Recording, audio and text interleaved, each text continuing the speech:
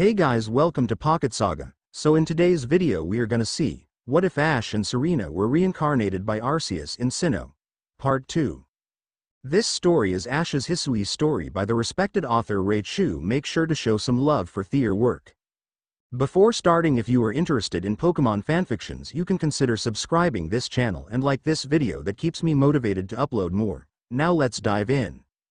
Ash and Serena are now back at Jubilife Village's Galaxy Hall, as they are talking with Enquiries and Laventon. Laventon says, "So according to the information you were able to learn from Rita and Lien of the Pearl Clan, was this the normal course of events, that frenzied Clever would be calmed by a nice serving of his two favorite foods? I do wonder, is it possible that the aromas or some other components of these foods might combine in a way that could not only calm Clever but draw him back from this frenzy? But by your own report, even Clever's warden, who looks after Clever and knows him well, cannot approach him in his current state. It would be a fool's gambit to get close enough to offer him food." He starts to think, Give me a moment, if you would. I need some time to ponder on this. There ought to be something in my research notes that can help us." And then they are waiting for the professor to come up with something, and time passes very fast. Serena and Ash are yawning while sitting down. Before they can close their eyes, they hear the professor yell, "Eureka!" This causes all three of them to look at Professor Laventon with confusion. "We'll simply have to throw the food. You two've quite the arm for throwing things, haven't you, Ash, Serena?" "We are," Ash asks. "Why? Might I suggest you take Clever's favorite foods and throw them at the Pokemon?" Laventon asks. "I guess that makes sense," Serena asks. "Yes, it's all coming together.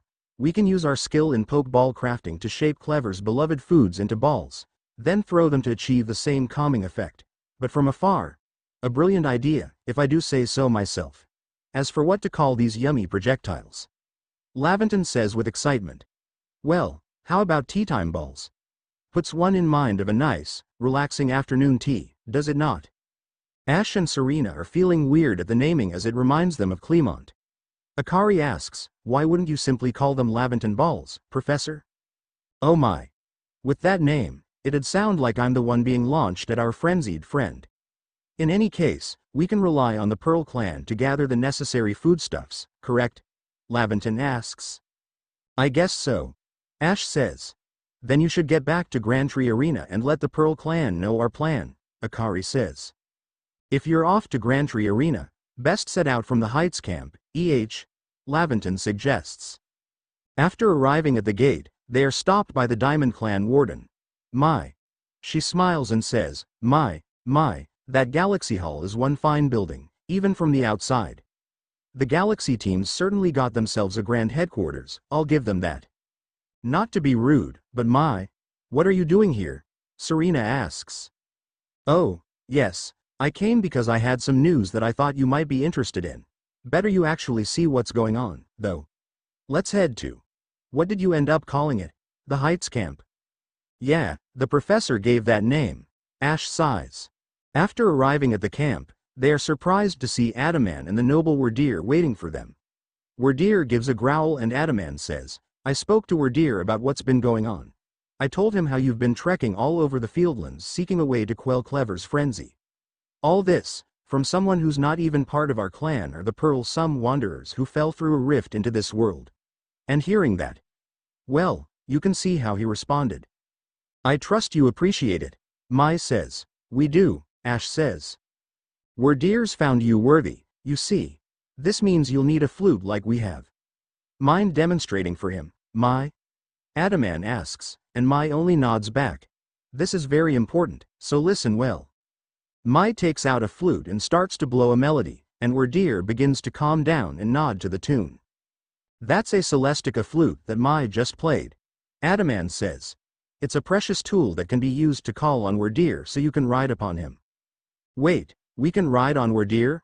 Ash asks with surprise. "It's said the Celestica flutes were gifts from Almighty Sinnoh itself.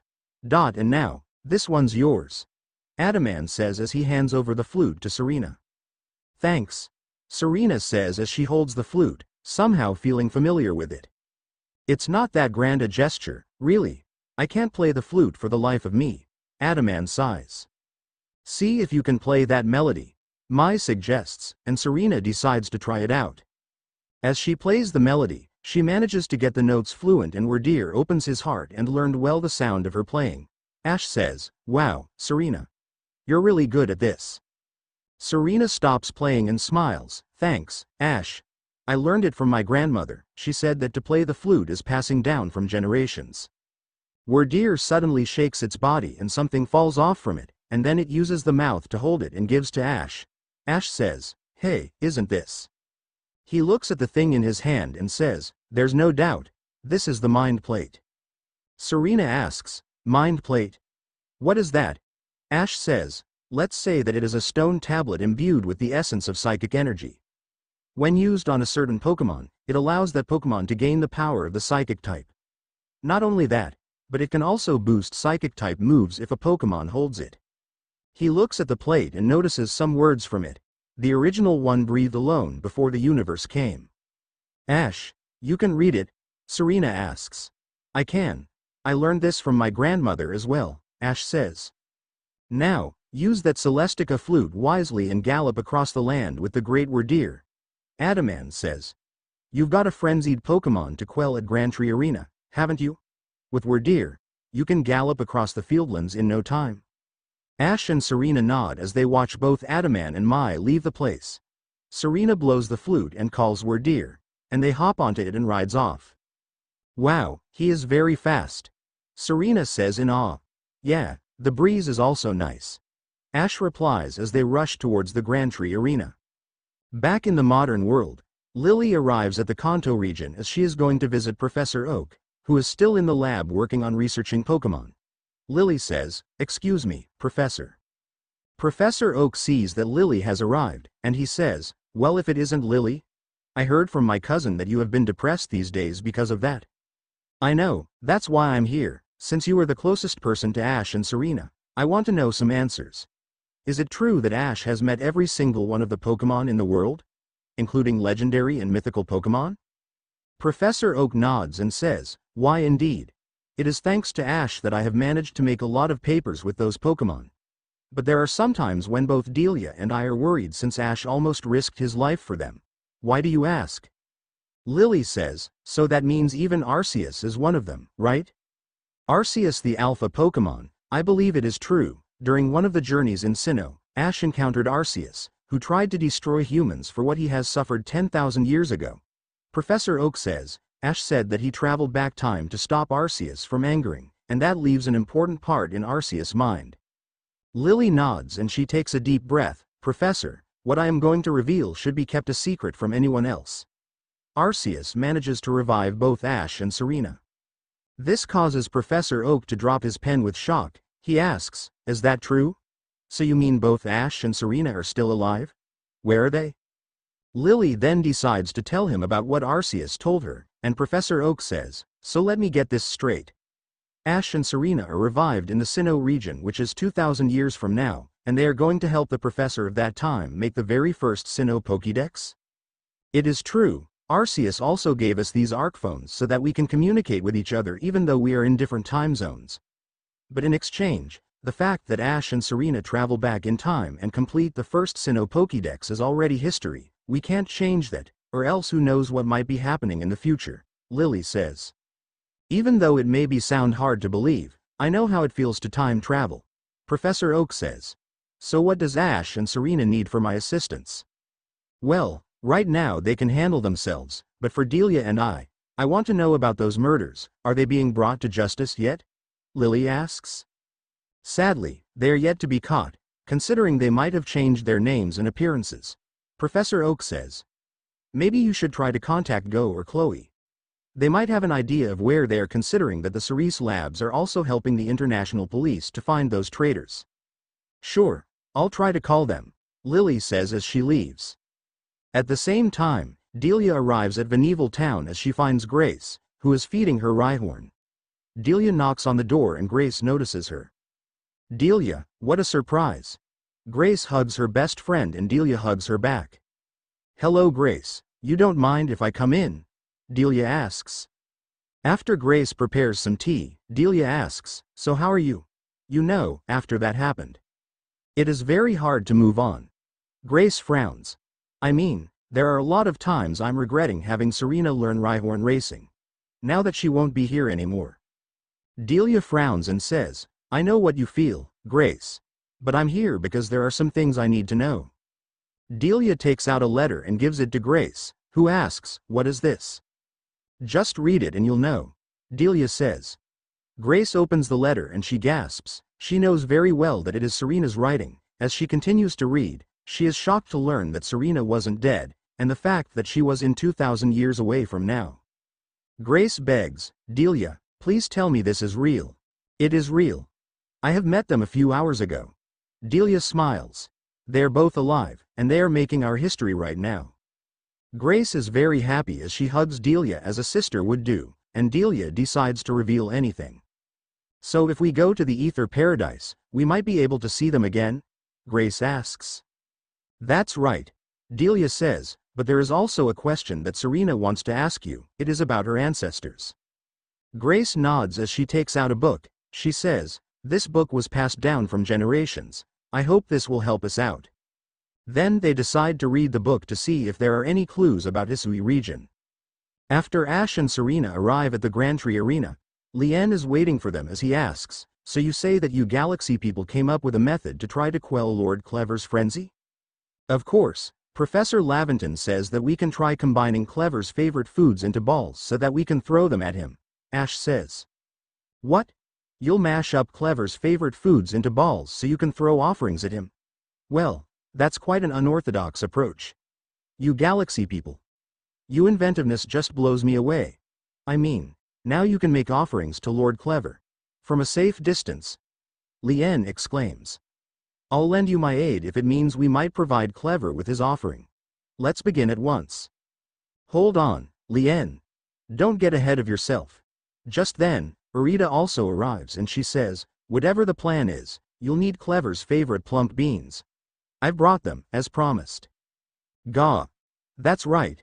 My apologies, Arita. I'd forgotten all about you, Lien says.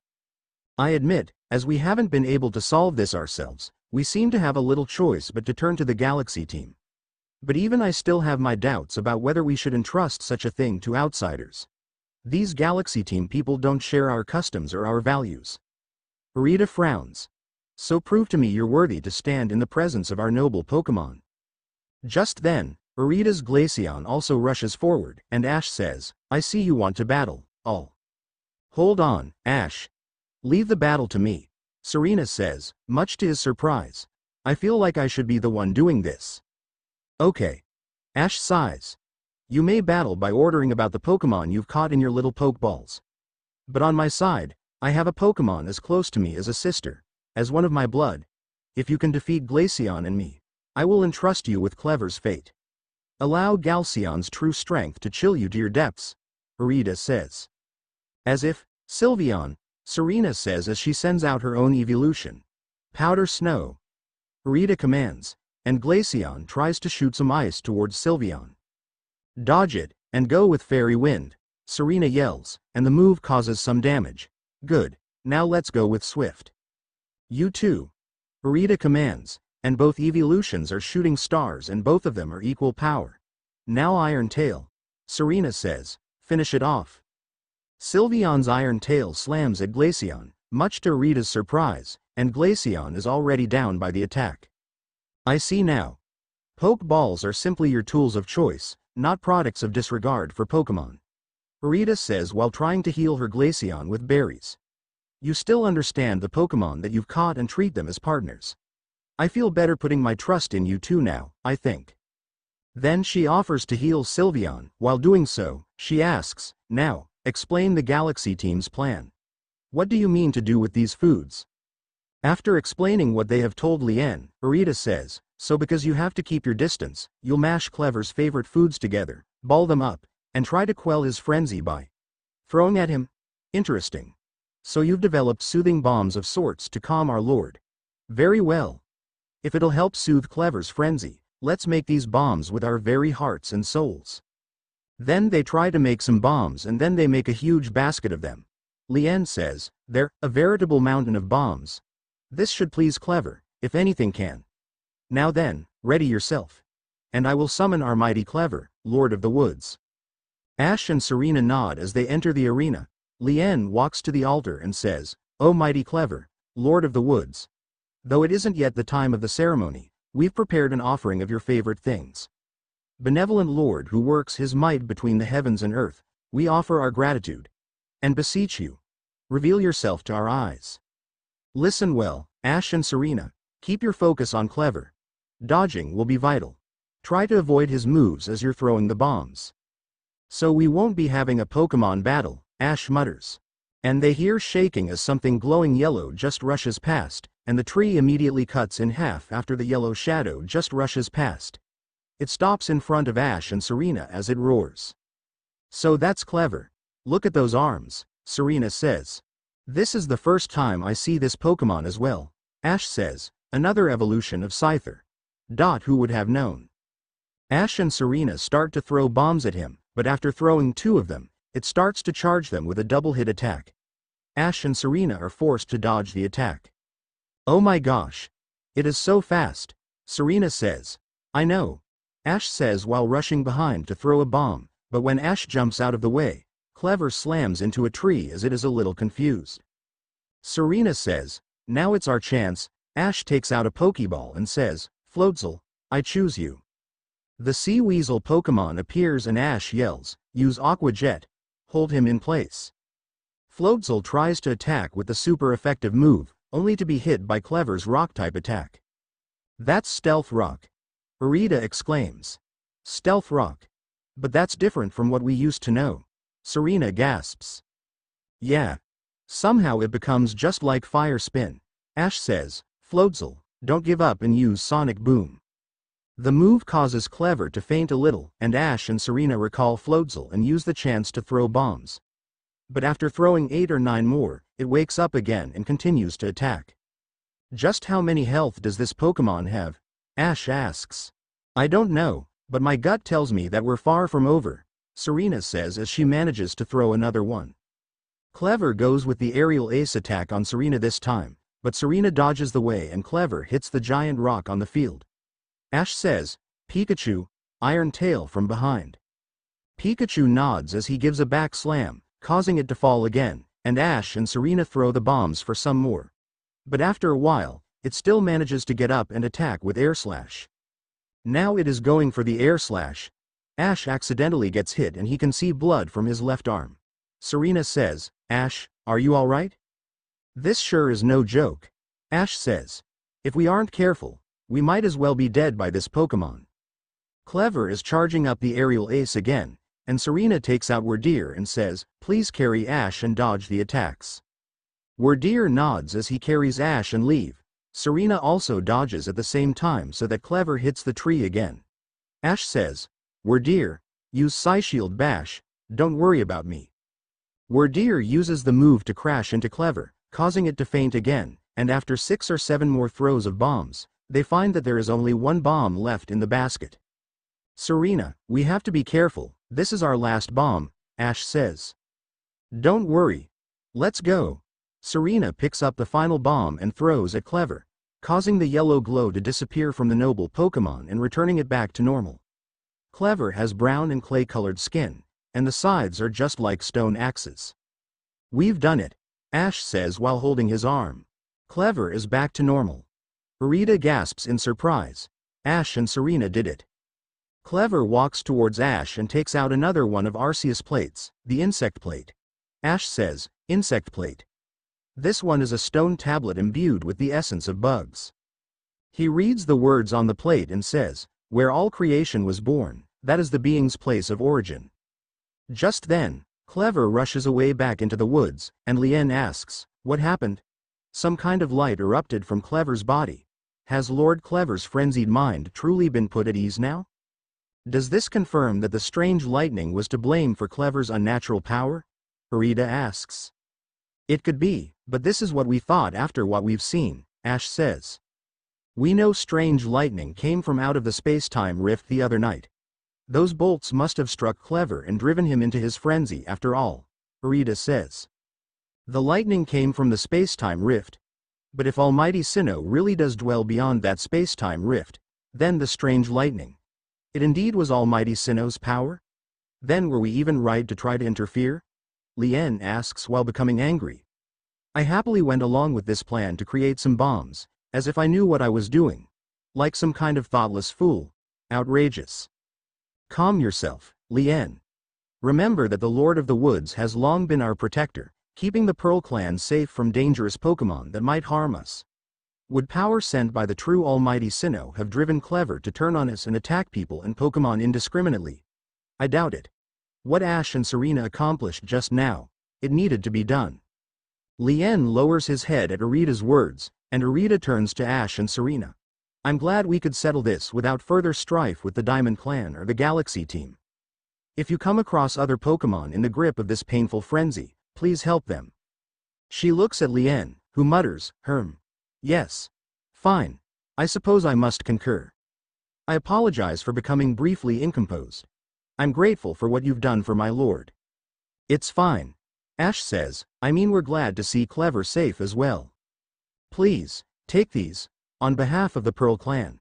Consider it my apology for having spoken rudely to you earlier. And a token of my thanks. Irita gives them 3 citrus berries, and she says, let me care for your Pokemon as well, in appreciation for fighting on our behalf. As she is healing their Pokemon, Serena is also helping Ash with the medicine on his arm. Serena says, geez Ash. It is a good thing that the cut is not that big. I know, Ash says, but I should have been more careful. I think I've finally come to believe that you two truly did fall out of the sky, Irita says. Though I still can't imagine the reasons at play. And it seems we've settled things here, though, between you and me. Lien adds. I wouldn't mind seeing Lord Clever in such a frenzy again. He was fearfully strong, after all. I can also feel it as well, Ash says. This was the first time for both Serena and me that we have to do this to Clever. Serena says, but something tells me that we will be facing this kind of battle more, and the situation might be more dangerous than we are enduring right now. As they walk back to Deertrack Heights, they find a man named Bjorn. He says, Ho, there, mind helping a guy out? I'm after some cherry berries. You know him? The shiny red ones? They grow on some of the trees round here. But I don't have any Pokemon that can reach them for me. We do have some. How many do you want? Ash asks. I need 3 of them, please. Bjorn says as Ash takes out 3 cherry berries and hands them over to the man. Thanks. Here is your reward. He gives them 15 more Pokeballs, which they can use to capture some more Pokemon. After getting back to Nature Pantry, they see that in the distance there is a Staraptor flying past. Ash says, one of the tasks is that we have to capture Staraptor in midair. I guess that is what it means, right? Serena says, maybe that's why we need the feather balls. Serena throws some sky balls and eventually one of them catches Staraptor in the end. Staraptor's research tasks. Number caught. 1, 2, 4, 10, 15 number you've caught while they were in the air. 1, 2, 3, 4, 5 number defeated. 1, 2, 4, 10, 15 number you've defeated with rock-type moves. 1, 2, 5, 10, 20 times you have seen it use Air Slash. 1, 3, 8, 20, 40 times you have seen it use Brave Bird. 1, 3, 8, 20, 40 times you've seen it use a strong style move. 1, 2, 4, 10, 15 number of different forms you've obtained. 2. Hisui Dex entry number 14 Staraptor. The Predator Pokemon. Normal and Flying type. Evolved from Staravia at LV. 34. It has left the flock, having gained strength enough to survive on its own. The astounding force with which Staraptor flies through the air allows it to carry away large, burly targets. Then they also walk towards Sanjam Flats, and they are surprised to see not only a Luxray, but also Mime Jr. and Mr. Mime. It is a good thing that we have come here, Serena says, who knows what kind of Pokemon we could have missed. You're right. Ash says. Let's try to capture all of them and fulfill the tasks. Luxray's research tasks. Number caught. 1, 2, 4, 10, 15 number defeated. 1, 2, 4, 10, 15 number you've defeated with ground-type moves. 1, 2, 4, 6, 10 times you have seen it use Thunderfang. 1, 3, 6, 12, 25 times you have seen it use crunch. 1, 3, 6, 12, 25 times you have seen it use wild charge.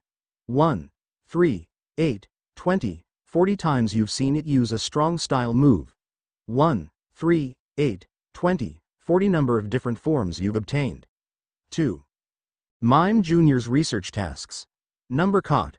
1, 2, 3, 4, 5 number you've caught without being spotted. 1, 2, 3, 4, 5 times you have seen it use mimic.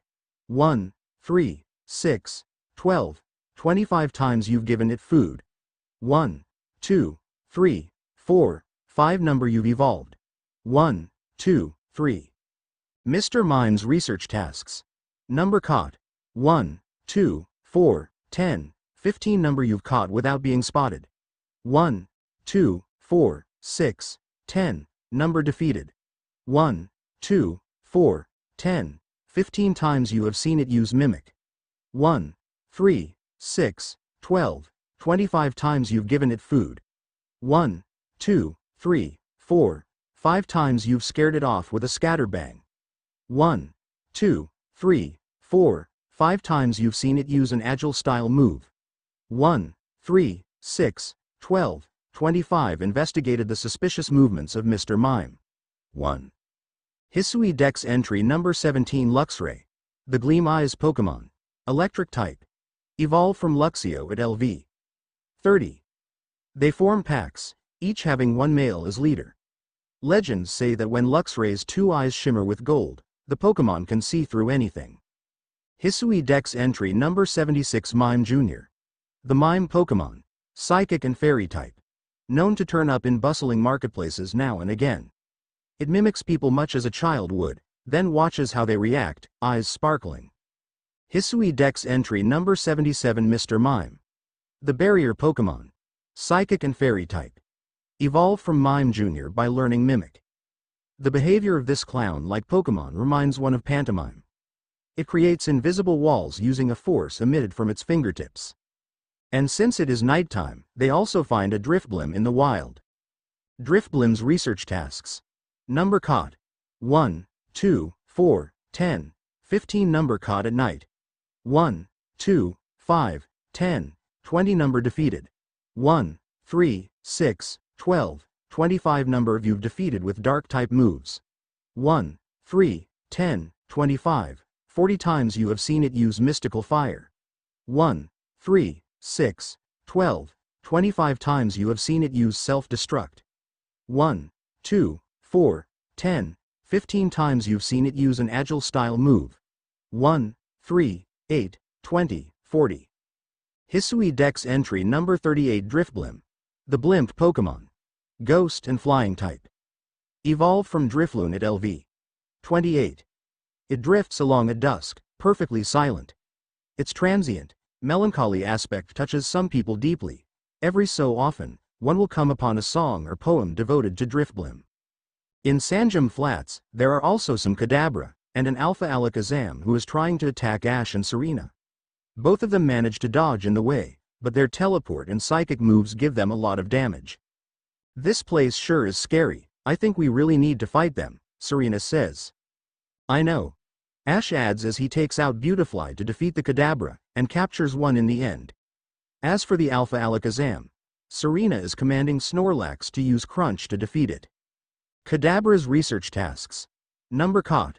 1, 2, 4, 10, 15 number defeated. 1, 2, 4, 10, 15 number of you've defeated with Bug-type moves.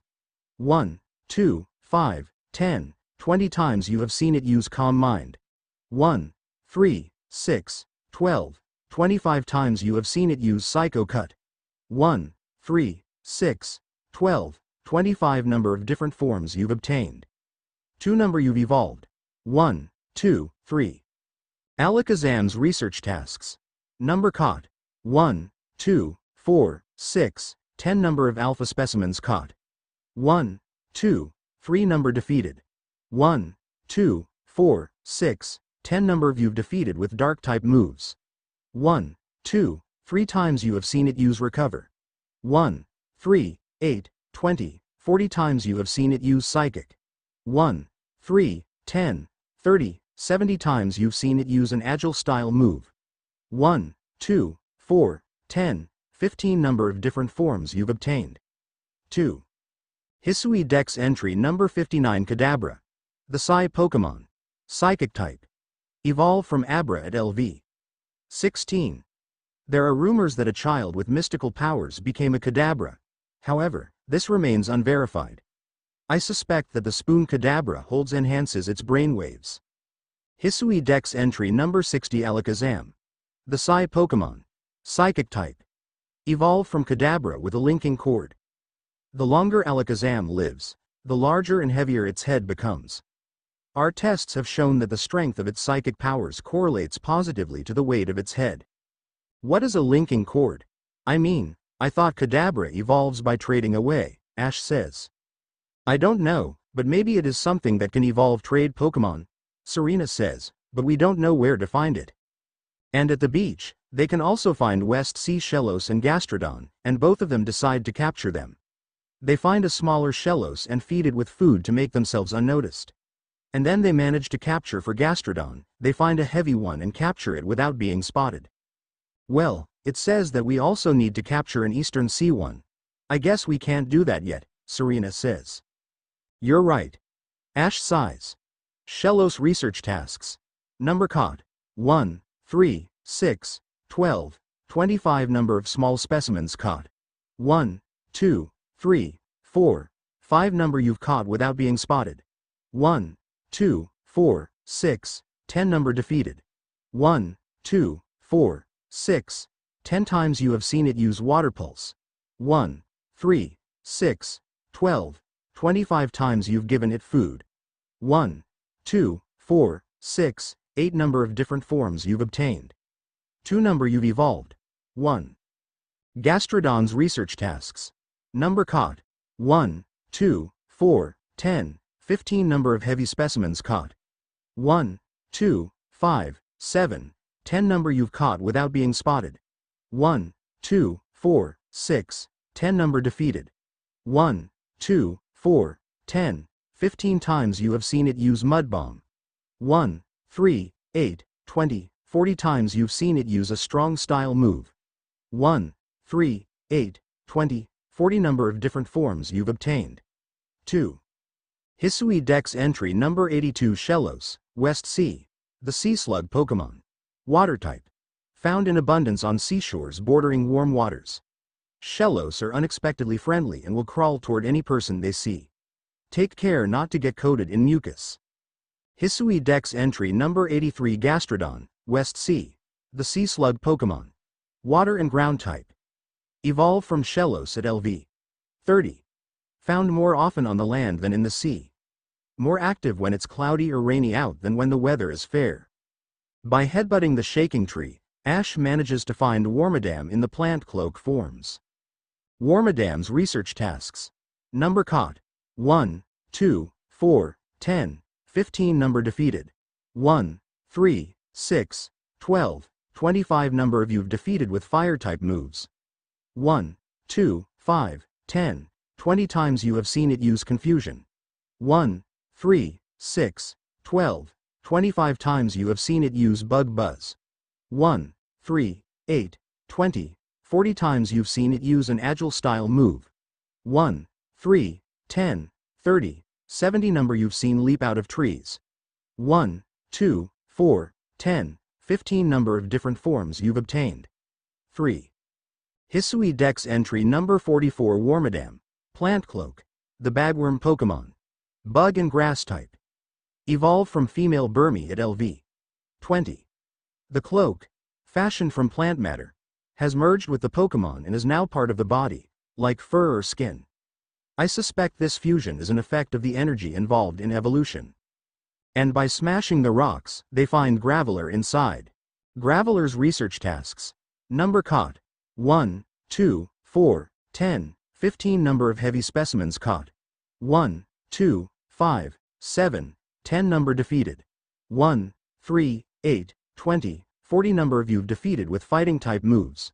1, 2, 5, 10, 20 number you've seen leap out of ore deposits. 1, 2, 4, 10, 15 number you've evolved. 1, 2, 3. Hisui Dex entry number 47 Graveler. The rock Pokemon. Rock and ground type. Evolved from Geodude at LV. 25.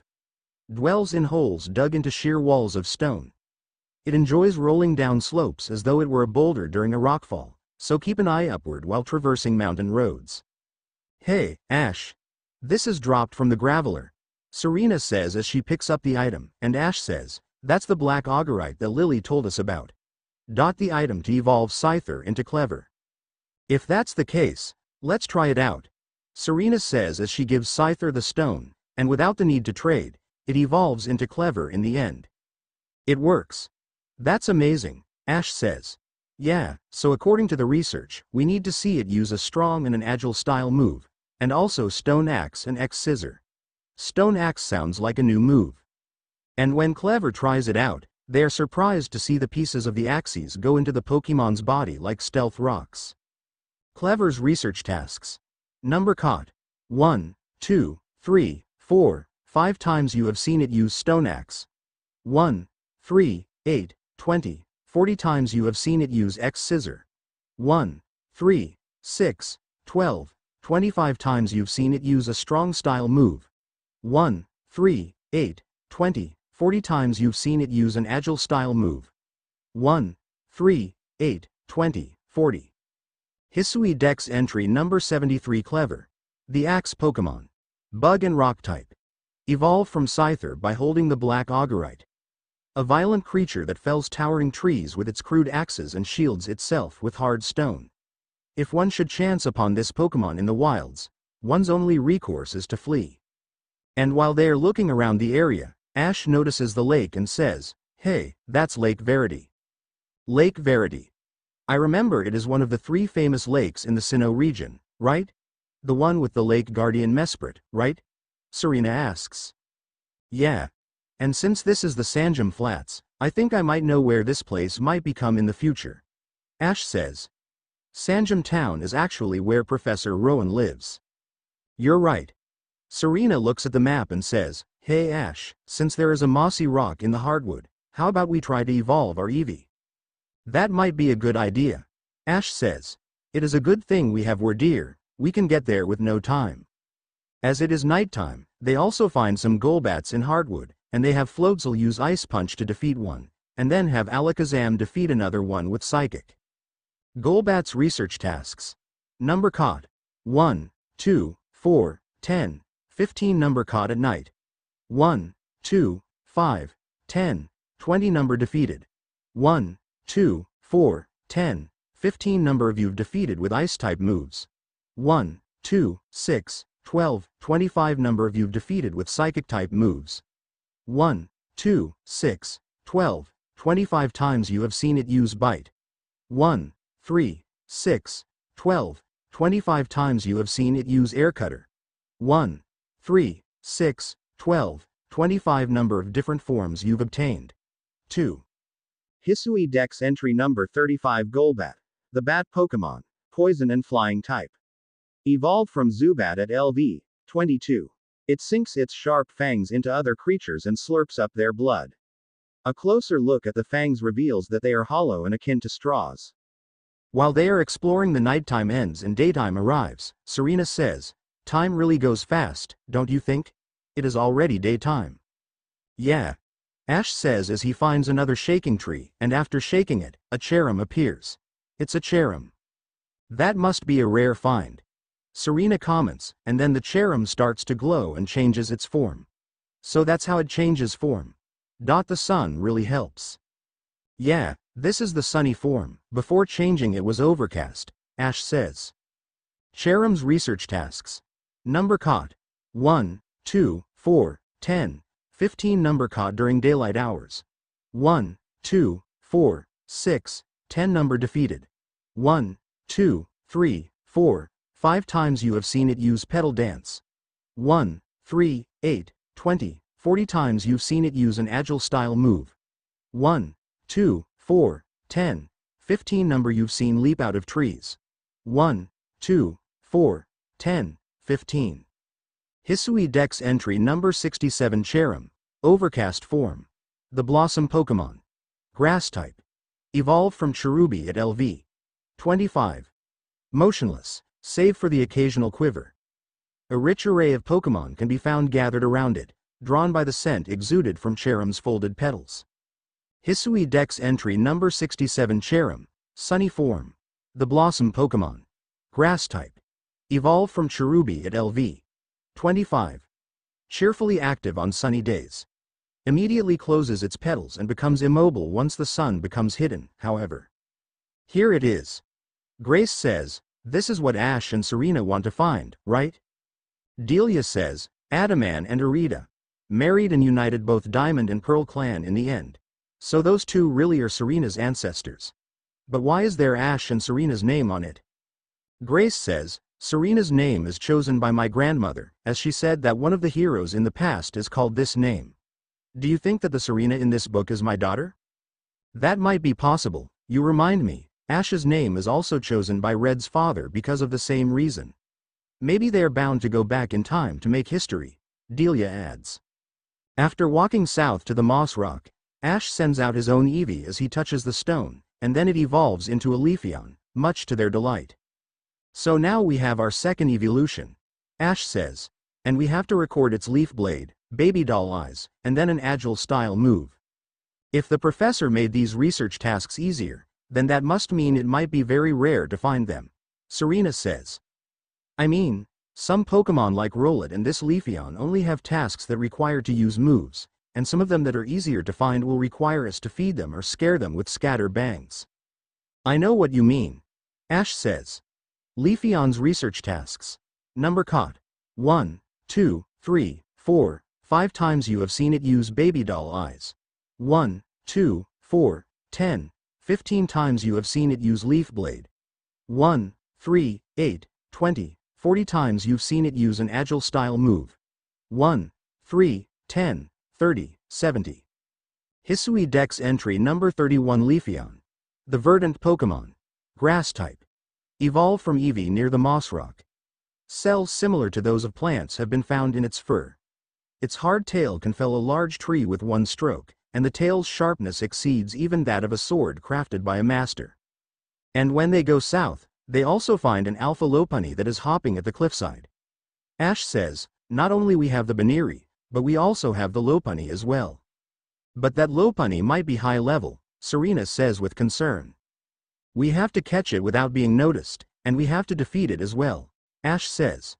Maybe we should try using the feather ball again. As he throws a feather ball, Lopunny manages to get out of it and she already notices them. Oh no, she noticed us, Serena says. We should run. Ash yells as they quickly run and hide behind the tree. Lopunny was going to chase them, but when Ash and Serena are out of sight, it just shows a face before walking back. Ash decides to go with the second chance and Serena asks, Ash, are you crazy? I don't want to hide again? Trust me. This time it will work. Ash says as he throws another feather ball, and it was captured in the end. That was close. Ash sighs as he takes the pokeball. Too close for our doom. Serena mutters, but then again, we should have already got used to this. Lopunny's research tasks. Number caught. 1, 2, 4, 6, 10 number of alpha specimens caught. 1 number you've caught without being spotted. 1, 2, 3, 4, 5 number defeated. 1, 2, 4, 6, 10 times you have seen it use Draining Kiss. 1, 3, 6, 12, 25 times you have seen it use Close Combat. 1, 3, 8, 20, 40 times you've seen it use an Agile style move. 1, 3, 8, 20, 40 times you've given it food. 1, 2, 3, 4, 5. Hisui Dex entry number 65 Lopunny. The rabbit Pokemon. Normal type. Evolved from Baneri with high friendship. Its fur is warm and yet remarkably light. This Pokemon kicks as though it were a master of karate, driving back its opponents with ease. And then they decide to go back to Horseshoe Plains as they find a river, and inside the river, they find Magikarp. Magikarp's research tasks. Number caught. 1, 3, 6, 12, 25 Number of large specimens caught. 1, 2, 3, 5, 7 Number defeated. 1, 3, 8, 20, 40 times you have seen it use splash. 1, 5, 20, 50,100 times you've given it food. 1, 2, 3, 4, 5 Number of different forms you've obtained. 2 Number you've evolved. 1, 2, 3, 5, 10. Hisui Dex entry number 80 Magikarp. The fish Pokemon. Water type. A feeble, pitiful imbecile of a Pokemon that is nonetheless very hardy. Unperturbed by turbid water, it can be found living in all sorts of places. So this is the grueling grove. Ash says, I wonder if there are my other Pokemon in this place. I don't know. Serena says as she sees Heracross eating honey from the flowers. Look, Ash, there is a Heracross. Heracross? Ash and Pikachu exclaim in surprise as the said Pokemon just hear his voice. Instead of trying to battle them, Heracross just gives Ash a hug. What do you know, this really is my Heracross. How are you? Ash asks, and the Pokemon is also happy to see him. That sure is fast, you found another one of your teammate. Serena smiles. But that size. It can be an alpha Pokemon. I know what you mean, welcome back to the group, Heracross. Ash says as the Pokeball of Heracross also changes into the Ancient One. I don't think we can find Heracross leaping out from the trees here. Oh well, we can do that later. Ash shrugs. Heracross research tasks. Number caught. 1, 2, 4, 10, 15 Number of large specimens caught. 1, 2, 3, 4, 5 Number of alpha specimens caught. 1, 2, 3 Number defeated. 1, 2, 4, 10, 15 times you have seen it use double edge. 1, 3, 8, 20, 40 times you've seen it use a strong style move. 1, 3, 8, 20, 40 Number you've seen leap out of trees. 1, 2, 4, 10, 15 Number of different forms you've obtained. 2. Hisui Dex entry number 75 Heracross. The single-horn Pokemon. Bug and fighting type. This Pokemon has an unparalleled horn. Heracross itself demonstrates tremendous power. It's capable of throwing several people trained in the traditional arts of war at once. They also spot some Mothim around the area, and they decide to capture it without being caught. Mothim's research tasks. Number caught. 1, 2, 4, 10, 15 Number you've caught without being spotted. 1, 2, 4, 6, 10 Number defeated. 1, 3, 6, 12, 25 Number of you've defeated with rock-type moves. 1, 2, 5, 10, 20 times you have seen it use Silver Wind. 1, 3, 6, 12, 25 times you have seen it use Bug Buzz. 1, 3, 8, 20, 40 times you've seen it use a strong style move. 1, 3, 6, 12, 25. Hisui Dex entry number 45 Mothim. The Moth Pokemon. Bug and flying type. Evolved from male Burmy at LV. 20. Scatters steel-colored scales as it flaps its wings. Despite being observed feeding primarily on the nectar of flowers, Mothim is not often seen around flower gardens. Is that a freaking Gyarados flying in the air? Serena asks as they are now looking up at the Obsidian Falls. I know that Gyarados is a flying type, but I have never seen it fly in the air before. Ash says. Let's try to catch it with feather balls. After some tries, they manage to get the Gyarados, and they are really tired because of it. Gyarados research tasks. Number caught. 1, 2, 4, 10, 15 Number you've caught while they were in the air. 1, 2, 3 Number defeated. 1, 3, 6, 12, 25 Number of you've defeated with electric-type moves. 1, 2, 6, 12, 25 times you have seen it use Bite. 1, 3, 8, 20, 40 times you have seen it use Hurricane. 1, 3, 10, 30, 70 times you've seen it use a strong style move. 1, 3, 8, 20, 40 Number of different forms you've obtained. 2. Hisui Dex entry number 81 Gyarados. The atrocious Pokemon. Water and flying type. Evolved from Magikarp at LV. 20. I suspect this Pokemon to be the true identity of a dragon written of in ancient texts. which claimed that it raised an entire village with white-hot beams from its maw. And they continue to move forward, and they are now at the top of the Obsidian Falls. Serena says, looking at the waterfall with this view is interesting. I know what you mean. Ash says he accidentally turned around to find Happiny, Chansey, and an Alpha Blissey. And look, 3 more Pokemon for the Pokédex. Happiny's research tasks. Number caught. 1, 2, 3, 4, 5 number you've caught without being spotted. 1, 2, 3, 4, 5 times you have seen it use baby doll eyes. 1, 3, 6, 12, 25 times you've given it food. 1, 2, 3, 4, 5 number you've evolved. 1, 2, 3. Chansey's research tasks. Number caught. 1, 2, 4, 10, 15 number you've caught while they were sleeping. 1 number defeated. 1, 2, 4, 10, 15 number you've defeated with fighting type moves. 1, 2, 4, 6, 10 times you have seen it use soft boiled. 1, 3, 6, 12, 25 times you've given it food. 1, 5, 10, 15, 20 number you've evolved. 1, 2, 3. Blissey's research tasks. Number caught. 1, 2, 4, 10, 15 number you've caught without being spotted. 1, 2, 4, 6, 10 number you've defeated with fighting type moves. 1, 2, 4, 6, 10 times you have seen it use draining kiss.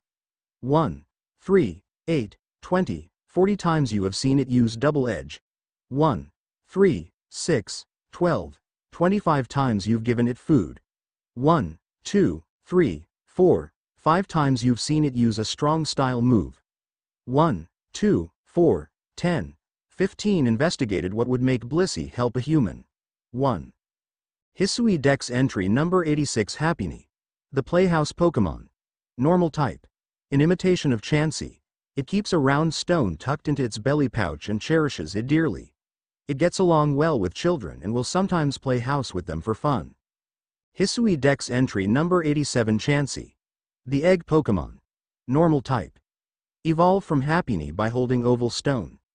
This pure-hearted Pokemon shares its eggs with the injured. These eggs are so nutritious that they've been nicknamed Docta's Doubles. Hisui Dex entry number 88 Blissey. The Happiness Pokemon. Normal type. Evolved from Chansey with high friendship. A kind-hearted Pokemon that will care for any sick person or Pokemon until their health improves. The eggs it lays are delicious and bring good fortune to those who eat them. Now I think we've traveled all of the places in the Obsidian Fieldlands, Ash says. Except for that island over here. Serena points at the island in the south. Surely you have Pokemon that can get us across the ocean, right? Ash says, Gyarados and Floatzel can be some good help. As they ride on the 2 Pokemon, they notice some quillfish in the sea, but they are surprised to see that the quillfish is black and the spikes are purple. Ash asks, is that a quillfish? It looks different from what we used to know. Serena says, maybe we should ask Lily about it. Ash says, you do that, I'll try to capture it. As Ash is going to capture the quillfish, Serena calls Lily and she answers the call. Serena. What's the matter? Lily asks. Hey, Lily. I think we found another Pokemon that we need to confirm. Is there some sort of Sinnoh form of quillfish? Serena asks. A Sinnoh form of quillfish? Lily asks in confusion, and then Serena also hears a voice. I have never heard about a Sinnoh form of quillfish before. Wait, Professor Oak? He was with you? Serena asks. Yeah, with the Wordeer and Clever. I asked him to help me out by researching them. Lily says. And I think there is an ancient form of quillfish from this book. It is a dark and poison-type Pokemon. Professor Oak says, I see, the book also said that quillfish has an evolution called Overquill, and to evolve it, you need to have quillfish learn Barb Barrage. Overquill. Serena mutters, that is some good information. At the same time, Ash manages to capture the quillfish and also defeated by Gastrodon's ground-type move. Quillfish's research tasks. Number caught. 1, 2, 4, 10, 15 number defeated. 1, 3, 6, 12, 25 number you've defeated with ground-type moves. 1, 2, 4, 6, 10 times you have seen it use Barb Barrage. 1, 3, 8, 20, 40 times you've seen it use a strong style move. 1, 3, 8, 20, 40 number you've evolved. 1. Hisui Dex entry number 84 Quillfish, Hisui form. The balloon Pokemon. Dark and poison type. Fishers detest this troublesome Pokemon because it sprays poison from its spines, getting it everywhere. A different form of Quillfish lives in other regions. After Serena finishes calling, Ash asks, "So, how is it, Serena?" According to Professor Oak, we can try to evolve Quillfish by having it use Barb Barrage. Maybe like we're deer, we have to evolve it by using strong style Barb Barrage for 20 times. Serena says. The evolution is named Overquill. More like overkill. Ash mutters as they decide to land at Ramana's island. On the island, they are surprised to see a lot of Aipom. They decide to use them as targets to help Quillfish evolve. And once 20 times are reached, it evolves into an Overquill. So this is an Overquill. It feels weird, Ash says. Yeah, it is so round, and prickly, Serena says. Overquill's research tasks. Number caught. 1, 2, 3, 4, 5 times you have seen it use Barb Barrage. 1, 3, 8, 20, 40 times you have seen it use Dark Pulse. 1, 3, 6, 12, 25 times you've seen it use a strong style move. 1, 3, 8, 20, 40 times you've seen it use an agile style move. 1, 3, 8, 20, 40. Hisui Dex entry number 85 Overquill. The Pincluster Pokemon. Dark and poison type. Evolved from Quillfish by using 20 times strong style Barb Barrage. Its lance-like spikes and savage temperament have earned it the nickname, Sea Fiend. It slurps up poison to nourish itself. As for the Aipom, they capture one and defeat one using the fighting type move, and they manage to give some food. Serena says, well, it still can't learn double hit due to the level it is. Yeah. And there aren't Aipom from the trees, only Combi, Ash adds. Aipom's research tasks. Number caught. 1, 3, 6, 12, 25 number defeated. 1, 3, 6, 12, 25 number of you've defeated with fighting type moves. 1, 2, 5, 10, 20 times you have seen it use double hit. 1, 3, 6, 12, 25 times you've given it food. 1, 2, 4, 6, 8 number you've seen leap out of trees. 1, 2, 4, 10, 15 number of different forms you've obtained. 2 number you've evolved. 1. Hisui Dex entry number 78 Aipom. The long-tail Pokemon. Normal type. This treetop dweller possesses a tail as dexterous as a hand. Ancient writings describe this Pokemon as a one-armed oddity. And finally, they find an Alpha Infernape in the middle of the island, and Ash decides to battle it by throwing some balls of mud to stun it. He manages to defeat it with his own Infernape's help, and Infernape manages to learn a new move called Raging Fury, which is also one of the requirements of Infernape. Infernape's research tasks. Number caught. 1, 2, 3, 4, 5 number defeated. 1, 2, 3, 4, 5 number of you've defeated with ground type moves. 1, 2, 3 times you have seen it use Flare Blitz. 1, 3, 8, 20, 40 times you have seen it use Raging Fury. 1, 3, 8, 20, 40 times you've seen it use an agile style move. 1, 3, 8, 20, 40 times you've stunned it by using items. 1, 2, 3, 4, 5. Hisui Dex entry number 63 Infernape. The Flame Pokemon. Fire and fighting type. Evolved from Monferno at LV. 36. A tall, hardy Pokemon with a dazzling appearance. It shrouds itself in flame and battles as if engaged in dance, truly a sight to behold. So now we only need to find more evolutions, a Raichu, a Crobat, a Golem, a Golduck, a Vespiquen, a Scizor, and an Ambipom. Ash says, with these included, we've already had 88 of them. But something tells me that there are more. Serena says, let's get back to the Heights camp so we can go back to Jubilife Village. Ash nods as they rush towards there. As they are back at the Heights camp, they find a man who called himself the Balloon Race Man. He says, nice to meet you, young Survey Corps recruits. I hear you have the rare ability to dash over hill and vale on the back of a Pokemon, yes? Well, why not try your hand at the balloon race? It's a game I invented myself. Sure, but how do you play? Ash asks. It's simple, really. You just need to burst as many of my adorable balloons as possible while riding a Pokemon. If you manage to burst, say, 17 balloons, well, that'd be an impressive start. You can find me here anytime, so let me know whenever you feel like testing your skill in the balloon race. Serena says, I think I'll pass this one, even though I am a daughter of the famous Rhyhorn racer. Sure, I'll do it for you. Ash smiles. After a while, the man has set up the course, and he says, there are a total of 30 balloons on the course. Let's see how many of them you can burst in 45 seconds. Now, get out there and get bursting. Ash hops on Wardeer and starts to burst the balloons while running down the deer track heights. They also have to be careful not to hit Geodude or Cricketots on the way. After managing to smash all 30 balloons, they are now at the beach in the south. After getting back, the man says, welcome back. You burst. 0.30 balloons. Perfection. You popped every single balloon. Well, it wasn't hard at all. Ash smiles. You definitely a balloon bursting boss. That's for sure. And that means you deserve something special to mark the occasion. The man gives them a nugget and a rare candy for completion. And what you know? You beat my target of bursting at least 17 balloons? Well done, you. He also gives them another rare candy and 15 feather balls, much to their delight. You can take part in balloon races in other places as well.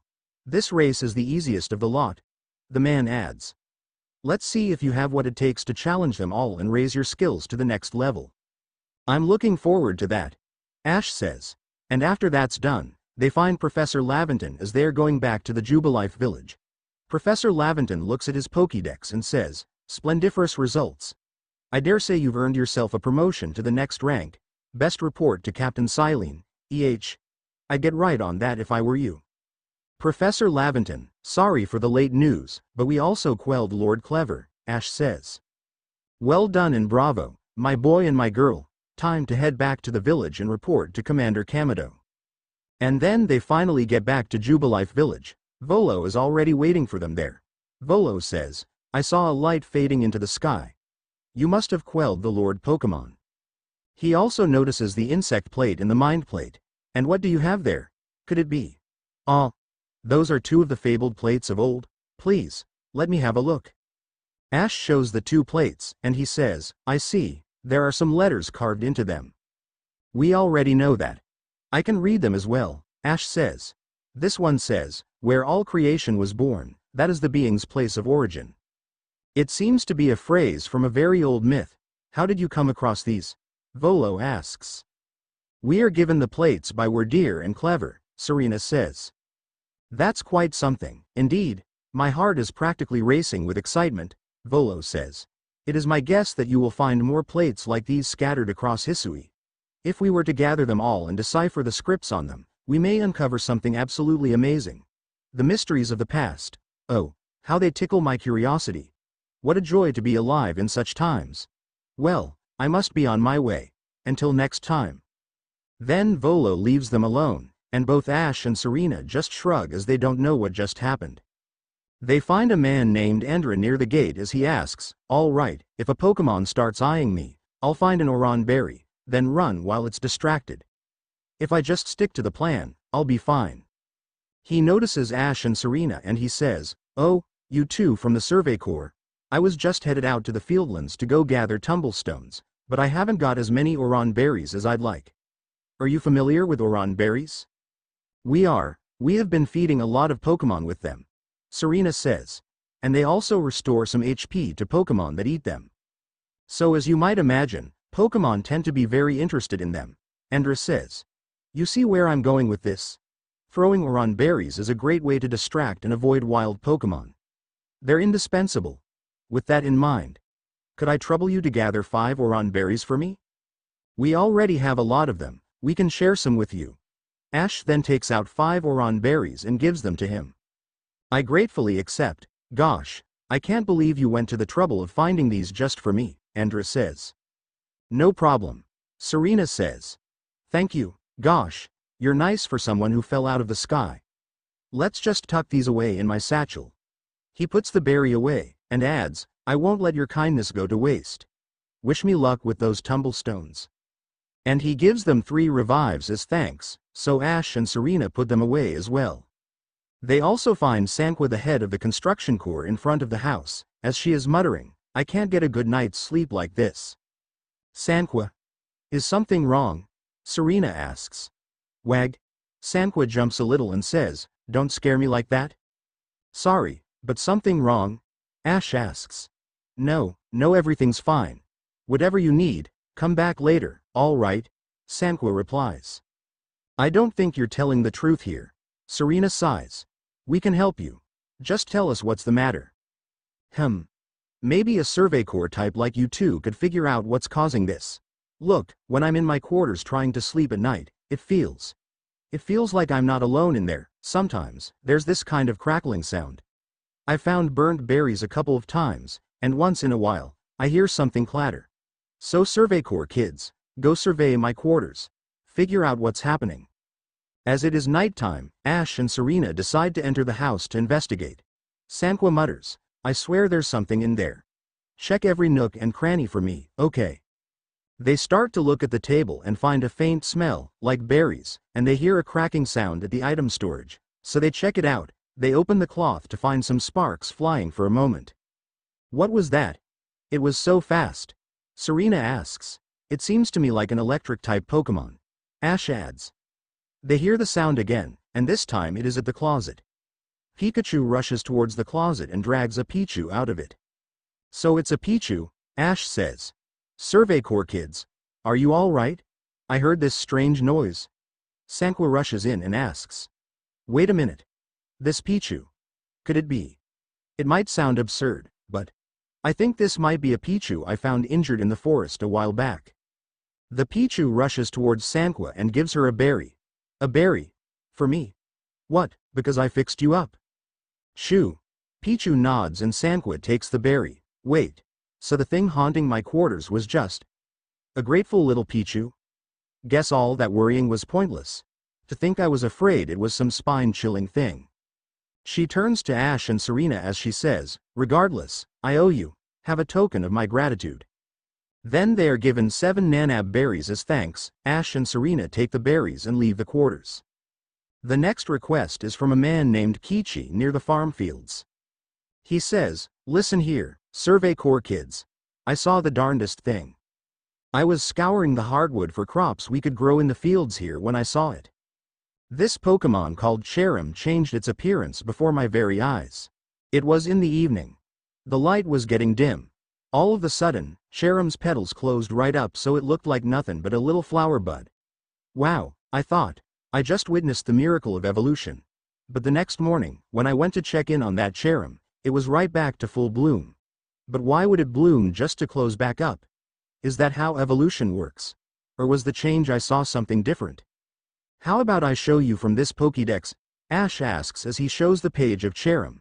He says, wow, you sure went into detail. I see. So, it changes its form when the sun's hidden. Guess I didn't see it evolve. I just saw that change in action. I see now why it helps to have you Survey Corps folks working at researching Pokemon. Guess I'd better get back to my own work. Food on the table's just another way to repay you. Then he gives them 5 Vivichokes as a reward. Ash and Serena just put them in the satchels and thank the man. And they decide to do one more request before meeting Kamado. And they walk back to the craftworks and the owner Anvin needs some help. You there? You seem like someone who enjoys a bit of crafting. Do you think you could help me out with something? I'd be very, very grateful if you'd try to craft something using a special recipe I came up with. So, without further ado, here's the recipe. Ash takes the recipe and says, a recipe for Pokeshi doll? It needs 3 planks of wood to make it, I invented them, you see, as special items that we could make in this village. I would love to have you craft one and show it to me. I'm looking forward to seeing what you come up with.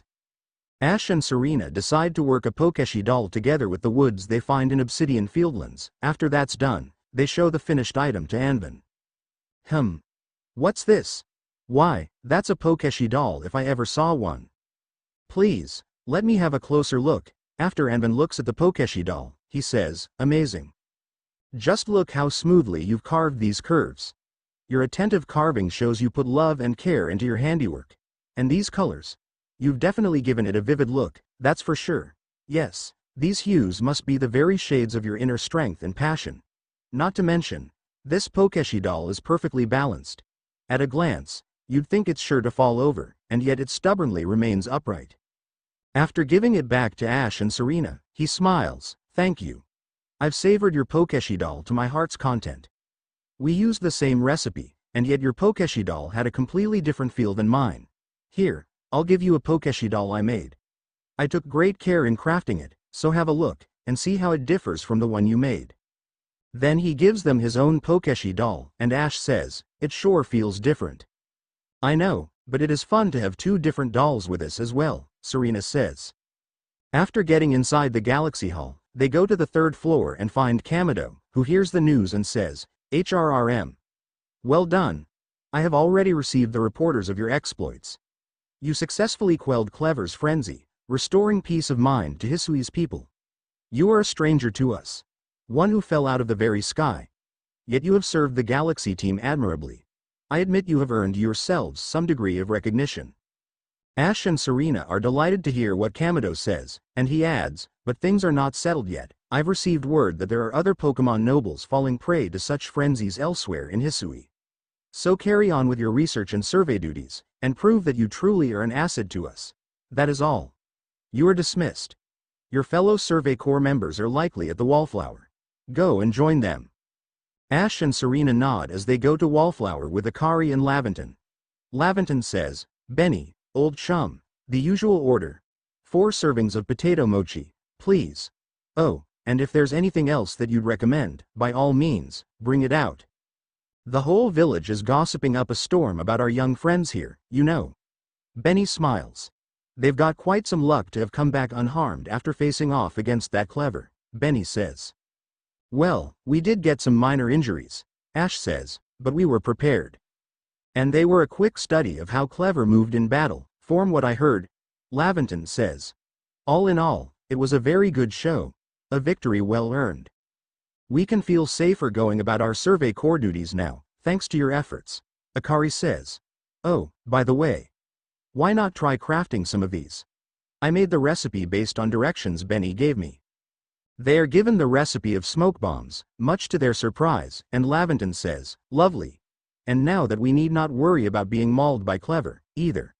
Let's take our chance to study all the Pokemon that call the Obsidian Fieldlands their home.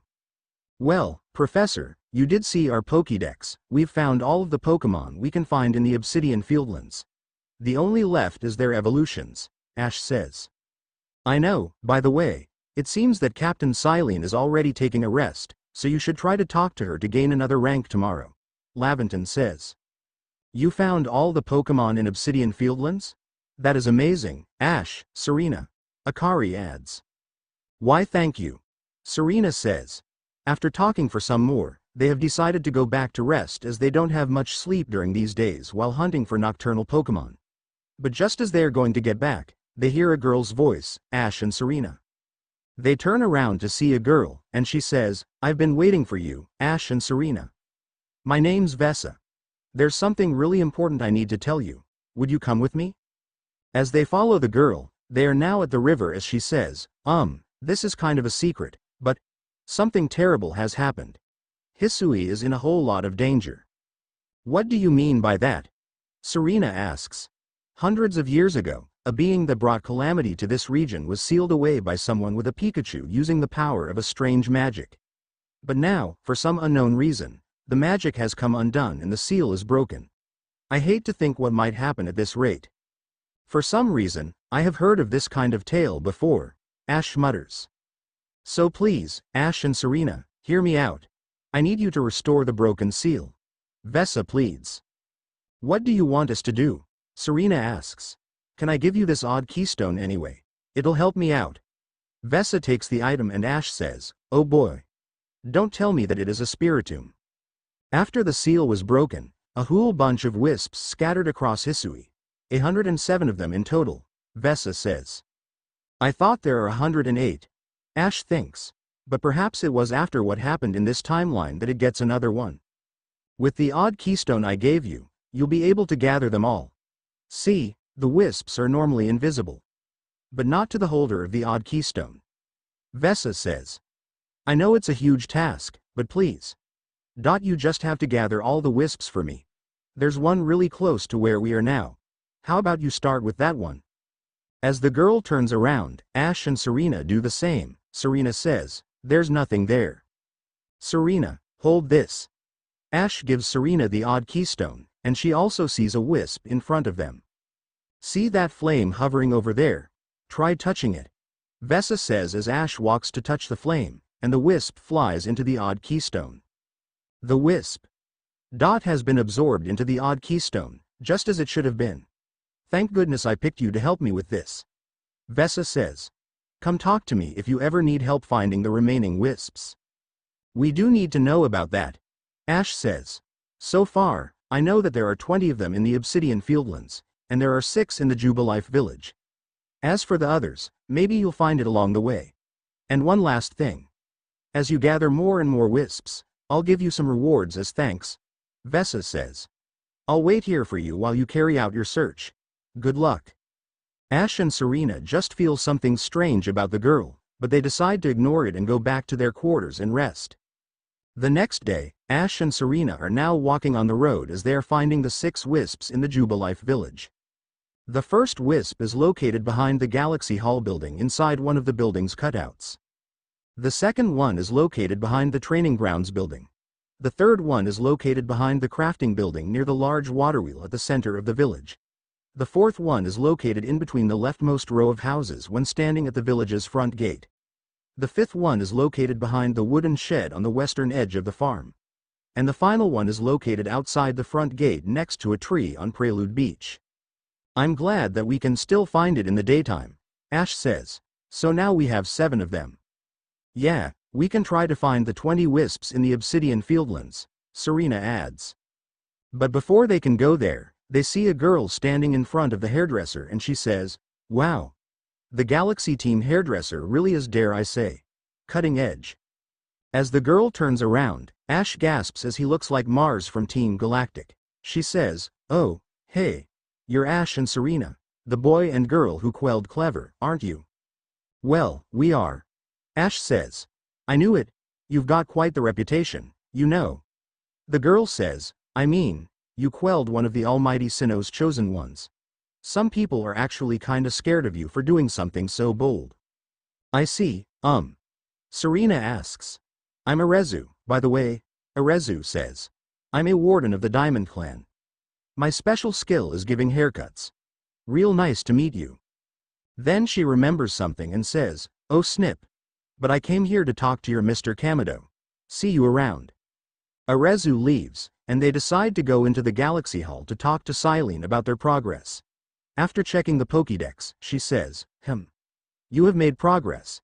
It seems you have earned yourself a star.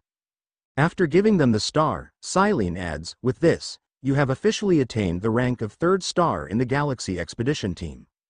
She also gives them a recipe for the Great Balls, which is better than a Pokeball. Continue to dedicate yourself to completing the Pokédex if you hope to rise higher in the ranks. After that's done, Ash and Serena decide to head to the Obsidian Fieldlands, but before they do that, they find another request from the request board. Yoda, a fellow from the village, claims to have seen a rather strange Ponyta. You must investigate the matter for the good of science, Ash says. Strange Ponyta? I don't know.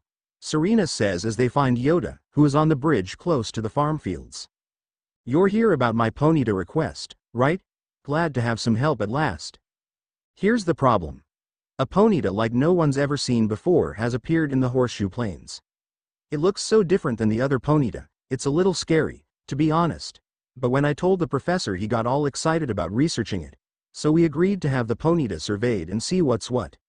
If you'd head to the Horseshoe Plains and catch that strange Ponyta for us, it'd really help us out, Yoda says. Sure, we'll help, Ash says as they all head back to Obsidian Fieldlands. After arriving at the Fieldlands, they notice that a blue fire Ponyta is in front of them. Ash says, that color is unusual. It must be a shiny Ponyta. That's amazing. Serena adds. Then they decide to capture the Ponyta, and they manage to do it with ease. Then they decide to find the wisps in the obsidian fieldlands as well. The first wisp is located atop a hilly area on the southern section of Romana's Island. The second one is located on the northern shore of the small island just above Romana's Island. The third one is located on the shoreline of the area south of Romana's Island, near the bottom of the map, where they found the Alpha Lopani. The fourth one is located atop a large grassy plateau northwest of Aspiration Hill. The fifth one is located on a grassy section along the northern side of Lake Verity. The sixth one is located outside the eastern wall of Lake Verity overlooking the river below. The seventh one is located on a small grassy cliff near the center of the Sanjam Flats area and the place they caught Alpha Alakazam. The eighth one is located south of Tidewater Dam near the mountain ridge. The ninth one is overlooking the sandy area near the river flowing by the Hardwood area, southeast of Tidewater Dam. The 10th wisp is east of Tidewater Dam in the northern section of the Hardwood overlooking the river below. The 11th one is located atop a large grassy mountainous structure near Orboro Tunnel. The 12th one is located south of Obsidian Falls on top of a large grassy mountain. The 13th one is located northeast of Obsidian Falls on a small grassy island near the easternmost section of the map. The 14th one is located southeast of Grueling Grove, alongside the Rocky Mountains on the northeastern side of the map. The 15th one is located on a grassy plateau in the northeastern section of Horseshoe Plains near where they caught the Alpha Rapidash. The 16th one is located just south of the Heights camp at the edge of a grassy cliff overlooking the area below. The 17th one is located south of Nature's Pantry on a small grassy hill with a tree as you approach Tidewater Dam. The 18th one is located west of the Heights camp alongside the Rocky Mountainside. The 19th one is located along the Deer Track Path hillside just north of Deer Track Heights, and the final one is hidden next to the base of the Rocky Mountains near the Warren Bridge area. Those wisps are sure hard to find, Ash says. But that's all of them, right? Yeah. Serena adds. After that's done, they head back to find Yoda and show him the Ponyta they found. I see you caught that strange Ponyta. You Survey Corps folks sure don't mess around. You know, a friend from mine from Galar was surprised when he saw the Ponyta herds out in the fieldlands. He couldn't wrap his head around their fiery manes. At this time, I thought it was an odd thing to be amazed by. But now that I know some Ponyta have blue flames, it's not such a stretch to think there might be all sorts of them out there. And I'm not just talking about Ponyta, mind. Who knows how many differently colored Pokemon there are in the world. I hope the Survey Corps keeps trying its level best to research them all. After that, they are given 5 raspberries for completing the task. When they go into the Galaxy Hall to find Kamado, they find that he is still talking to Arazu. Kamado thinks and says, so it's come to Ursaluna as well. This suggests that even Pokemon that are not nobles can become frenzied. I have received no word from Adaman or Arita. But this is something we can simply ignore. In any case, you have my thanks, Miss Arazu. You did well to inform us of Ursaluna's situation. No problem. Adaman's got his hands full running our clan and all, and Ursaluna's warden wouldn't even give me the time of day. So the Galaxy team are the only ones I could turn to about this. Ursaluna's warden is Mistress Caliba of the Pearl Clan, is it not? Kamado asks. Of all the wardens, she is the most narrow-minded, bound by tradition. She likely does not take kindly to outsiders meddling in her affairs. As he notices Ash and Serena, he says, I have a new mission for you, Ash, Serena. I order you to study Ursaluna in the Crimson Mirelands. I permit you to show your strength if necessary. Ash and Serena nod as they are now going to Captain Silene about the news. The next area you will be sent to investigate is the Crimson Mirelands. You will find the Pokemon living there to be more fearsome than those in the Obsidian Fieldlands. Even the landscape itself is harsher, with steep ravines and seaside cliffs. It is not welcoming. At your current rank, you should be able to handle the Crimson Mirelands on your own. Here is what you need to know. Your destination is a place within the Irelands known as the Solacean Ruins. That is where you'll find Ursaluna's warden. Oh boy. Ash mutters, as he knows full well that place is filled with unknown. And after leaving, Serena asks, Ash? You don't seem to be happy at the fact we're going to Solacean Ruins. It is not like that, but I know too sure that Solacean Ruins is filled with unknown, and they are very terrifying if you get to know them. Is that so? Serena says. And they decide to continue to do the requests. They find a woman named Paria near the bridge, and she says, "Hey, listen to this. I saw something out of the fields. Oh, it was incredible." "Come again?" Ash asks, as a lot of people really said the same thing. "The thing I saw was a will-o'-the-wisp, a ball of bright red fire," Paria exclaims. "When I was walking on Windswept Run the other night, it leapt at me like woo." A boy named Waka just walks past them, and he says, "At it again with this story, huh? Don't listen to her, mister. My big sis always gets carried away with her fairy tales." "Oh, for goodness sake, I'm not making it up. I saw that will-o'-the-wisp with my own 2 eyes, Paria says. "Oh yeah? Then why don't you show it to me? Hey. Good luck with that," Waka taunts as he runs off. "It's so frustrating he won't believe me. I honestly did see one," Paria says. "Say. You're with the Survey Corps, right? And I hear you're quite the prodigy." "Well, we are," Serena says. "I bet you could easily catch a will-o'-the-wisp. Do you think you could catch the one I saw and bring it back here?" Paria asks. "Well, we do have some Pokemon from the Windswept Run. I wonder what kind of Pokemon are you talking about?" Ash says as he looks at the Pokédex with Serena. "Maybe it is the Chimchar that we found that was on the tree?" Serena asks. Then they go to the pastures and get the Chimchar. And he asks Chimchar to rush up to the tree, and Paria gasps, That's it. That's the will-o'-the-wisp I saw. All right. So it was a Pokemon all along. In any case, you caught it just like you promised. The Survey Corps really are a talented bunch." "It's nothing," Ash says. "Now I just have to explain the whole thing to Waka somehow. Can't say I'm looking forward to that." Paria mutters, but they already hear her brothers scream. "AWW will-o'-the-wisp." Waka is already behind them and he starts to run. "No, save me, sis, ah." Paria sighs as she quickly gives Ash 2 express candies and rush to find her brother, and Ash and Serena quickly recall Chimchar before anything happens. They also go back to the Galaxy Hall to see another request on the request board. It seems a Mr. Mime has taken up residence here in Jubilife. But its eerie movements are making Andra, one of the villagers, a touch nervous. Speak to the poor chap and lend him your aid. Andra. If I remember, he was the one who wanted to find some tumblestones and asks us to give him 5 Oron berries, right? Ash asks. Yeah. Serena says. As they find the said person he says, "Oh, hello. Thanks again for finding me those Oron berries. I had a wretched time in the Fieldlands, getting harried by Pokemon left and right. They even got me with a few of their moves." "Ouch. That must be hurt," Ash says. "But I did get those tumblestones, so I think I've earned some time to cool my heels here. I didn't even have a chance to use all the Oron berries you got me, but they made a lovely snack. It's nice to be able to carry so much. Asking that fellow at the headquarters to help me fit more in my satchel was definitely the right move. So, helpful soul that you two are. I suppose you're here about my request to the professor? On to the matter at hand, then. Would you mind investigating the Mr. Mime that's taken up residence here in the village?" "Yeah, so what's is that about?" Serena asks. "Just having a wild Pokemon among us is scary enough, and then there's the eerie way it moves.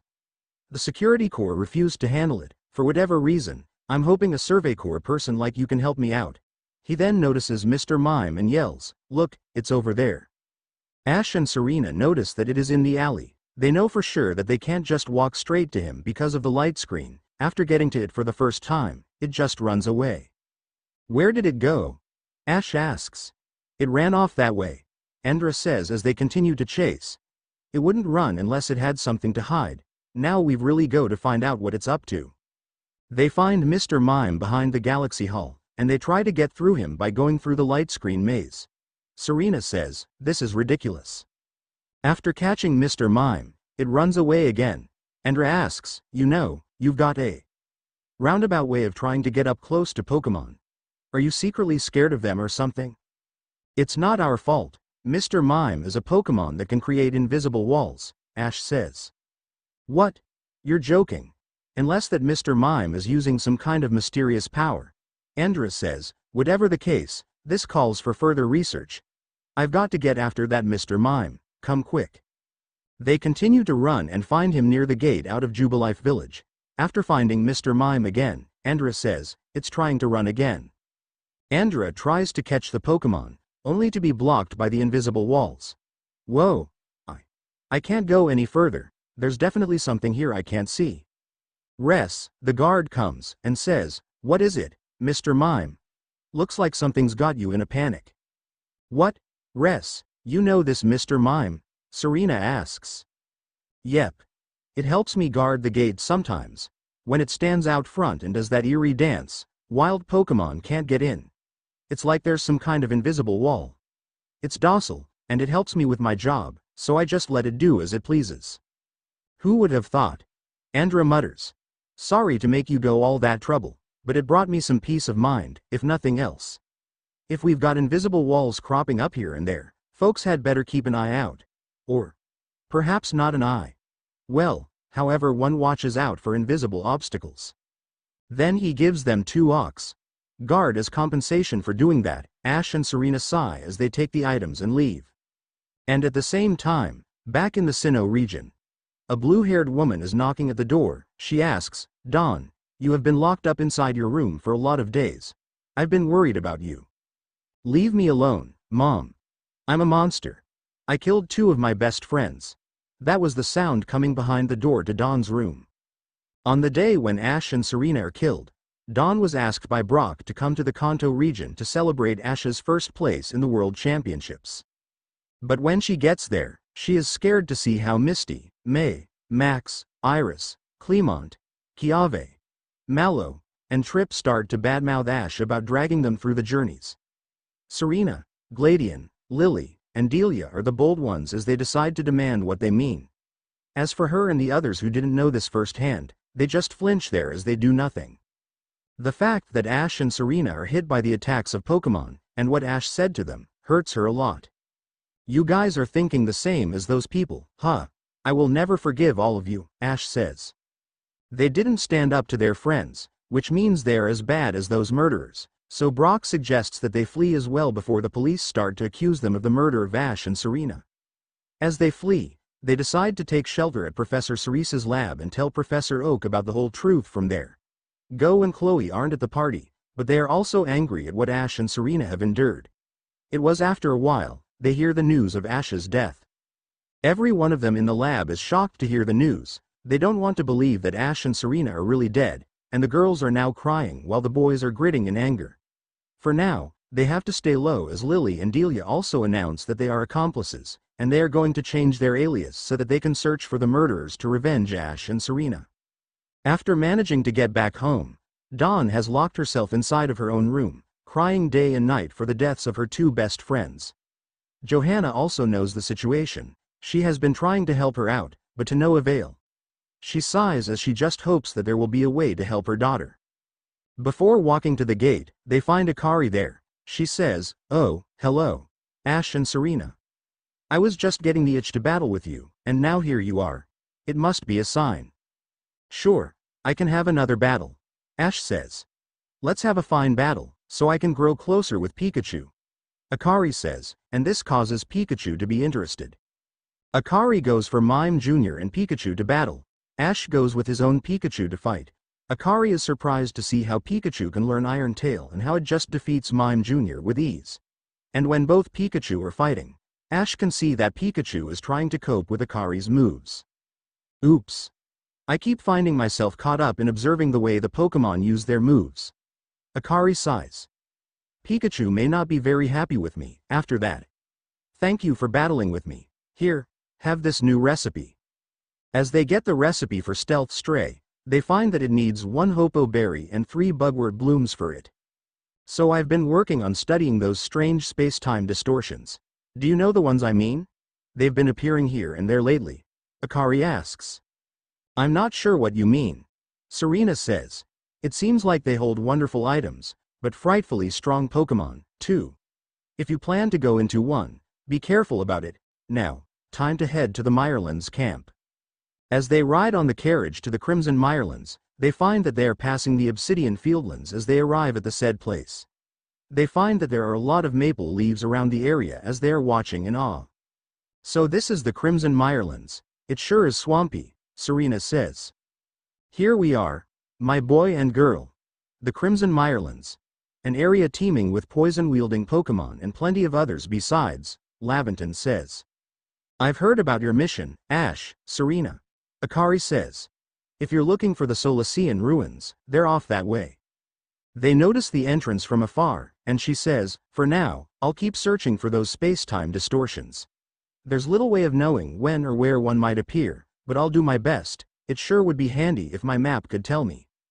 Ash and Serena nod as Laventon says, I'm counting on the three of you to carry out your survey work as best as you can.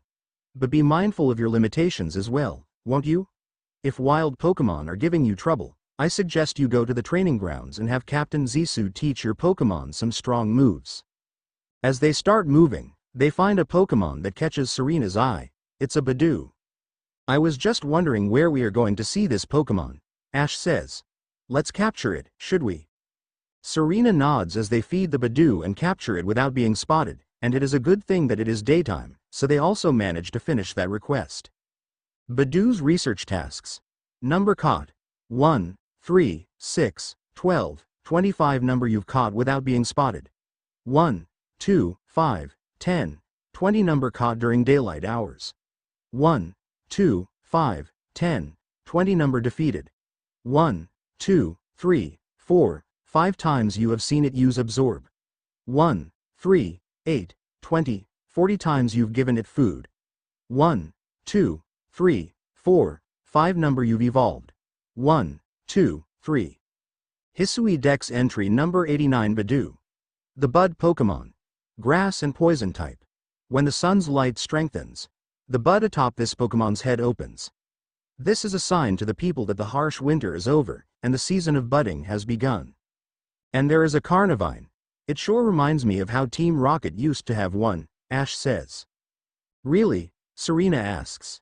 Speaking of them, I wonder what they are doing right now, considering they can't go to the past so that they can try to steal Pikachu. Yeah. Ash chuckles. As they walk around, they are surprised to find an alpha Pokemon inside the group of Carnivine, so they first stun it with the mud balls, defeat it with Staraptor's aerial ace, and then capture it. Carnivine's research tasks. Number caught. 1, 3, 6, 12, 25 number of alpha specimens caught. 1 number of large specimens caught.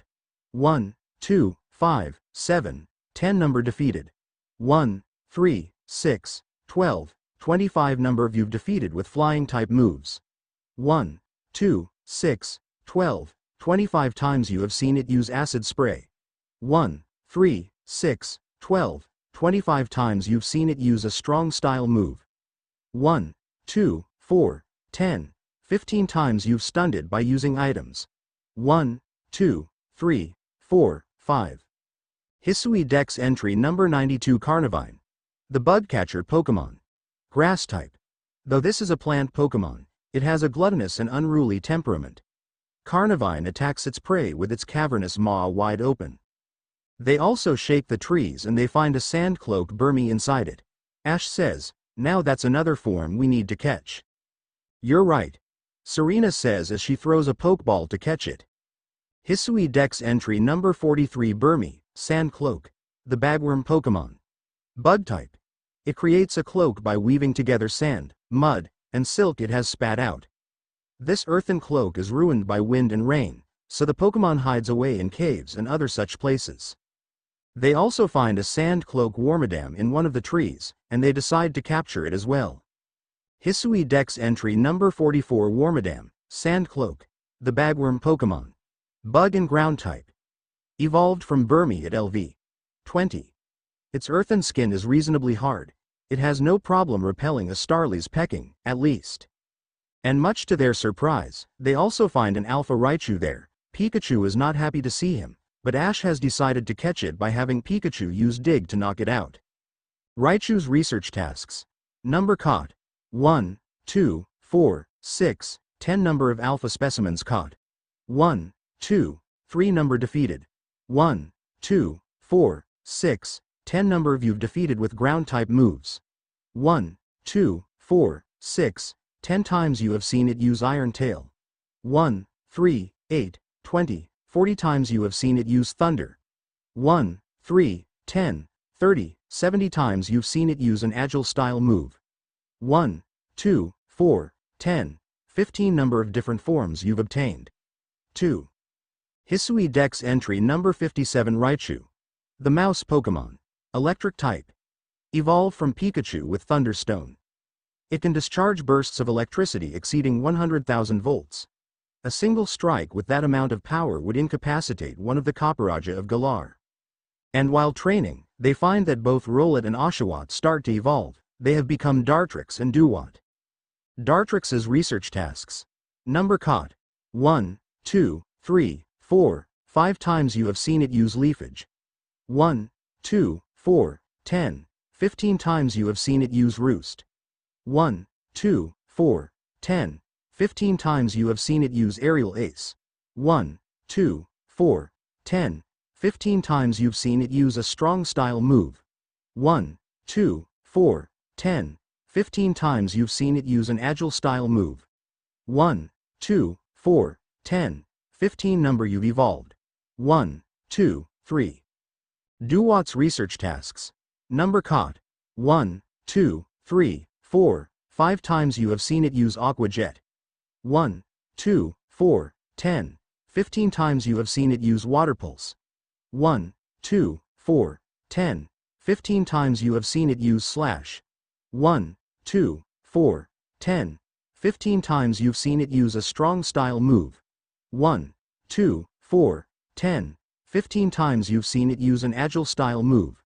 1, 2, 4, 10, 15 number you've evolved. 1, 2, 3. Hisui Dex entry number 2 Dartrix.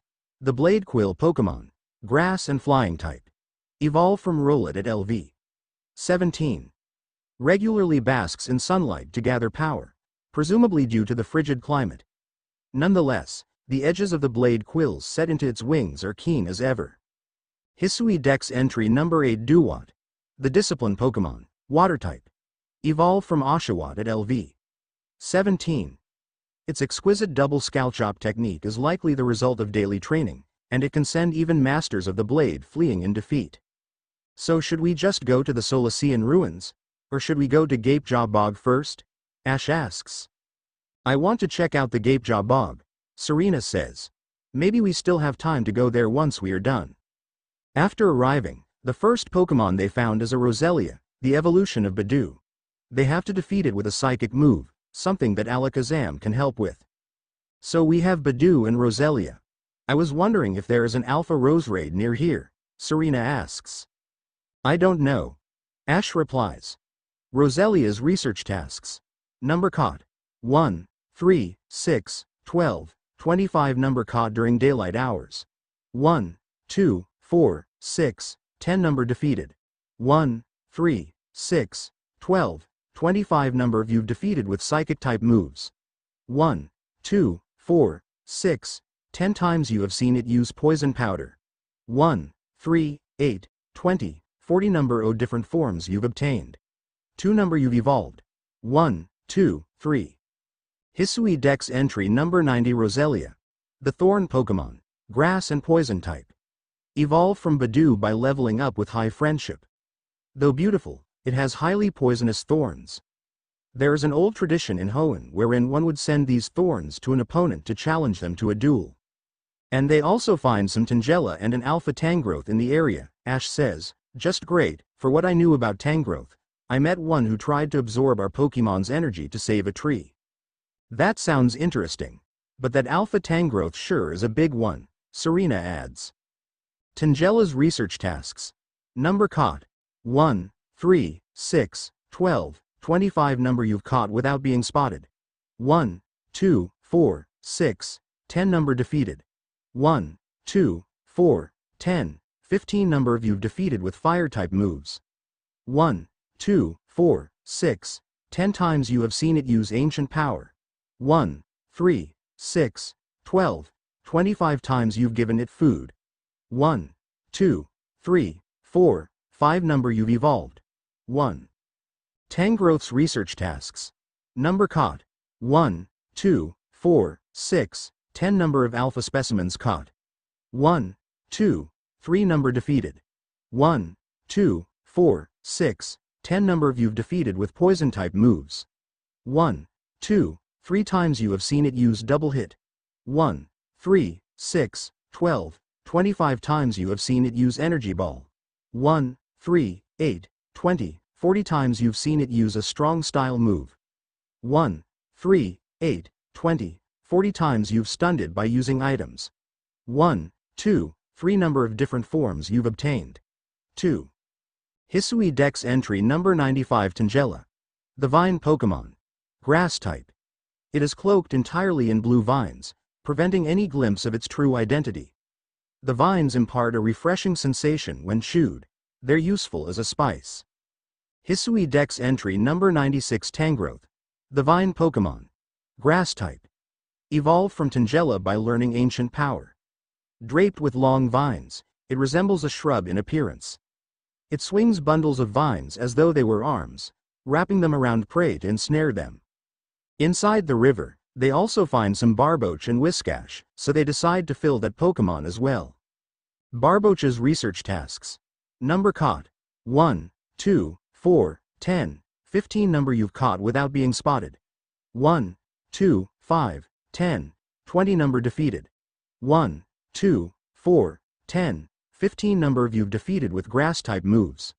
1, 2, 4, 6, 10 times you have seen it use Mud Slap. 1, 3, 6, 12, 25 times you have seen it use Mud Bomb. 1, 3, 6, 12, 25 times you've given it food. 1, 3, 5, 7, 10 number you've evolved. 1. Whiscash's research tasks. Number caught. 1, 2, 4, 10, 15 number of heavy specimens caught. 1, 2, 5, 7, 10 number defeated. 1, 2, 4, 10, 15 number of you've defeated with grass-type moves. 1, 2, 5, 10, 20 times you have seen it use Mud Bomb. 1, 3, 6, 12, 25 times you have seen it use Aqua Tail. 1, 3, 8, 20, 40 times you've seen it use a strong style move. 1, 3, 6, 12, 25. Hisui Dex entry number 97 Barboach. The Whiskers Pokemon. Water and ground type. Makes its home in swamps with murky water. The poor visibility hides this Pokemon from predators, and the slime on its body makes grasping it difficult. Hisui Dex entry number 98 Whiscash. The Whiskers Pokemon. Water and ground type. Evolved from Barboach at LV. 30. Strikes its caudal fin against the swamp bed to shake the ground and startle its prey. It will then swallow the fleeing prey whole. People mistook this behavior as the cause of earthquakes. They also noticed some Crogunks in the bogs, and Ash says, Crogunk. It was also one of the Pokemon that Brock had. Serena says, you mean one of those people who murdered us? I still can't believe that they will go this far to hurt us. But now that I've thought about it, some of them, like Brock and Dawn, they didn't attack us with their Pokemon, right? Ash says. Do you think I'm very harsh to list them as murderers with the real ones? They didn't do anything to stop them, though, but then again, they might be scared and not bold enough like Gladion or your mother. Serena says. Do you think there is a chance they might be guilty about what they haven't done? Ash frowns. Maybe I should ask Lily about it right now. We can also ask her about the Pokemon Ursaluna. All I know is that it might be related to Ursaring. As Ash dials the number on Arc phone, this time it is the professor who answers the call. Ash. My boy, how are you? Wait, Professor Oak? Are you with Lily? Ash asks. And aren't you surprised that we're still alive? Serena says, he already knew. When I asked about Overquill, he was also there. Professor Oak says, indeed, but I only get to talk with Serena, not you, Ash. But why are you answering the phone? Where is Lily? Ash asks. Lily is currently at Professor Ceresa's lab as she wants to know more about those murderers. Professor Oak says. So I guess you want to ask another Pokemon in your timeline, right? I can also help you out. That will be great. We want to know about Ursaluna and its relation to Ursaring, Serena says. Okay. Professor Oak says as he starts to flip the pages of the book, until he says, there it is. Ursaluna is an evolution of Arceus. To evolve it, you'll have to have it hold a peat block and under a full moon. Both of the conditions are hard to achieve considering that peat block can't be found normally in the world right now. I see. Ash says, time flies very quick here in this timeline, so maybe it will be fast for us to achieve this evolution. Thanks a lot, Professor. No problem. I'm glad to help. After that, Professor Oak ends the call as Ash and Serena decide to capture the Krogunk for the dex. Krogunk's research tasks. Number caught. 1, 2, 4, 10, 15 number defeated. 1, 3, 8, 20, 40 number of you've defeated with psychic type moves. 1, 2, 5, 10, 20 times you have seen it use mud bomb. 1, 3, 6, 12, 25 times you've scared it off with a scatter bang. 1, 2, 3, 4, 5 number of different forms you've obtained. 2 number you've evolved. 1 investigated Krogunk poison's medicinal properties. 1. Hisui Dex entry number 99 Krogunk, the toxic mouth Pokemon. Poison and fighting type. A poison wielder with a dastardly personality. Despite such qualities, this species is afforded a measure of popularity due to its peculiar cry and comical features. And there is also a Ralts. Serena points at the Pokemon who is teleporting around. Ralts have 2 final evolution, one is Gardevoir, and the other one is Gallade. Both of them are very strong, Ash says. Reminds me of Diantha and her Mega Gardevoir, Serena says. They find a small Ralts and give it food, so they can capture it without being caught. Ralts research tasks. Number caught. 1, 3, 6, 12, 25 number of small specimens caught. 1, 2, 5, 7, 10 number you've caught without being spotted. 1, 2, 5, 10, 20 number defeated. 1, 2, 4, 10, 15 times you have seen it use hypnosis. 1, 3, 6, 12, 25 times you've given it food. 1, 2, 3, 4, 5 number you've evolved. 1, 2, 3. Hisui Dex entry number 101 Ralts. The feeling Pokemon. Psychic and fairy type. Tends to prefer people with a chipper disposition to those who are gloomy, but it has shown no discrimination with regard to age or gender. Needs more research. The final Pokemon they find in the Pokédex is Yanma, as they are flying around. They have to capture it without being spotted in the evening, which is right now, and then defeat it with a rock move. Yanma's research tasks. Number caught. 1, 3, 6, 12, 25 number you've caught without being spotted. 1, 2, 4, 6, 10 number caught in the evening. 1, 2, 5, 10, 20 number defeated. 1, 2, 4, 10, 15 number of you've defeated with rock type moves.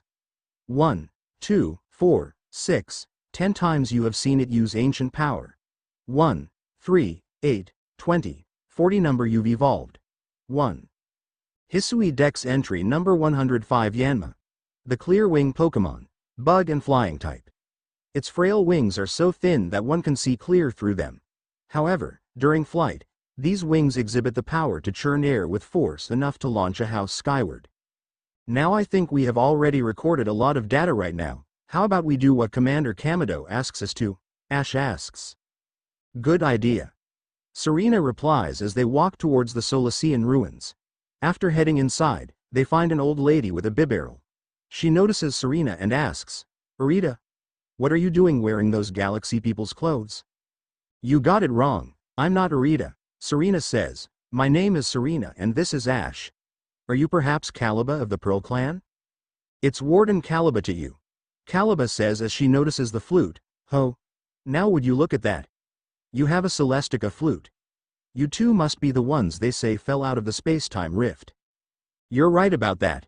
Ash says. I see. I've already heard about you two. That you quelled Clever in his frenzy.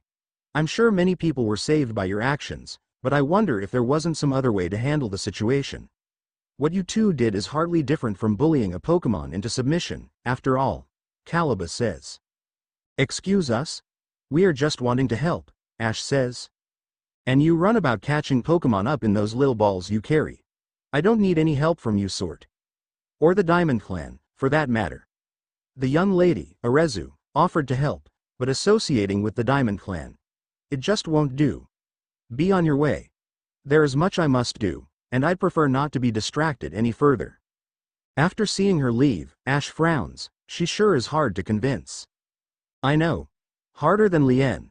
Serena says. Ah, Ash and Serena. How about you show me the strength that could quell even a frenzied lord?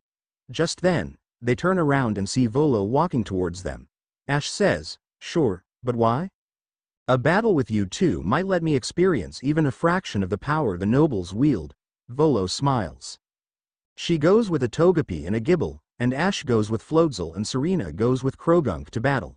Both of them manage to defeat his Pokémon with ease, much to their amusement. Oh my. You're quite adept at instructing your Pokémon in battle. My goodness, that was fun, Volo says. Such prodigious strength. Now, let me just heal up your Pokémon. After healing their Pokémon, he says, well now. I think that settles it. I must ask your help in retrieving the stolen wall fragment. With your skill, it should be a cinch. Stolen wall fragment?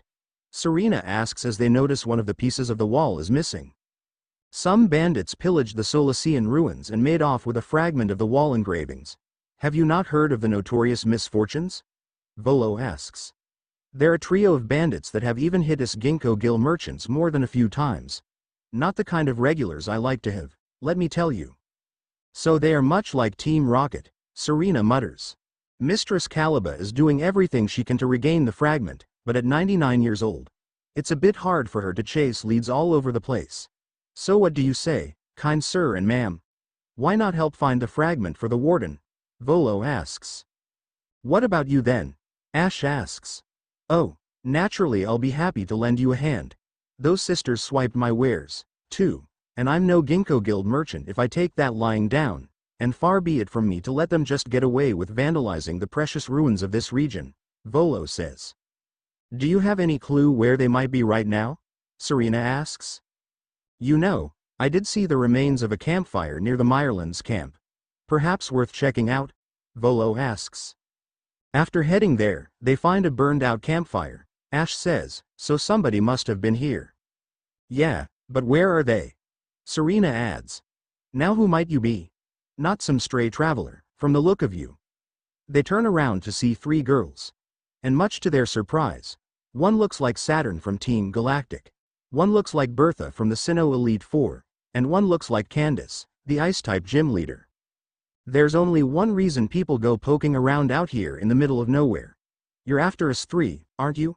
The one looking like Candace says. Sisters, we should introduce ourselves properly before we show these poor fools how wrong they were to assume they could ever beat us, the one looking like Saturn says. I bring good luck to my sisters wherever I go, and ill luck to anyone who crosses our paths. I'm the eldest, and I'll be your unlucky charm. The one looking like Bertha says. Thought you spotted a four-leaf clover? Well, I'll soon have you seeing double. I'm the middle sister, and I'm one clover you can't pick. The one looking like Candace says. Heads, I win, and tails, you lose. You've got no chance in this game of fortunes. I'm the youngest, Coin, but I'm definitely not your good luck piece. The final member looks like Saturn says. We are the infamous bandit trio, the Misfortune Sisters, and your luck's just run out, they all say together. Just great, Ash says, knowing they might be as annoying as Team Rocket. Let me handle this, sisters. I'll only hurt them a little, Coin says as she sends out Toxicroak. Come on, Toxicroak. Let's douse these fools in poison. Ash goes with Mr. Mime to battle, and with the help of Light Screen and Reflect, it doesn't take a lot of damage, and with the psychic attack, Toxicroak is defeated with ease. I'm not fond of this outcome, but at least it's still better than plowing fields for the Galaxy team. Coin shrugs after losing the battle. The Galaxy team continues to spoil things for me, even after I've left. Take the blasted fragment and go. Just leave us alone. They drop the wall fragment on the ground and Clover says, the weird writing on it made us think the stupid thing was some kind of treasure. But it turned out to be a worthless slab of junk. TCH, all that effort for nothing. Tell me, why were you even seeking us out? What set you on this path? Charm asks. We just want that wall fragment so we can help Caliba. That's all we need, Serena says. Goodness. How selfless of you. To go so far out of your way for the sake of another. Not all of us have the luxury of offering such unthinking kindness to strangers. For some of us, simply surviving another day takes all that we have. And I've got a score to settle with the Galaxy team. Which now includes both of you. Before they leave, Charm adds, remember what those ancient verses tell us. Why is it, in days of spring, beneath the soft caress of the sun, the blossoms tremble and fall, spirits lashed by uncertainty? Your days are also numbered, Galaxy fools. Then they throw smoke bombs and disappear. Ash turns to Serena and says, I just hope they aren't like Team Rocket. They saw how I defeat them with Pikachu, that's why they settle a goal to take my Pikachu away. Pikachu nods in agreement, and Serena says, but somehow this won't be the last time we'll see them. After getting back to the ruins, Ash and Serena manage to find Volo, who is watching over Caliba. He says, good work, very good work indeed. Ash and Serena, you got the fragment back safe and sound. I'm well aware of Caliba's reputation. They say she's stubborn, too old-fashioned, and so on. But she's given the Pearl Clan all she has, ever since she was young. She lived her prime years here in the Hisui region, trusting in the guidance of Almighty Sinnoh. I don't think it's that she hates the Diamond Clan or the Galaxy team. Rather, I think she simply loves the Pearl Clan very, very much. Anyway, I do hope you're able to calm Ursaluna's frenzy, Ash and Serena. A raging Pokemon in the area definitely isn't good for business, I assure you. After walking towards Caliba, she says, oh, so you two've come to bother me again? Well, come as often as you'd like, but it won't change my mind. We are just here to return the wall fragment, that's all, Serena says. What? You went and retrieved the fragment from those bandits? Why go out of your way like that for a complete stranger like me? I guess you're that eager to calm Ursaluna, That's right, we can't bear seeing people or Pokemon struggling without helping out, Ash says. I'll admit, I didn't expect anybody else to truly care of Ursaluna. Well then, let's see that wall fragment. Serena hands the wall fragment to Caliba, and then they put it back to where it belonged. There you go, it is as good as new, Caliba says. Ash notices that the words are made of unknown. He reads, all lives touch other lives to create something anew and alive. I see you're able to read. Caliba says to Ash. I suppose it means people helping each other, like how you helped retrieve the fragment. I've read this passage many, many times. But this is the first time I've truly understood what it means. Maybe this is Almighty Sinnoh's guidance. She turns around and says, Ash and Serena, those are your names, right? Please lend me your strength, so that we may help Ursaluna. It's true that Ursaluna has become enraged, but he doesn't seem to be in an utter frenzy. I think he will return to his normal state if we can just give him some medicine. I could never bring myself to engage Pokemon in battle. But that's something I can rely on you for, am I right? You can count on us, so where is Ursaluna? Ash asks. Ursaluna prefers to stay on Sludge Mound. Please join me there when you're ready, Caliba says as she leaves with her Bibarel. After leaving the Solacean ruins, they are now heading to Sludge Mound to find Caliba. On the way, they arrive at Scarlet Bog, where they find Hippopotas and Hippowdon resting in the mud. Why is that Hippowdon fully black when the others are yellow and black at the same time? Serena asks in confusion. That's the female Hippowdon, and those yellow ones are male, Ash says. And we don't want to get hit by those Pokemon's yawn attack. They decide to capture Hippopotas by feeding it with berries and then capture it without being spotted, and for Hippowdon, they change into stunning the Alpha 1 and catch it. Hippopotas research tasks. Number caught. 1, 3, 6, 12, 25 number you've caught without being spotted. 1, 2, 5, 10, 20 number defeated. 1, 2, 4, 10, 15 number of you've defeated with grass-type moves. 1, 2, 4, 6, 10 times you have seen it use bite. 1, 3, 6, 12, 25 times you've given it food. 1, 2, 4, 6, 8 number of different forms you've obtained. 2 number you've evolved. 1. Hippowdon's research tasks. Number caught. 1, 2, 4, 10, 15 number of alpha specimens caught. 1, 2, 3 number defeated. 1, 2, 4, 10, 15 number of you've defeated with ice-type moves. 1, 2, 6, 12, 25 times you have seen it use Mud Bomb. 1, 3, 8, 20, 40 times you've seen it use a strong style move. 1, 3, 8, 20, 40 times you've stunned it by using items. 1, 2, 3, 4, 5 number of different forms you've obtained. 2. Hisui Dex entry number 107 Hippopotas. The Hippo Pokemon. Ground type. Though large and languid, Hippopotas is difficult to detect due to its tendency to burrow into and lurk beneath the soil. When agitated or excited, it expels sand from its nostrils. Hisui Dex entry number 108 Hippowdon. The heavyweight Pokemon. Ground type. Evolved from Hippopotas at LV. 34. Short-tempered and easily moved to violence. It whips up whirlwinds of sand to crush its foes' spirits, then goes in for the attack. But this place sure is like what the name implies. The bog here sure is red, Serena says as she looks around. Yeah. And to think of it, this place is also smelly, Ash says. Perhaps because of the Stunky and Skuntank? They decide to also capture the Stunky and Alpha Stuntank in the area, by throwing mud balls at them to make them stunned and capture them. Stunky's research tasks. Number caught. 1, 2, 4, 10, 15 number defeated. 1, 3, 8, 20, 40 number of you've defeated with ground type moves. 1, 2, 6, 12, 25 times you have seen it use poison gas. 1, 3, 6, 12, 25 times you have seen it use acid spray. 1, 3, 6, 12, 25 times you've stunned it by using items. 1, 2, 3, 4, 5 number you've evolved. 1. Skuntank's research tasks. Number caught. 1, 2, 4, 10, 15 number of alpha specimens caught. 1 number defeated. 1, 3, 6, 12, 25 number of you've defeated with ground type moves. 1, 2, 6, 12, 25 times you have seen it use Venoshock. 1, 3, 6, 12, 25 times you have seen it use Flamethrower.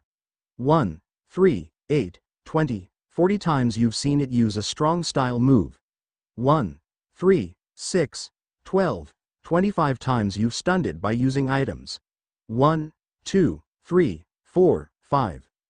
Hisui Dex entry number 110 Stunky. The skunk Pokemon. Poison and dark type.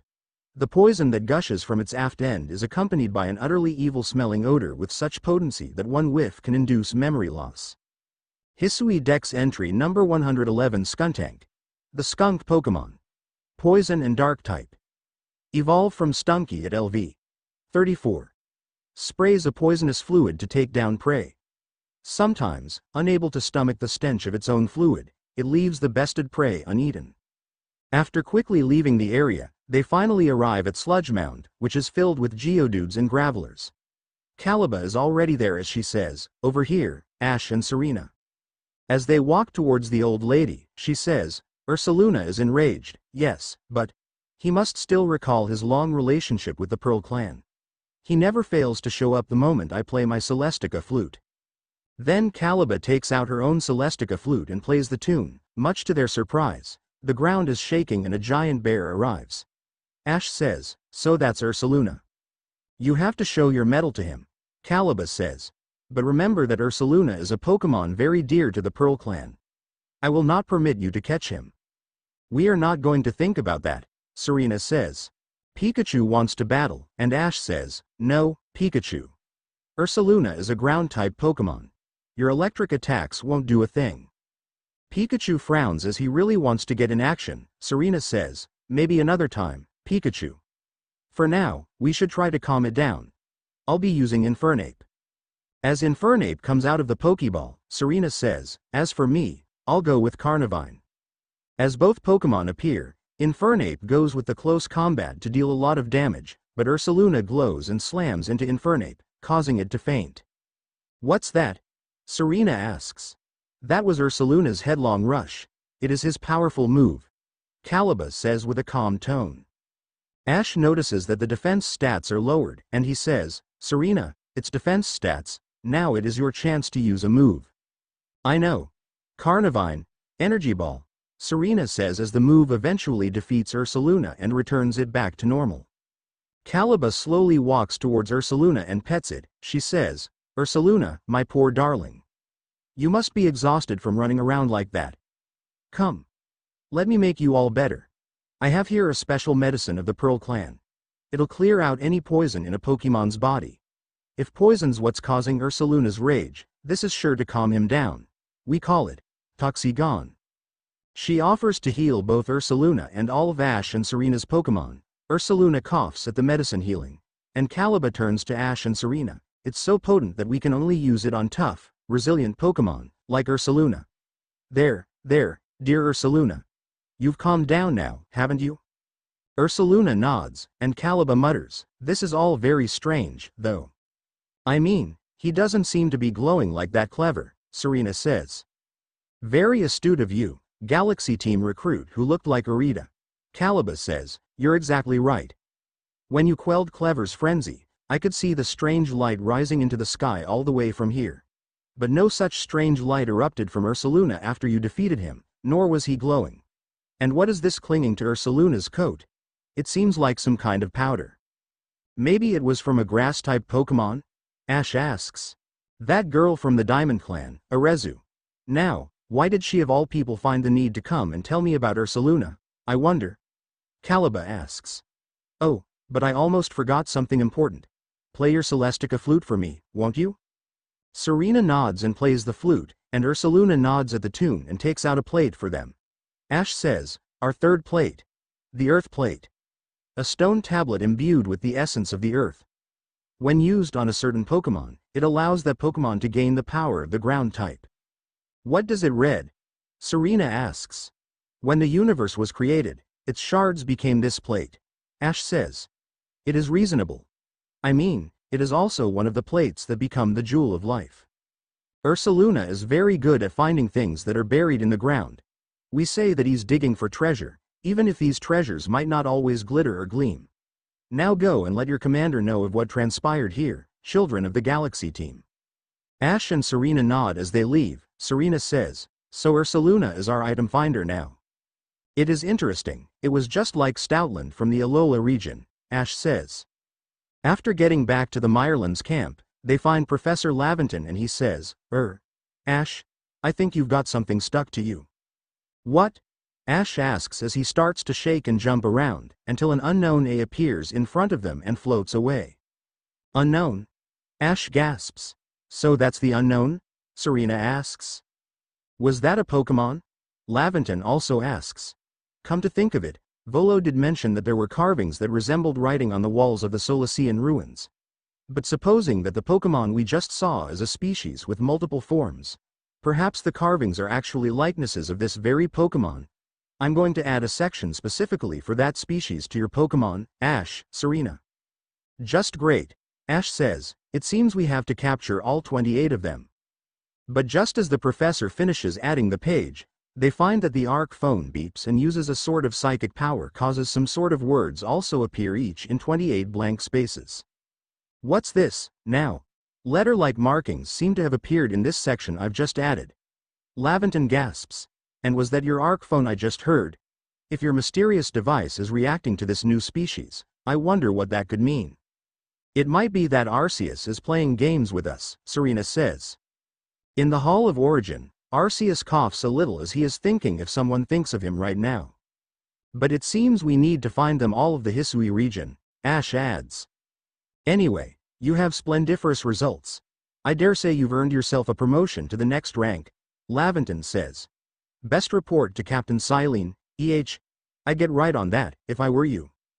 Once that's done, they find Captain Silene and show her the progress.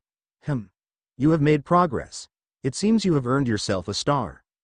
As they get the 4th star, she adds, "With this, you have officially attained the rank of 4th star in the Galaxy Expedition Team. Have these as well. They're further recipes you'll need for crafting." They get a recipe for Leaden Balls, which is a great ball version of Heavy Ball, and then a recipe for Hyper Potions. After leaving the hall, they've decided to buy some stuff at Choi's store, only to see him sighing.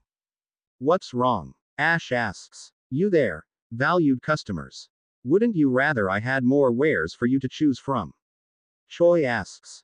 Well, all you have is normal pokeballs, potions, revives, and cake lure bases.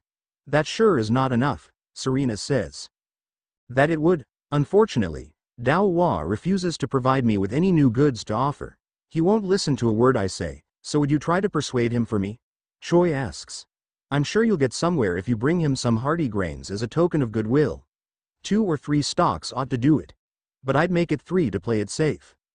Ash and Serena nod as they go to the supply court to find Dao Hua. Since they were just back from Crimson Mirelands, they already have a lot of hardy grains. Oh ho, if it isn't the Survey Corps recruits who quelled the Lord of the Woods. Here is Choi's errand people, are you? You know about that, huh? Ash sighs. Don't waste your breath, I've got nothing to sell to him in his store anyway. Now go on, scurry. Pestering me for goods when I'm already tearing my hair out trying to get hardy grains. Sheesh, Dao Hua mutters. We do have some hardy grains to share you, Serena says as she shows him. Wait, you've got hardy grains? Would you let me have some? Please, just 3 stocks. Dao Hua says as Ash and Serena hand them over. Ah, hardy grains. The Crimson Mireland's finest feature. The sway of those golden brown stalks across the landscape. It fills me with yearning for home. I'd wager if you combined hardy grains with other ingredients, it'd bring out tasty aromas that would make Pokemon gather round. All right, I won't send you back a failure, since you so kindly brought me these hardy grains. So you're willing to help us, Serena says with delight. Tell Choi I'll set him up with some new wares. Dao Hua says as Ash and Serena leave.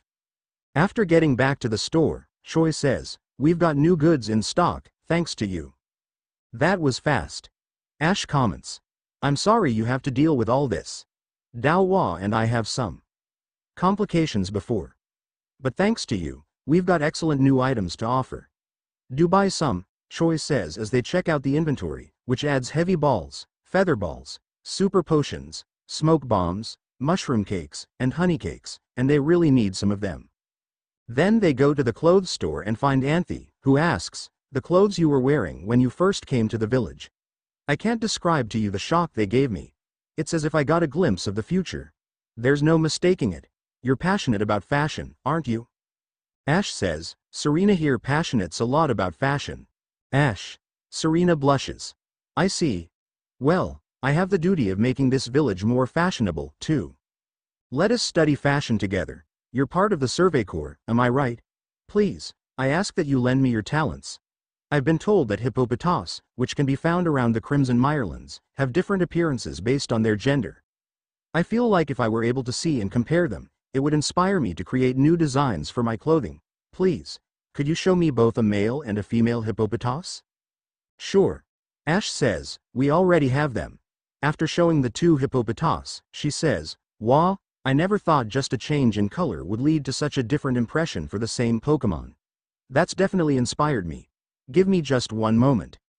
Then Ash and Serena offer to help make clothes, and they make Oribe patterned kimonos, star patterned kimonos, checker patterned kimonos, and large dots patterned kimonos.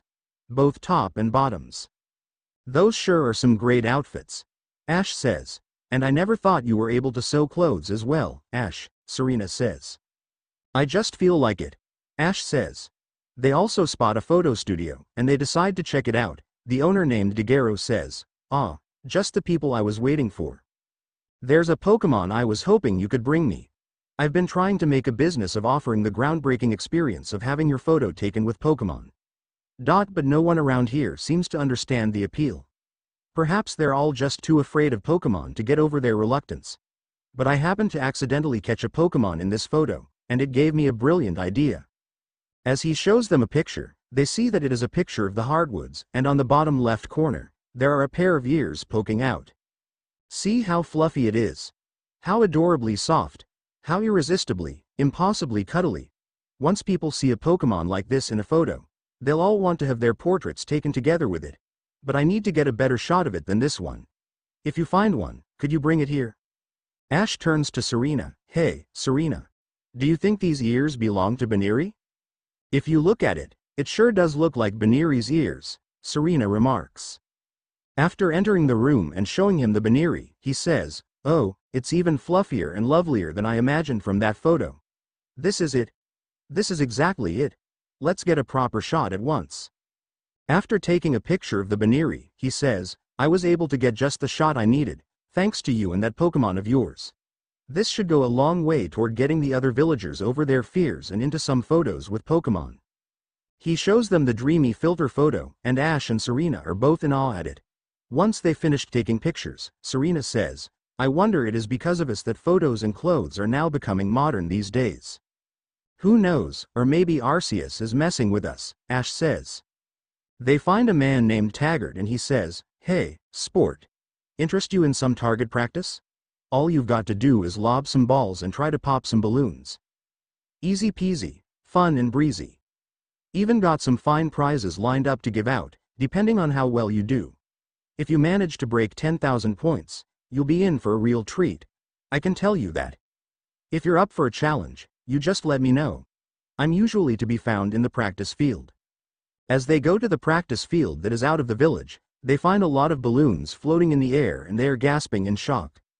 "Line up lots of targets, pop a lot per ball. Practice, practice, practice, and be the best of all.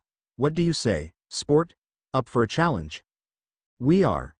Ash and Serena nod, and they start to throw the balls at balloons when the timer is set to 1 minute. They also notice that after some balloons are gone, other new balloons will appear from the sky and land in front of them. There are also yellow balloons that score better than the purple ones, and in the end, they get a score of 12,900. Your score this time was 12,900 points. Now, isn't that something? You've set yourself a record. Well done. As I said, I've got prizes lined up to give out, depending on how well you do. Based on your score this time, here's a prize just for you." They get 2 smoke bombs as prizes, not that they are expecting it. They also get the real prize for scoring more than 10,000, which are 15 great balls and a nugget. "That sure is a lot of treasures we have there," Ash says. "Yeah, let's see if we can do some more quests," Serena adds. And when they go to the fields, they find one of the farmers named Miller, and he says, "Hey, in the Survey Corps, ain't ya? Just the feller I was looking fair. I'm working to make these airfields bigger, but the ground sure is hard to plow. So I'm looking fair someone to lend me a hand. More fields means more food, which means everyone's happy, including the Survey Corps. We're all in this together after all, right? So what do you want with our help?" Ash asks.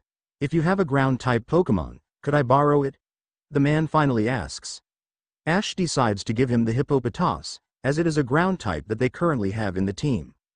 Pokemon'll sure be a big help in expanding the fields. Might as well get started." Then he starts to have Hippopotas plow the fields, and they can see how diligent Hippopotas is doing. Wowee! It's turning this gritty old soil all soft and fluffy like it's nothing. How's it doing that? "Maybe because of how diligent he is?" Serena asks. After that, another field is done, and Miller says, Seems we're done here. What a trooper. That was some fine work. Any crops we plant here'll do great, and it's all thanks to you 3. We'll keep our Pokemon here to help out with the field work a while longer. Just give it a holler if you want to swap in a different Pokemon to be our plowing partner." "Sure." Ash and Serena nod. Back at the pastures, they find a boy named Bellamy, and he says, "Oh, my. You know, you remind me somehow of my grandmother. She was always so friendly with her Pokemon, just as you seem to be." "Really?" Serena asks. "I feel the same aura from you, as if you could become true friends with a Pokemon. I'd be interested in seeing how friendly you are with the Pokemon you carry with you. I hope you'll come show me sometime."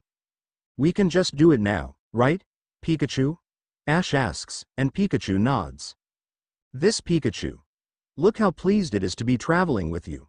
You've a true friend here, I can tell. My grandmother was precisely like you, the type of person who could understand the minds and hearts of Pokemon. I grew up watching how she interacted with them, so I have a bit of a knack for sensing how compatible a person and a Pokemon are. If you'd like to, you can keep on coming to show me your Pokemon. I'm happy to inform you at any time how they're feeling about you." Then he gives them a rare candy, and they can always ask him about their relationship with Pokemon. The next request is from a woman named Shinnon, and she says, "Oh, You're the boy and the girl from the Survey Corps, aren't you? Thank goodness you came along. Could I ask you to fetch a plant for me? I need to use it to make some medicine. The plant I'm after has 3 leaves and a taste bitter enough to make you dizzy. Unfortunately, I don't know where it grows. Try asking Ennis from the medical corps.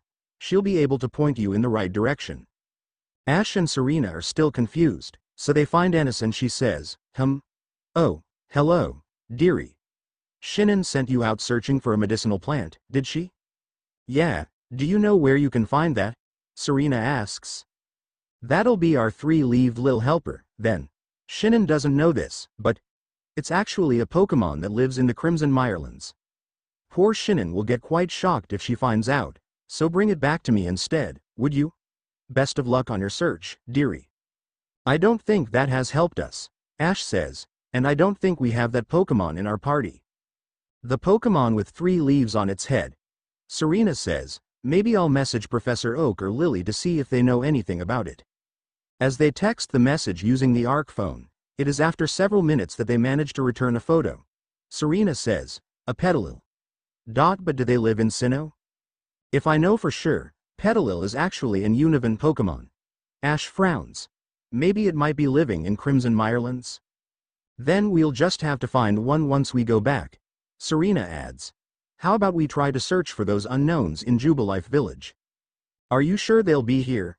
Ash asks. Let's see the descriptions. You can read unknown, right? Serena asks. As they decide to search, they get to the 8th one, which is for unknown H, and Ash says, it says a village gateway. Maybe we should search there.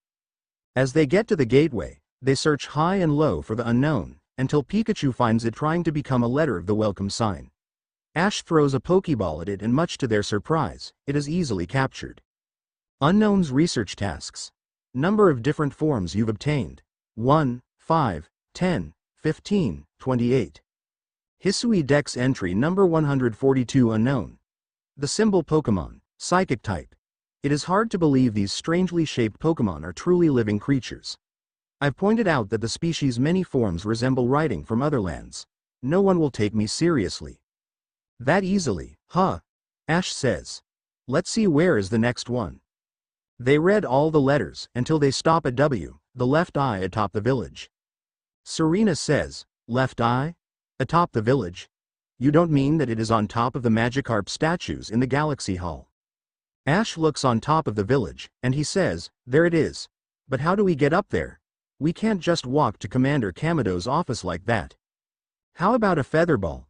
Serena asks as she throws a ball, and after several tries, they manage to capture the unknown W. And while you're throwing, I found the last one, unknown ? Where things hang to dry at living quarters, Ash says. Does that mean it is at our hanging ropes? Serena asks as they go back to their quarters, unknown ? is hanging there without a doubt. So that's the 3 unknowns that we can find here, Serena says. I guess the others are in Obsidian Fieldlands or Crimson Mirelands. Maybe they are scattered everywhere just like those wisps. Speaking of that, we haven't found the wisps in the Crimson Mirelands yet, Ash says.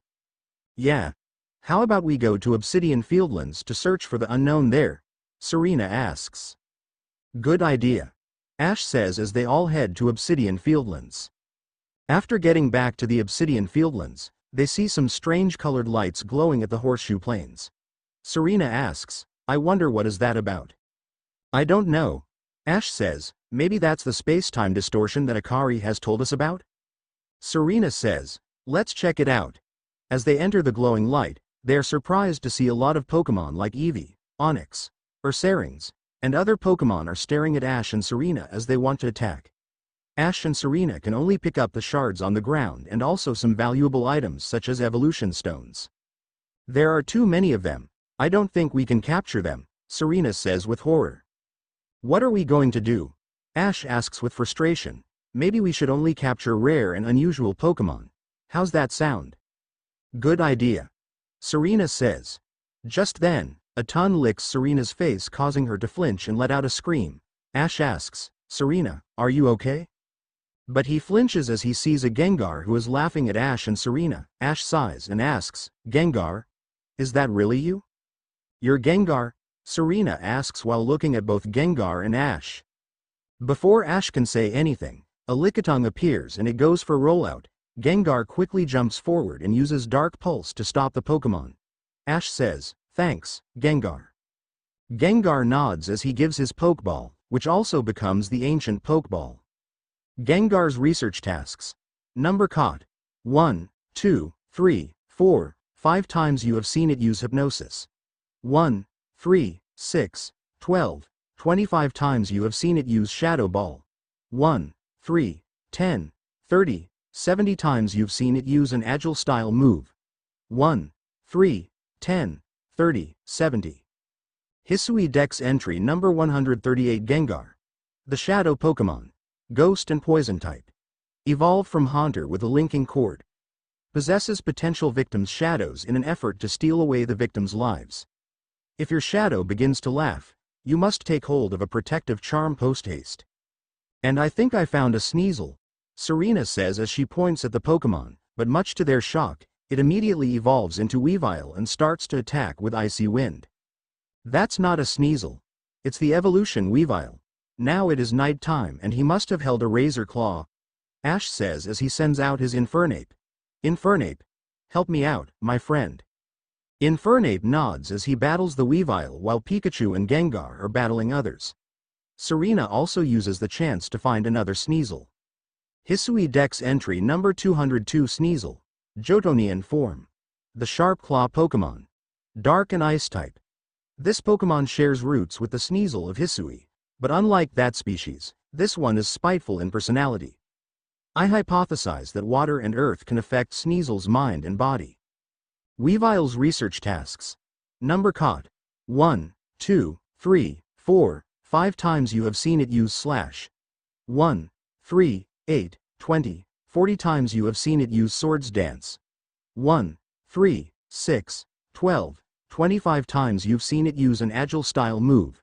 1, 3, 10, 30, 70 number of different forms you've obtained. 2. Hisui Dex entry number 204 Weavile. The Sharp Claw Pokémon. Dark and Ice type. Evolved from Johtoanian Sneasel with Razor Claw during nighttime. This species corners prey as a pack, under the guidance of a leader. Weavile displays increased cunning, leading me to speculate that its evolution caused further brain development. Johtoanian? So is there maybe a Sinnohian in the future? Serena asks. I thought Weavile was found in the Sinnoh region. Ash says as the strong winds are blowing and the Pokémon all disappear. Hey, those Pokémon are gone. Does that mean the distortion ends? Serena asks. But surely that was really crazy. But surely, we still have to find those unknown. You're right. Let's see, my conclusion is that in the Obsidian Fieldlands, there are 5 of them. The first one is E, which says, a lone tree in a pond on the grove, which I assume to be Grueling Grove. As they get there, they find the tree and unknown E is resting up there. After capturing that one, Ash continues. The second one is G, which says, atop a waterfall of obsidian. That means the obsidian falls. As they search the waterfall from far and wide, they find it hanging at the ceiling from the cave. Serena says, who would have found that here? I have no idea. Ash sighs as he captures it. The third one is I, the lake island where emotion resides, is what it says. As they get to Lake Verity, they just find the unknown behind the cave. Ash says, there has to be a cave somewhere here, but I don't see it. That's a shame. The cave leads to Mesprit. Maybe we'll get to see it soon, Serena says. What's the next letter? S. Where stick and log dam the river. The Alpha Bibarel gathered a lot of sticks and logs over there, Ash says. And they find S being stuck at several sticks and logs, so they save it by capturing it into a Pokeball. And finally, X is, scale the Grand Tree. There is no place like that Grand Tree we fought against the frenzied Clever, Ash says. As they go there, they finally find X on the tree and capture it. Since the other unknown locations are not in Obsidian Fieldlands, they decide to take a break from that. Since we have Ursaluna, how about we try to find some hidden items in the Obsidian Fieldlands? Serena asks. Good idea. Ash says as they decide to call Ursaluna to the Obsidian Fieldlands and then ride on it to search for some items. But just as they're digging, they find 4 old papers. I wonder what are those for? Serena says. Maybe we should read of them. They're labeled as 14, 15, 17, and 19, Ash says. I'll read the 14th one first. The fieldlands rush by underhoof as where deer carries me astride. Companions of mine run with us and Pokemon dash alongside. We come to stand where wind had swept and old days play before my eyes. The memories come running through, linking this place to times gone by. Time and space here blend together and enfold my heart as I remember, Serena says. That sounds like an old verse. And it is talking about time and space, Ash says. Whoever wrote this must be very old. I agree. Maybe this is the ancient hero that Adaman or Rita was speaking about, Serena asks. I don't know, I'll read this 15th one. The flow of time never stops, the past, future, and present, space is ever-expanding dimensions, our spirits, too, are as space, Ash reads. That does tell the definition of time and space, though, Serena says.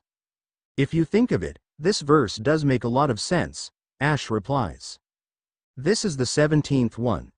Upon Hisui's winds it wheeled, brought life to every growing thing. Where go you when you are not here? Asked I one day the god of spring. No answer would it give me clear, but still did I have an inkling. There is no great dark truth untold. It simply does not like the cold, Serena says. The god of spring? Ash asks. I don't think I have heard of a Pokemon like that before. Me neither. At first I was thinking about Shaman since it is from Sinnoh, but for some reason that is not the right answer, Serena says. And the final 19th one. When first this land was formed, man and Mon lived happily, sharing all that they could see, by kind acts born and warmed. One Pokemon then proposed that they should always ready be to help the humans should they need, and let their presence be disclosed. And that is why, to this day, not all Pokemon do flee when a human they do see. They leap out where tall grasses sway. Ash finishes. That's a good one. I mean, we do live in a world where Pokemon and humans work together, Serena comments. They also go to Lake Verity and much to their surprise, they find a Togekiss in the sky, so they decide to record the Pokemon. Togekiss research tasks. Number caught. 1, 2, 4, 6, 10 number of light specimens caught. 1, 2, 3 number you've caught while they were in the air. 1, 2, 3 number defeated. 1 times you have seen it use air slash. 1, 3, 6, 12, 25 times you have seen it use extrasensory. 1, 3, 6, 12, 25 times you have seen it use moonblast. 1, 3, 8, 20, 40 times you've seen it use an agile style move. 1, 3, 10, 30, 70. Hisui Dex entry number 129 Togekiss. The Jubilee Pokemon. Fairy and Flying type. Evolved from Togetic with Shiny Stone. Scant few have ever cited this Pokemon. After studying what literature remains, I am certain Togekiss will reveal itself when peace reigns in the land. Once they are done, they decide to go back to Professor Laventon and report the progress. What they don't know is that they get more money from Pokemon captured from the space-time distortions. But just as they go back to Jubilife Village, they find Akari rushing towards them. Akari says, "There you are. You'd better hurry to the commander's office." Wait, what's going on? Ash and Serena are confused as they rush to Commander Kamado's office.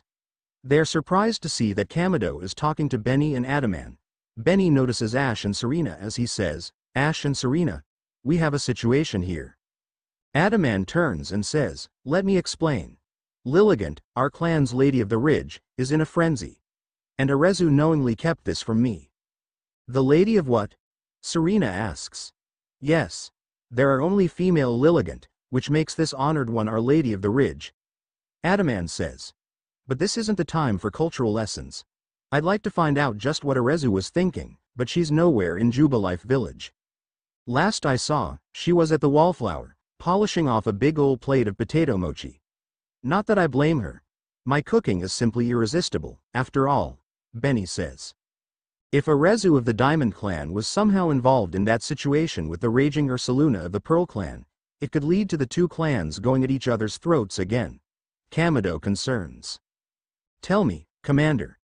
If we do end up in a struggle with the Pearl Clan, what will your people do?" Adaman asks. "We would be forced to remain neutral," Kamado sighs. Meaning what? Ash decides to ask. If we were to show support for one side, it would put us at odds with the other. We came here to create a home for ourselves, not to take part in tearing the land apart. Right. Of course. After all the work you've put in to get us to treat one another as equals and keep us from fighting. I suppose it's no surprise you'd refuse to intervene if trouble were to break out again. Adaman nods. Ash and Serena, perhaps you have some idea how we might address this situation? Kamado asks. Ash says, maybe we can ask Ursaluna for help with this. We managed to calm its rage and Serena can just play the Celestica flute. Ursaluna. So he and Warden Caliba found you worthy? That's perfect, then. Adaman gasps. Ursaluna should be able to sniff out Arezu, wherever she's gone. If you are strong enough that Ursaluna deemed you worthy, then you should be ready to quell Lilligant's frenzy as well, Kamado says. I'll head to Lilligant's seat, then, Brava Arena, it's called. If you'll excuse me. Adaman then leaves, with Benny following as well. Listen well, Ash and Serena. You must quell any Pokemon that could cause harm to the people of Hisui. Always remember. We came here to make a new home where we could live without war or strife. Ash and Serena nod as they leave the office, and Serena says, so if there's Lilligant, that must mean Petalil really is in this Hisui region. And not to mention that Lilligant is one of the Diamond Clan's nobles. Ash says, who would have thought about that? But we have to find Arezu first, that's for sure. Serena says as they leave Kamado's office. After leaving the Jubilife village and heading to Crimson Mirelands, they hear from the staff member about Arezu. The girl who set out earlier must have been eating some of Benna's potato mochi. I could still smell them on her. That reminds me. I've seen Mistress Caliba riding around on that Ursaluna she serves, digging for treasure in the ground. I wonder if Ursaluna uses his sense of smell to suss out where treasure might be. That might be perfect. Ursaluna can smell much better than us. We can follow her scent. Ash says as Serena plays the flute and asks him to find Arezu. You won't mind if I come with the two of you? Ash and Serena see that Adaman is also there. Ash asks, Adaman? What are you doing here? I was about to go to Lilligant's arena, but then I thought why not go with you two to find Arezu instead? I mean, for some reason, I have sensed some familiarity from the both of you. Adaman says. Is that so? Serena asks. You are the leader of the Diamond Clan. Are you sure it is fine to hang out with two Galaxy team members like Ash and I? Unlike Arita, I would never doubt if you two were from the future or something. After all, our almighty Sinnoh is said to mess with time, after all. Adaman says. Besides, much like your clan resides close to Lake Verity, my clan resides close to Lake Valor, which is over there. You mean Lake Valor? Ash asks with interest. That's where Azulf was located. Besides, I worry about Arezu as much as you two are, Adaman says. I see. Serena says as she thinks, maybe it will be better to learn what my ancestor is like. As they walk on the road, they have Ursaluna help searching for Arezu, and Ash asks, but don't you think it will be a waste of time if you're coming with us? At least I will be able to do something, rather than waiting while doing nothing at the arena. Adaman chuckles. You really are an interesting one, huh? Ash? I guess? Ash asks. After arriving at Scarlet Bog, they find Arezu on the ground with a wounded leg. Adaman asks, Arezu, are you alright? Adaman. Arezu is surprised to see him, but then she also notices Ash and Serena as she says, oh, Ash and Serena. How did it all go with Ursaluna? You can see right here, we managed to calm him down, Ash says. Thanks a bunch, fella. But, how'd you find me all the way out here? Arezu asks. Ursaluna manages to track your scent of those potato mochis you ate, and that's why we find you here, Serena adds. That Ursaluna sure is something. I know he's descended from one of the Pokemon that were blessed by Almighty Sinnoh. But still, wow, Arezu says.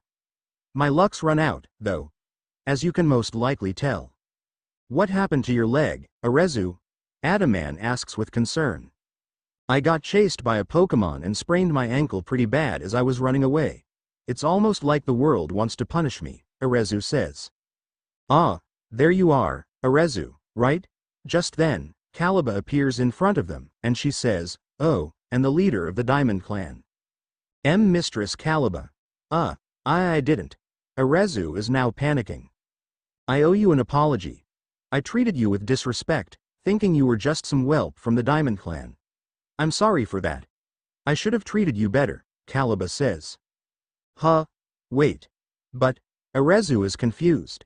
It's not your fault that Lilligant became frenzied nor that my Ursaluna was so enraged. You were trying to help them both, weren't you? I didn't even have the courtesy to listen to you. You'd think someone who's lived as long as I have would be more patient. It's okay. I didn't do a good job explaining myself, either, Arceus says. Ursaluna only started acting weird after he got too close to Lilligant and smelled her perfume. She was already frenzied by that point, so I'm sure that's what caused it. Ah, that explains the strange powder I found on Ursaluna. It must have been powder from Lilligant. Caliba nods. But what happened to your leg, dear? I was gathering ingredients to make bombs. But I fell and sprained my ankle. Arceus frowns. See, the reason I went to Jubilife was to get help for Ursaluna and also learn about crafting. But while I was there, I bumped into Professor Laventon, and he told me about the bombs you used to quell Clever. So I thought I'd make some for Lilligant using her favorite foods. Just great, it seems that something same is going to happen again, Ash mutters. You Galaxy people know all sorts of things. I'd like to learn even more from you, really. Adaman sighs and says, well, then we'd better take care of Our Lady and get all this mess resolved first. Then he gets angry at Arceus. What were you thinking, doing all this yourself? Did you think I couldn't help you? But he turns to a frown, though. No one would blame you for thinking so. Not much of a leader, am I? I've never even seen Almighty Sinnoh with my own eyes. And I failed to imagine that Lilligant might have become frenzied, too. Stop blaming yourself, Adaman. Serena says, much to the leader's surprise. We can't predict the fact that Lilligant has become frenzied, that's why we have to bring it back to normal. Ash takes the basket of bombs and says, we have what it means to stop her, so there's still some time to return it back to normal. Don't just give up until it is over. Caliba says, Ash and Serena are right, you don't need to worry. Lilligant would be calmed, and that will be that. Things should settle down. Head to Brava Arena, that's where Lilligant's seat lies. Arceus will be taken care of. My dear Bibarel and I will make sure she reaches her lady. Adaman says, and you're right about that, Ash and Serena. I can see why you two are very special. With Adaman's assistance, Ash and Serena manage to get to the Brava Arena without wasting some time. Though both of them really want to capture some Pokemon on the way, they know for sure it is not the time since Adaman is a kind of person who doesn't like to waste time. After arriving at the arena, Adaman looks forward and says, Lady Lilligant's a sight to see, even in her frenzy. Behold her, and be grateful. I hope we didn't keep you waiting. Ash, Serena, and Adaman are surprised to see both Arceus and Caliba manage to arrive much quicker than they thought. That was fast. Ash says. All it took was one of my poultices to get Arceus' leg all patched up, Caliba says. Caliba, ma'am. I'm deeply sorry we've had to lean on your help so much, especially as we're from different clans, Adaman says. Arceus tried to solve the whole situation herself. Caliba shakes her head and says, I dare say she bit off more than she could chew and caused some trouble, but her heart was in the right place. Arceus shows her confidence and says, listen. The Lady of the Ridge, Lilligant, is like a dancer. Always in motion, always darting about. You'll want to watch her real close and learn how to dodge her moves. Adaman says, that's right. If you keep on dodging, she might get tired out, and that'll be your opening. That's when you can bring out your own Pokemon and prove your might. Don't let me down. Sure. Ash says as they walk towards the arena, but all they see is fog. Just then, strong winds are blowing and then Lilligant appears in front of them. Is that Lilligant? But what happened to the skirt? Serena asks. I don't know, but that doesn't seem like the Lilligant we knew about, Ash says. Lilligant starts to spin around and starts to jump and sing at the same time, with some notes appearing in the air. Ash and Serena start to throw the bombs at the Pokemon. Just then, Lilligant goes for the jump kick, and Ash and Serena dodge before it lands on the ground. Is that a jump kick? Does that mean the Lilligant is a fighting type? Serena asks. I know for sure that the Lilligant I know was a pure grass, Ash says. After throwing some more bombs, It starts to charge up its energy and sends shockwaves to Ash and Serena, causing them to fall to the ground, but then it is tired and Ash uses the chance to go with Staraptor. Use aerial ace, Ash yells, and Staraptor shoots the attack and causing it to faint. So it is a grass and fighting type. That must be a Hisuian form. Serena gasps. Just wonderful. Not only we have new Pokemon, but Pokemon with new forms as well, Ash says. But as long as the frenzy is not over, Lilligant can come back up to fight against them, and they have to dodge the attacks, but Serena takes a hit from the knee as she falls down. Serena? Ash rushes towards her and asks, "Are you okay?" "I hurt my knee." Serena frowns. Ash notices that Lilligant is trying to make another shockwave and he clicks his tongue. Rapidash. Ash sends out his Alpha Rapidash and asks him to carry Serena on his back, and then Ash continues to throw the bombs until the last one hits Lilligant and returns it back to normal. "Serena, dear. You should have this." Caliba takes out the poultice, and Ash says, "Let me do it for her." Caliba nods as she hands it over to Ash, and Ash ties it around Serena's leg. Serena says, "Much like our first meeting, huh?" "Yeah. That's why I should be the one to do that for you." Ash says, Pain, go away." Serena chuckles at Ash's words, and the Lilligant walks towards Ash and takes out a green plate for Ash. The Meadow Plate. A stone tablet imbued with the essence of plants and boosts the grass-type attacks. He reads the words and says, "The powers of plates are shared among Pokemon." Adaman says, "Ash and Serena, thank you. You didn't just save Lilligant. You saved Arceus as well. I appreciate it. First Ursaluna and now Lilligant. You're amazing, you know that?" Arceus asks. Being all frenzied didn't suit Lilligant one bit. "I'm so happy she's back to her graceful self." Lilligant nods as she jumps around. Adaman turns to Arceus and says, "Arceus, you still owe someone an apology." Arceus is confused, but Caliba says, "Oh, don't worry about it. A young one like her is bound to get caught up in some trouble from time to time. Remember what's written in the Solacean ruins?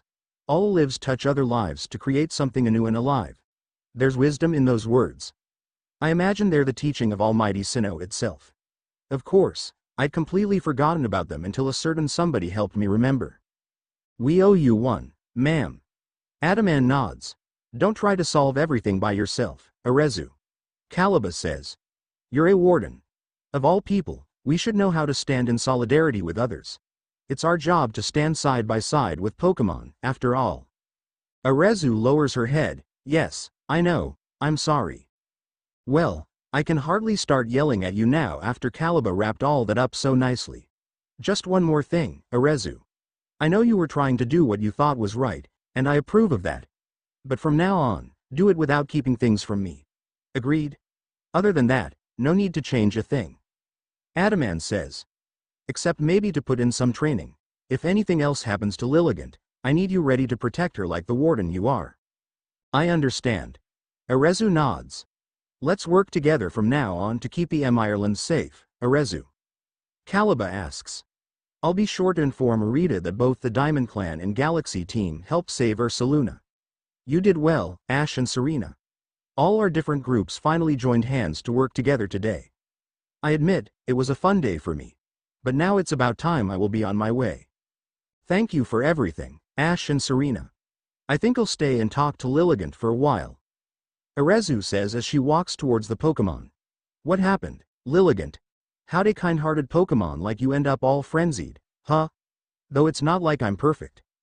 I hid things and lied and couldn't even keep you safe. I'm really sorry about everything." Lilligant walks towards her and assures her not to worry, and both Ash, Serena, Adaman, and Caliba decide to leave them alone for now. "So where are you guys going next?" Adaman asks. "Well, we might go to the professor and tell him about the news of the Lilligant," Ash says. "You don't mind if I come with you, just like I said, right?" Adaman asks. "I am curious how you guys survey the Pokemon as well." "Wait, you're going to travel with us for a while?" Serena asks. "Listen. You know me. I'm Adaman, leader of the Diamond Clan, and I worship Almighty Sinnoh, the ruler of time. Time is all about change, and we can't live in fear of that. We can only try to help the time we live in change for the better. Something tells me helping you folks out will help me do that. I'm looking forward to it, Adaman says. Okay. That will be great. Ash sighs. With Adaman joining Ash and Serena, they are now walking around the Crimson Mirelands as they are going to fulfill the Pokédex and do some requests. And since Adaman believes in them coming from the future, they have decided to tell him everything about their lives in the future. So let me get this straight, in the future, Pokémon and humans are living harmoniously with each other. And the reason why you two are here is because you were killed by people who you thought as close friends? Adaman asks. That's right. I can't forgive them for doing that. But then again, maybe not all of them did attack us with Pokémon, Ash says. Sounds like you have some tough times. Adaman chuckles. Anyway, what kind of Pokémon are you trying to catch now? You seem to be cool right now with us capturing Pokémon with Pokeballs. I mean, you thought we are using Pokeballs just to be above Pokémon, Serena says. But you proved us wrong, and I can tell by watching your battles. Adaman says, but then again, Rita was pretty stubborn compared to me about this. Speaking of Rita, I want to know if you hate her or something, Ash asks. Me, hating her? Just because we are from different clans doesn't mean that I hate her, though I don't know about her. It's true that we argue a lot, but I always consider her a good rival to me, Adaman says. I see. Serena says. For the Pokémon, Ash and I are trying to catch a Petilil. We were asked by one of the people in Jubilife Village that we need to show it to her. Petilil, huh? I suggest you can find it in the Home of Trials. Adaman says. They're easy to find there. Thanks. Ash says. When they get to the Home of Trials, they find a lot of water area and some Petilil are at the flowers. After that, they decide to work with Pokédex. Petilil's research tasks. Number caught. 1, 3, 6, 12. 25 number of small specimens caught. 1, 2, 5, 7, 10 number you've caught without being spotted. 1, 2, 5, 10, 20 number defeated. 1, 2, 4, 10, 15 times you have seen it use poison powder. 1, 3, 6, 12, 25 times you've given it food. 1, 3, 5, 7, 10 number you've evolved. 1. Hisui Dex entry number 93 Petilil. The bulb Pokémon. Grass type. The leaves on its head are highly valued for medicinal purposes. Dry the leaves in the sun, boil them, and then drink the bitter decoction for remarkably effective relief from fatigue. It is a good thing that I have a sunstone, that's how you evolve Petilil into a Lilligant, right? Ash asks Serena. But are you sure about that? I mean, are you sure that's how you evolve it? Serena asks. There's one way to find out. Ash says as he uses the sunstone on Petilil, and much to their delight, they have a Hisui and Lilligant. Lilligant's research tasks. Number caught. 1, 2, 3, 4, 5 times you have seen it use Petal Dance. 1, 3, 6, 12, 25 times you have seen it use Victory Dance. 1, 3, 8, 20, 40 times you've seen it use an Agile style move. 1, 3, 8, 20, 40. Hisui Dex entry number 94 Lilligant, Hisuian form. The flowering Pokémon. Grass and fighting type. Evolved from Petilil with Sunstone. I suspect that its well-developed legs are the result of a life spent on mountains covered in deep snow. The scent it exudes from its flower crown hardens those in proximity. Adaman, what is the Victory Dance? I mean, we've seen the Lady of the Ridge do that. It is a move that boosts the offense and defensive attacks of Lilligant. Adaman replies, and that's all. Okay. Serena. Let's see what we can find in the area. Since it is nighttime right now, they find some Ghastly and Haunter wandering around the area, so they've decided to do those two as well. Ghastly's research tasks. Number caught. 1, 3, 6, 12, 25 number caught at night. 1, 2, 5, 10, 20 number defeated. 1, 3, 6, 12, 25 number of you've defeated with ghost type moves. 1, 2, 5, 10, 20 times you have seen it use Astonish. 1, 3, 6, 12, 25 times you've scared it off with a Scatterbang. 1, 2, 3, 4, 5 number you've evolved. 1, 2, 3. Hisui Dex entry number 136 Ghastly. The Gas Pokemon. Ghost and Poison type. Gaseous and completely impalpable. Also highly dangerous. Inhaling part of its poisonous body will cause one to faint instantly. Haunter's research tasks. Number caught. 1, 2, 4, 10, 15 number caught at night. 1, 2, 5, 10, 20 number defeated. 1, 3, 6, 12, 25 number of you've defeated with dark type moves. 1, 2, 5, 10, 20 times you have seen it use Venoshock. 1, 3, 6, 12, 25 times you've scared it off with a Scatter Bang. 1, 2, 3, 5, 7 number you've evolved. 1, 2, 3. Hisui Dex entry number 137 Haunter. The Gas Pokemon. Ghost and Poison type. Evolved from Ghastly at LV. 25. This frightful, malevolent spirit can glide through walls, appearing wherever it likes. According to rumor, victims of a Haunter's lick will wither to death day by day. It seems that the professor sure gives you a lot of work to do. Adaman says. And you even have to write your own entries as well. Yeah, but writing an entry isn't hard, since we know a lot about Pokemon with the help of some future gadgets, Serena says. Is that so? Adaman nods. Just then, they hear a roar as they notice a Torterra being poisoned by an Alpha Toxicroak. Adaman gasps. 2 Alpha Pokemon at the same time. And that Torterra seems to be poisoned. Wait, this Torterra, could it be? Ash gasps as he rushes over to Torterra and takes out a Pecha berry. Torterra, take this. The Torterra notices that it is Ash and he accepts the berry, and after recovering from poison, it looks at Ash and nods. Let's do this together. Torterra, go with Earthquake. But instead of using Earthquake, Torterra goes for Headlong Rush, and Serena says, that is Headlong Rush. I thought that was Ursaluna's move. Importantly, why is that Torterra listening to Ash's commands? Adaman asks with confusion. After capturing the Alpha Toxicroak, Torterra then gives Ash a body slam and nuzzles him. I know you miss me, Torterra. And I'm sorry that it takes so long to find you. Serena asks, so Ash, this Torterra is yours? Yeah, it has been with me ever since I got to the Sinnoh in the future, or Hisui right now. Ash smiles. So it falls from the space-time rift like you, and you just reunited right now? Adaman says, that sure is interesting to know. Ash and Serena nod as they start to work on the research tasks. Toxicroak's research tasks. Number caught. 1, 2, 4, 10, 15 number of alpha specimens caught. 1 number defeated. 1, 3, 6, 12, 25 number of you've defeated with psychic-type moves.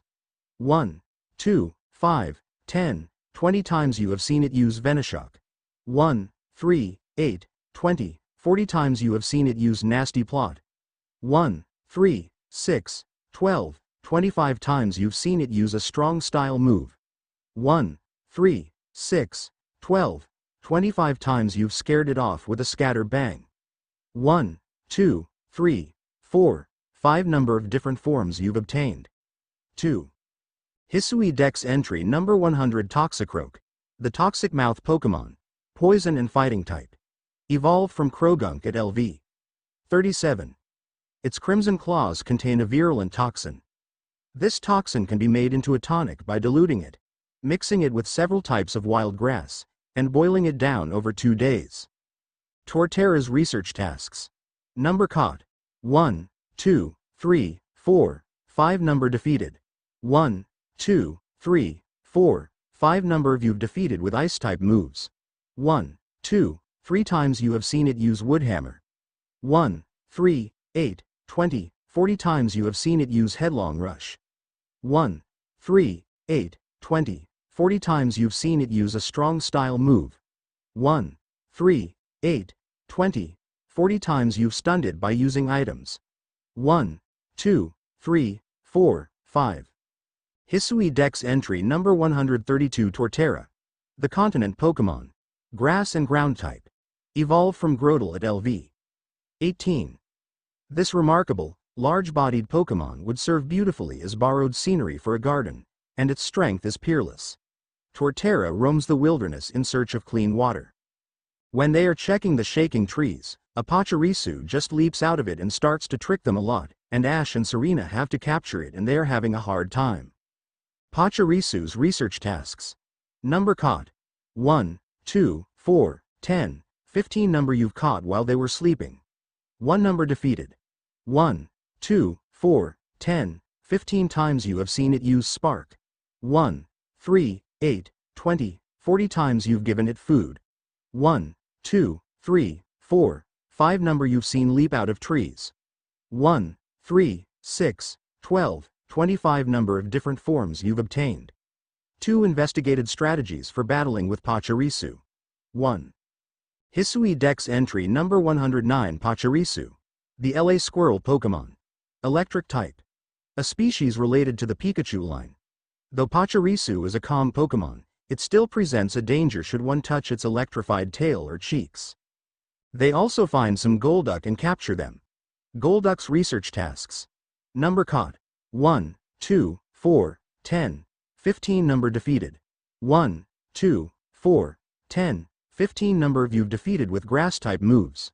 1, 2, 4, 6, 10 times you have seen it use Zen Headbutt. 1, 3, 6, 12, 25 times you have seen it use Aqua Tail. 1, 3, 6, 12, 25 times you've seen it use an Agile style move. 1, 3, 6, 12, 25 times you've stunned it by using items. 1, 2, 3, 4, 5 times you've scared it off with a scatter bang. 1, 2, 3, 4, 5. Hisui Dex entry number 69 Golduck. The duck Pokemon. Water type. Evolved from Psyduck at LV. 33. Its body is strong, and it has webbing on its hands and feet. Golduck can swim easily through rough seas, clawing its way through the high waves. Ash. Look over there, Gumi, Serena says. Gumi? Does that mean Gudra is also here? Ash asks with delight, but they don't see any signs of Gudra, and according to Pikachu, who tries to make Ash understand, that Gudra is still in Kalos in the future. Just great. Ash frowns. But he is surprised to see an alpha Sliggoo, but it is covered with a gray shell. Wait, is that a Sliggoo? It is a Sliggoo. You know about Gudra but not knowing about Sliggoo. Adaman asks. I know about Sliggoo. But not that one. Ash says. It must be a Hisuian form. Serena says. We should also try to work on that. Gumi's research tasks. Number caught. 1, 3, 6, 12, 25 number you've caught without being spotted. 1, 2, 5, 10, 20 number defeated. 1, 2, 4, 10, 15 times you have seen it use acid spray. 1, 3, 6, 12, 25 times you have seen it use acid armor. 1, 3, 6, 12, 25 times you've given it food. 1, 2, 4, 6, 8 number you've evolved. 1, 2, 3. Hisui Dex entry number 115 Gumi. The soft tissue Pokemon. Dragon type. Gumi hides away in the shade of trees, where it's nice and humid. If the slime coating its body dries out, the Pokemon instantly becomes lethargic. Sliggoo's research tasks. Number caught. 1, 2, 4, 10, 15 number defeated. 1, 2, 4, 10, 15 number of you've defeated with ground type moves. 1, 2, 4, 6, 10 times you have seen it use water pulse. 1, 3, 8, 20, 40 times you have seen it use iron head. 1, 3, 8, 20, 40 number you've evolved. 1, 2, 3. Hisui Dex entry number 116 Sliggoo, Hisuian form, the snail Pokemon. Steel and Dragon type. Evolved from Gumi at LV. 40. A creature given to melancholy. I suspect its metallic shell developed as a result of the mucus on its skin reacting with the iron in Hisui's water. After getting the Alpha Sliggoo, they decide to go back to the Mirelands camp and find the professor, but just before they can do that, they are stopped by Volo. You're a real wonder. I saw light disappearing into the space-time rift. Quelled another frenzied Pokemon, have you? Volo asks. Who is this guy? Adaman asks Serena, who shrugs, a member of the Ginkgo Guild named Volo, we met a lot of times. We still don't know what's causing the lightning that frenzies these Pokemon. But you just go on rescuing them, without even a hint of trepidation. You might even change the entire course of history here in Hisui. Volo says. And I definitely want to be in the good books of someone like that. Let's stay in touch, friend. After he leaves, they find Professor Laventon and show him the Pokédex. After that's done, he says, "What's this? You quelled Lady Lilligant. Smashing. Let's head back to the village, then. The commander will be wanting a report. You don't mind if I come along, will you?" Adaman asks. Well, if it isn't young Adaman, of course you can come.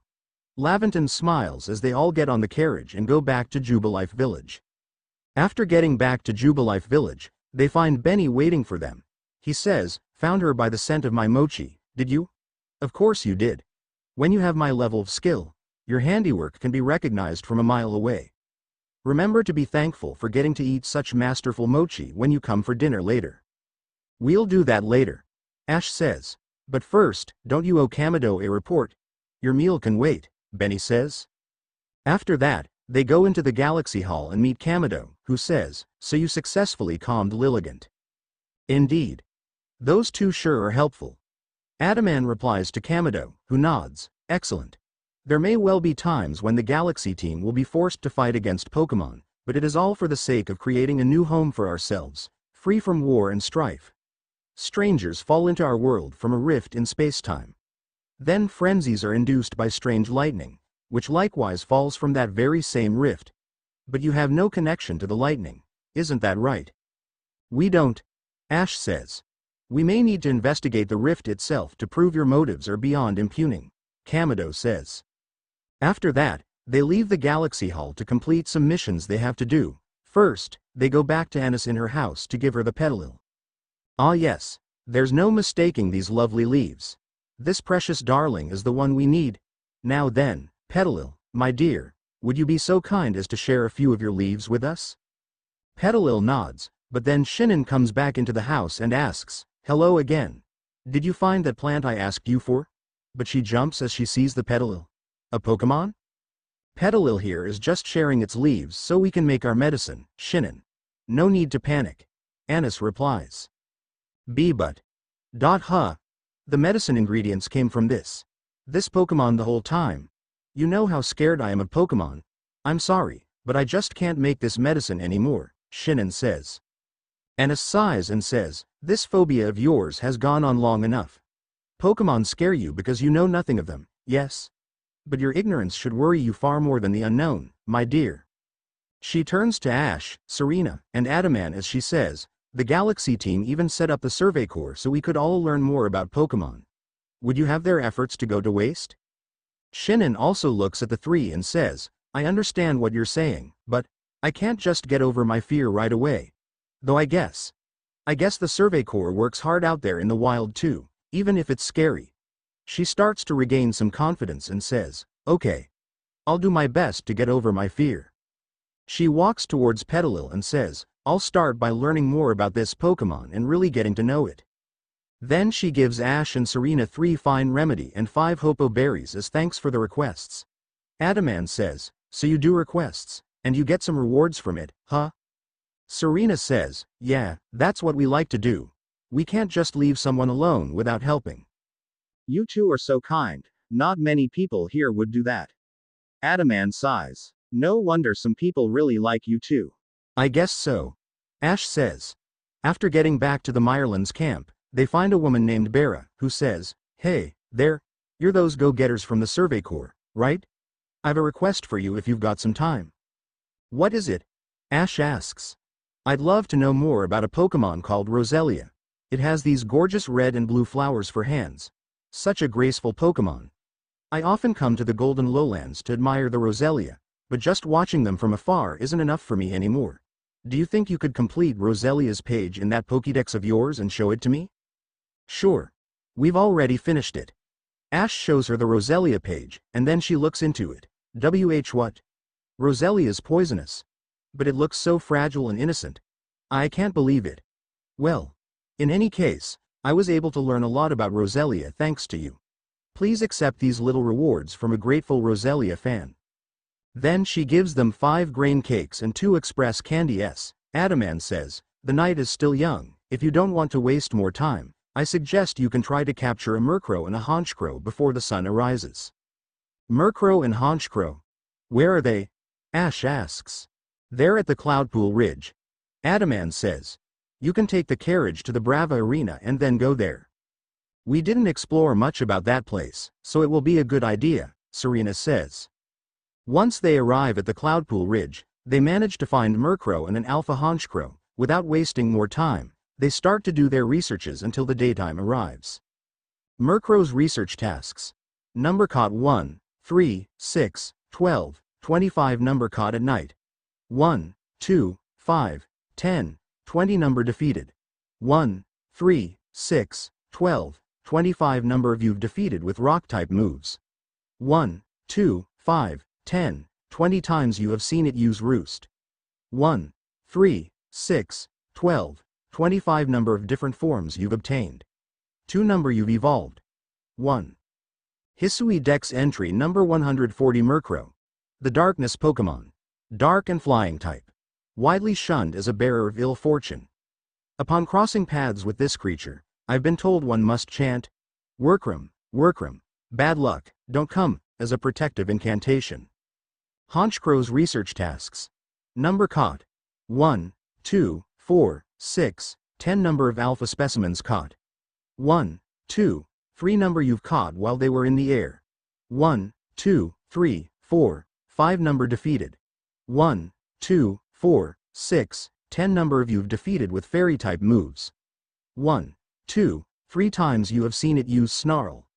1, 3, 6, 12, 25 times you have seen it use Dark Pulse. 1, 3, 8, 20, 40 times you've seen it use a strong style move. 1, 3, 8, 20, 40. Hisui Dex entry number 141 Honchkrow. The Big Boss Pokemon. Dark and flying type. Evolved from Murkrow with Dusk Stone. One cry from this Pokemon, and a murder of Murkrow come flying.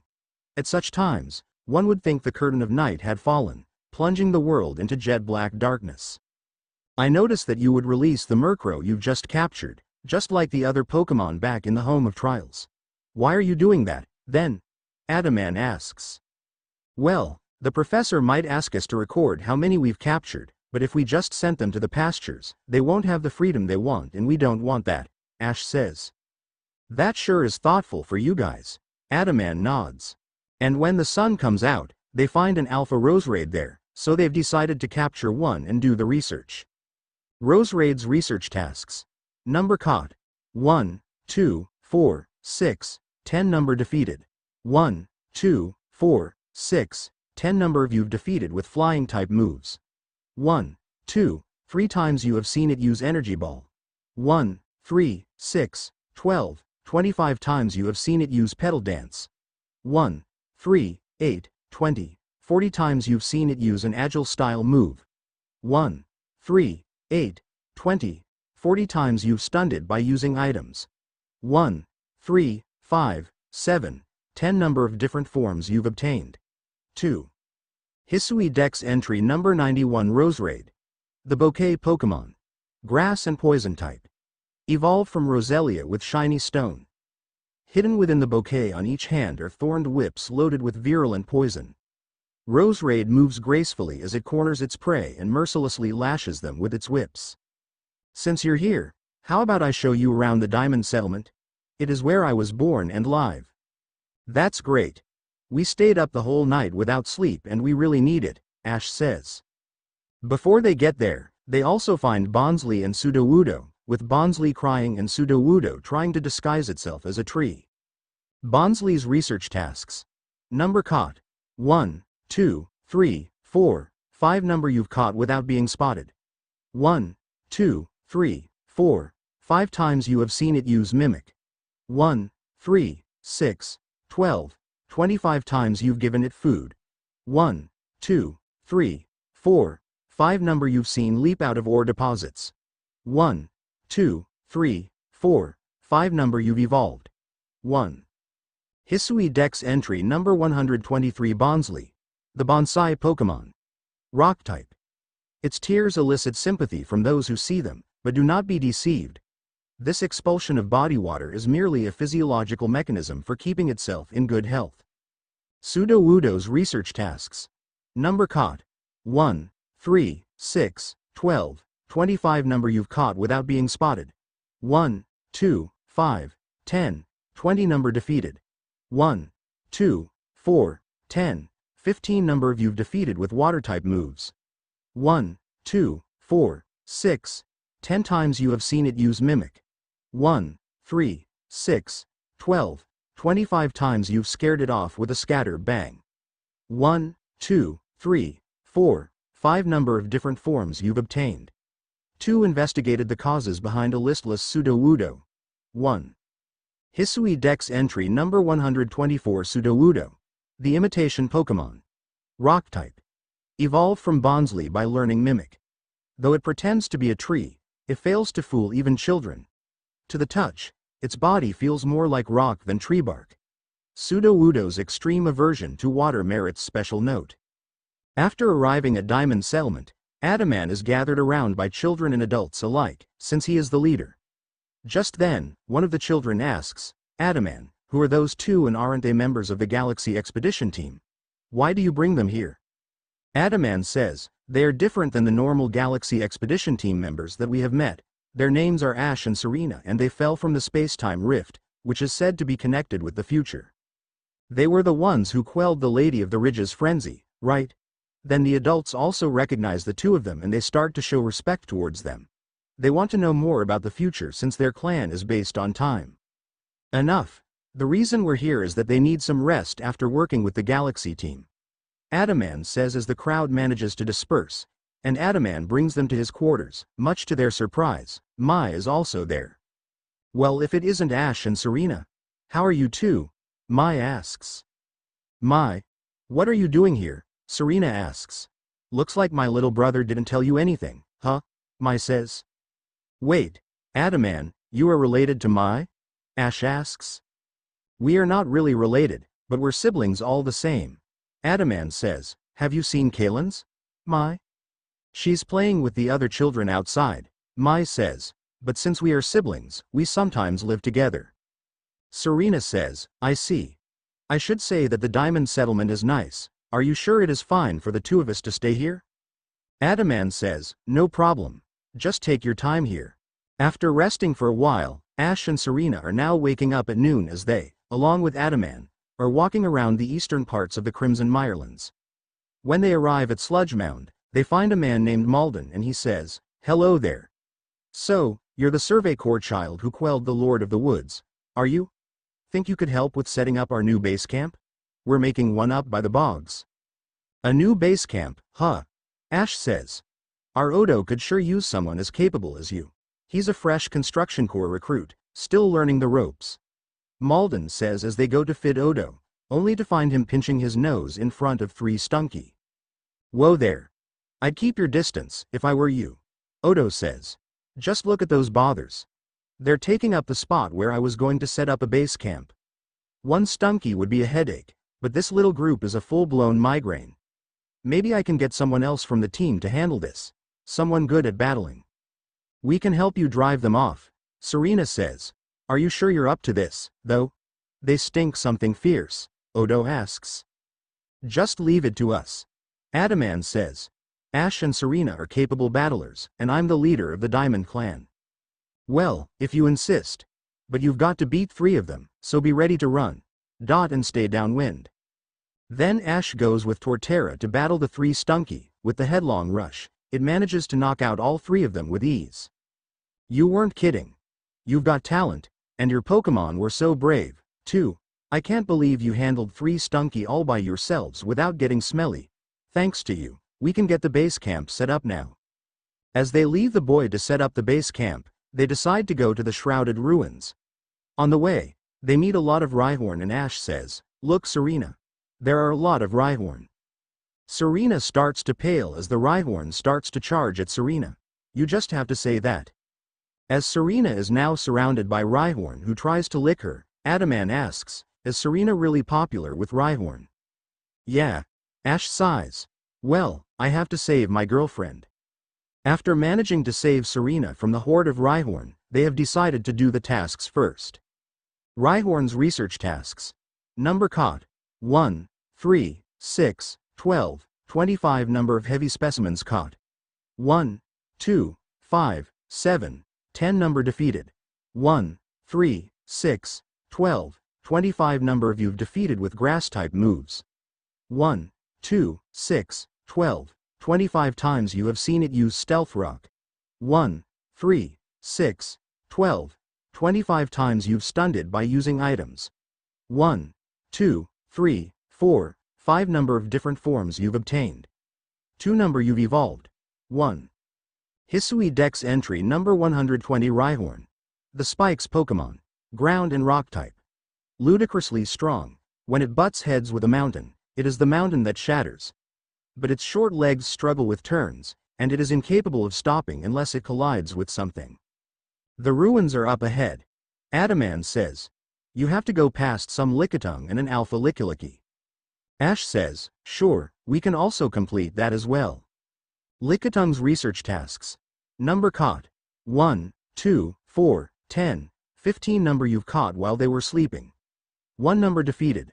1, 2, 4, 10, 15 number of you've defeated with fighting type moves. 1, 2, 4, 6, 10 times you have seen it use rollout. 1, 3, 6, 12, 25 times you've given it food.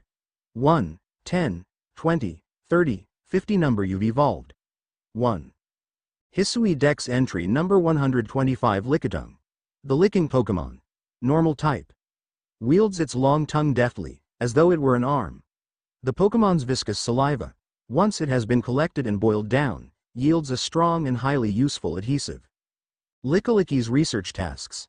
Number caught. 1, 2, 4, 6, 10 number of alpha specimens caught. 1, 2, 3 number defeated. 1, 2, 4, 6, 10 number of you've defeated with fighting type moves. 1, 2, 3 times you have seen it use Zen Headbutt. 1, 3, 6, 12, 25 times you have seen it use Giga Impact. 1, 3, 8, 20, 40 times you've seen it using a strong style move. 1, 3, 8, 20, 40 times you've stunned it by using items. 1, 2, 3. Hisui Dex entry number 126 Lickilicky. The licking Pokemon. Normal type. Evolved from Lickitung by learning rollout. Its tongue can extend and contract freely, and it is capable of reaching lengths over 10 times Lickilicky's height. Beware of the saliva, as it contains corrosive elements. When they get there, they find the place foggy and some Kirlia and Ralts are resting there. We already have Ralts, so we have to do with Kirlia. Ash says as they start to work on the research tasks. Kirlia's research tasks. Number caught. 1, 2, 4, 10, 15 number of small specimens caught. 1, 2, 5, 7, 10 number you've caught without being spotted. 1, 2, 4, 6, 10 number defeated. 1, 2, 4, 10, 15 times you have seen it use Draining Kiss. 1, 3, 6, 12, 25 times you've given it food. 1, 2, 3, 4, 5 number you've evolved. 1, 2, 3. Hisui Dex entry number 102 Kirlia. The emotion Pokemon. Psychic and Fairy type. Evolved from Ralts at LV. 20. It resembles a maiden in appearance, but it wields strange powers to project visions of paradise. I suspect the crimson ornaments on its head are the key to its abilities. Hey Ash. Isn't that looking like a giant odd keystone? Serena points at the end of the ruins, and Ash says, you're right. That reminds me, we still have to see if we can find 20 wisps in the Crimson Mirelands. Wisps? What are you talking about? Adaman asks. A girl asked us to find 107 wisps, so far we have found 27 of them. Serena says. Since you're traveling with us, you can hold it so you can find it with us. No thank you, I'm not interested in ghostly things. Adaman chuckles while shaking his head. It's fine. Ash says. I think the camp must have finished setting up. With the experience from the Heights camp, they might have done it faster. Before getting to the Bogbound camp, They stop by at the diamond settlement and they find a girl named Marcia with 3 Psyducks with headache. Marcia says, "You two are from the Galaxy team, aren't you? Do you know of a medicine that can cure headaches? I need it for my Psyduck. I live together with these little ones, and I can tell they've been suffering terribly. I wish I could do something to help, but none of the medicines I've tried have worked at all. There are so many people in the Galaxy team. Surely you must have some sort of healer. Please. Could you ask them for some medicine? We can help you out," Serena says. "If that's the case, you two go to the Bogbounds camp first. I'll stay and look after the Psyduck as well," Adaman says as Ash and Serena leave. After getting to the Bogbound camp, Odo finishes setting it up and he says, "There we go. What do you think? Make things feel a little safer out here, no? And there's not a whiff of stunky here, either. Stop by anytime." And at the same time, Professor Laventon and all the other staff members, along with the carriage, arrive at the camp, and Laventon says, "This makes a second base camp for us to use in the Crimson Mirelands. Perhaps some stunky will pop by for fun and games sometime, Wouldn't that be a treat?" "Maybe." Ash sighs, "But we have to get back to Jubilife Village now." Laventon nods as they go back to Jubilife Village. Once they're there, Ash and Serena go to the medicinal core in the Galaxy Hall.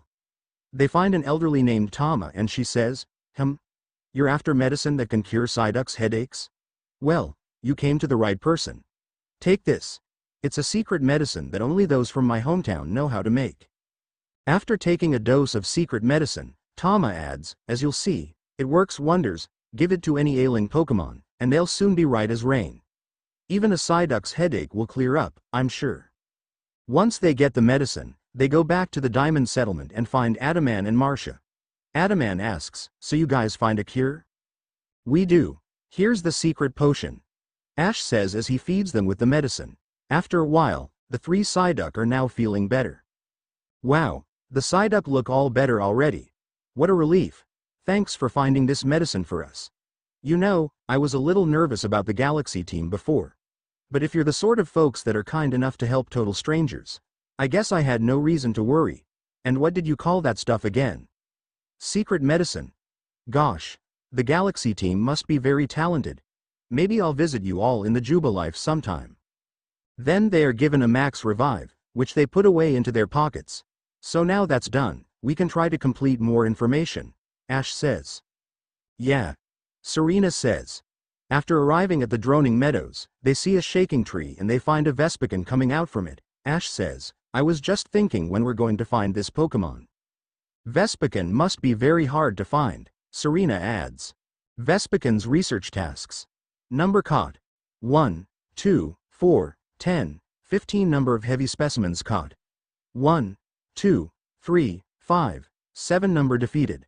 1, 2, 4, 10, 15 number of you've defeated with fire-type moves. 1, 2, 4, 6, 10 times you have seen it use Air Slash. 1, 3, 6, 12, 25 times you have seen it use Bug Buzz. 1, 3, 8, 20, 40 times you've seen it use an Agile style move. 1, 2, 4, 10, 15 number you've seen leap out of trees. 1, 2, 3, 4, 5. Hisui Dex entry number 71 Vespiquen. The Beehive Pokemon. Bug and Flying type. Evolved from female Combi at LV. 21. Commands its subjects to build its hive. It will dispatch any interlopers who dare sneak into its nest and use them as nourishment for itself. They also find an Alpha Yanmega and they struggle hard to capture it. Yanmega's research tasks. Number caught. 1, 2, 4, 10, 15 number of alpha specimens caught. 1, 2, 3 number you've caught without being spotted. 1, 2, 4, 6, 10 number defeated. 1, 2, 4, 10, 15 number of you've defeated with flying type moves. 1, 2, 5, 10, 20 times you have seen it use ancient power. 1, 3, 6, 12, 25 times you have seen it use Bug Buzz. 1, 3, 8, 20, 40 times you've seen it use a strong style move. 1, 3, 8, 20, 40. Hisui Dex entry number 106 Yanmega. The Ogre Darner Pokemon. Bug and Flying type. Evolved from Yanma by learning ancient power. Extremely violent. When hunting, it wastes none of its energy, aiming only for prey's most vulnerable spots. Any who manage to tame this Pokemon must be of incredible bravery. They also find a pond where Turtwig are residing, so Ash captures one of them and evolve it into a Grotle so that they can do both of the entries. Turtwig's research tasks. Number caught. 1, 2, 4, 6, 10 number you've caught without being spotted. 1, 2, 3, 4, 5 times you have seen it use leafage. 1, 3, 6, 12, 25 times you've given it food. 1, 2, 3, 4, 5 number you've evolved. 1. Hisui Dex entry number 130 Turtwig. The tiny leaf Pokemon. Grass type. This Pokemon becomes more energetic the more sunlight there is. The part resembling a shell is similar to silt and is slightly damp and warm to the touch. Grotle's research tasks. Number caught. 1, 2, 3, 4, 5 times you have seen it use bite. 1, 3, 6, 12, 25 times you have seen it use leaf blade.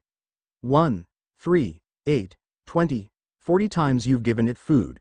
1, 2, 3, 4, 5 number you've evolved. 1, 2, 3. Hisui Dex entry number 131 Grotle. The Grove Pokemon. Grass type. Evolved from Turtwig at LV. 18. Appears where there is clean spring water. The fruit that grows on the shrubs on its shell is sweet, nutritious, and truly delicious. After that, they've decided to head north to Ursa's Ring to see if they find a Teddiursa in the evolution line. After arriving at Ursa's Ring, they find both Teddiursa and Ursaring in the area, and Serena asks, "Strange, why can't we see any Ursaluna around?" "If you want an Ursaluna, you'll have to wait until the full moon." Adaman says. "Lucky for you, tonight is a full moon." "Just great, we have to wait until it is night time," Ash mutters. Teddiursa's research tasks. Number captured. 1, 2, 4, 10, 15 number of heavy specimens caught. 1, 2, 5, 7, 10 number you've caught without being spotted. 1, 2, 4, 6, 10 number defeated. 1, 2, 4, 10, 15 times you have seen it use baby doll eyes. 1, 3, 8, 20, 40 times you've given it food. 1, 3, 5, 7, 10 number you've evolved. 1, 2, 3. Hisui Dex entry number 112 Teddiursa. The little bear Pokemon. Normal type. It licks its paws because of the sweet honey that has soaked into them. It is cunning, stealing into the nests of Combi and taking for itself the honey that the Combi have amassed. Ursaring's research tasks. Number caught. 1, 2, 4, 10, 15 number defeated. 1, 3, 8, 20, 40 number you've defeated with fighting type moves. 1, 2, 5, 10, 20 times you have seen it use bulldoze. 1, 3, 8, 20, 40 times you have seen it use slash. 1, 3, 6, 12, 25 times you've scared it off with a scatter bang. 1, 2, 3, 4, 5 number of different forms you've obtained. 2 number you've evolved. 1, 2, 3. Hisui Dex entry number 113 Ursaring. The Hibernator Pokemon. Normal type. Evolved from Teddiursa at LV. 30. When the cold season arrives in Hisui, this Pokemon will wander fields and mountains alike in search of its favorite berries. Ursaring's hunger during this time makes it a ferocious danger. Serena is now having the noble Ursaluna find the peat block on the ground, and they find it. Serena says, "So this is the peat block. I wonder if we can find some more so I can send it to Lily to research about it," Ash whispers to Serena. "Maybe one day," Serena says. After getting back to the Diamond Settlement, Adaman decides to bring them to Lake Valor. Serena asks, "Lake Valor, you said that this is where you attended Wallace Cup back in Sinnoh, right?" "Yeah. Wallace asks me to attend the cup since he is interested in Weasel. As you can see, I have attended a lot of Pokemon contests," Ash says. "What are Pokemon contests?" Adaman asks, and Ash replies, "They are much like Pokemon battles, but instead of trying to defeat our opponent, people want to see the beauty and coordinating from both humans and Pokemon. I can't believe such a thing happens in the future. Adaman says, now I'm curious if I can see the future that you mentioned. I'm not sure about that. We might be able to contact our families with Arcphone, but we don't know how to get back to the future. Serena frowns. That sure is a shame. Adaman says. They find Onyx on the road and they decide to finish their research tasks. Ash says, another problem is that we don't have any metal code around here. We can't evolve Onyx into Steelix. Just great, Serena adds. Onyx's research tasks. Number caught. 1, 2, 4, 10, 15 number of large specimens caught. 1, 2, 3, 5, 7 number defeated. 1, 2, 4, 10, 15 number of you've defeated with water-type moves. 1, 2, 4, 6, 10 times you have seen it use Rock Slide.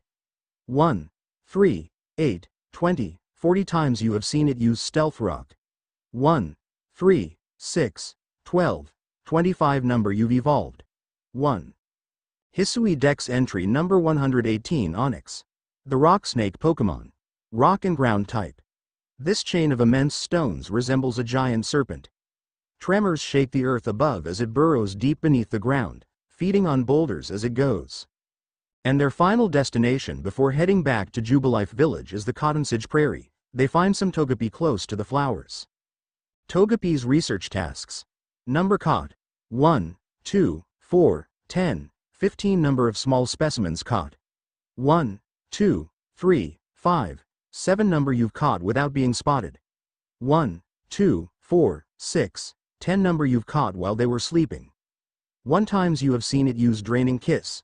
1, 3, 6, 12, 25 times you've given it food.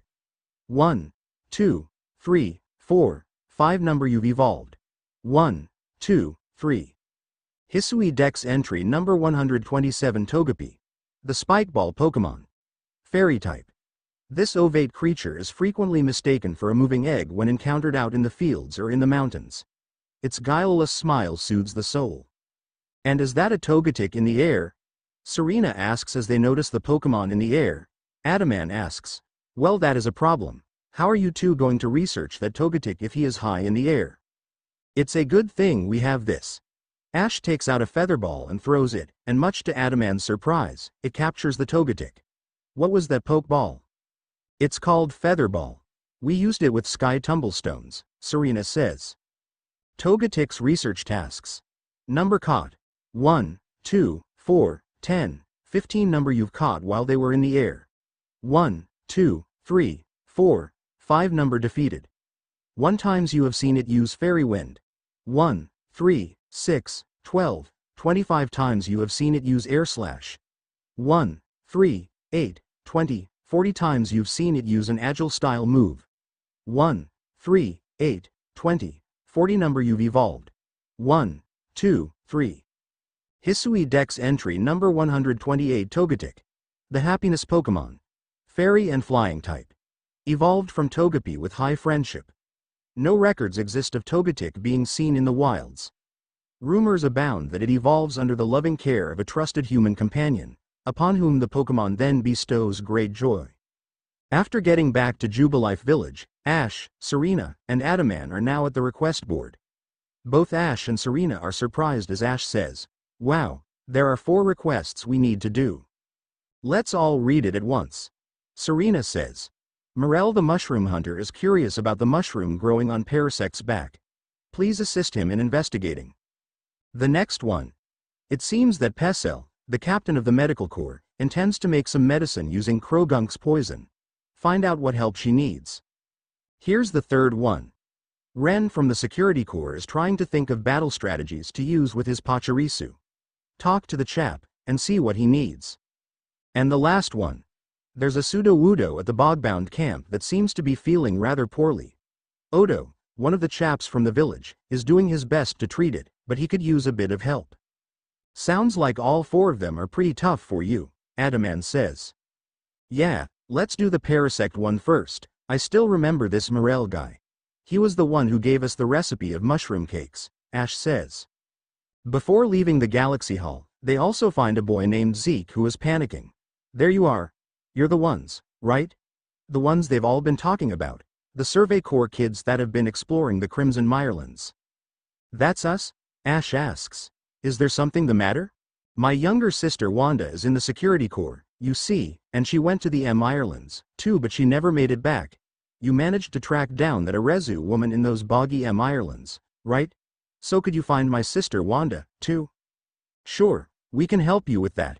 But do you have anything Ursaluna can smell? Serena asks. You planning on using a Pokemon to find her?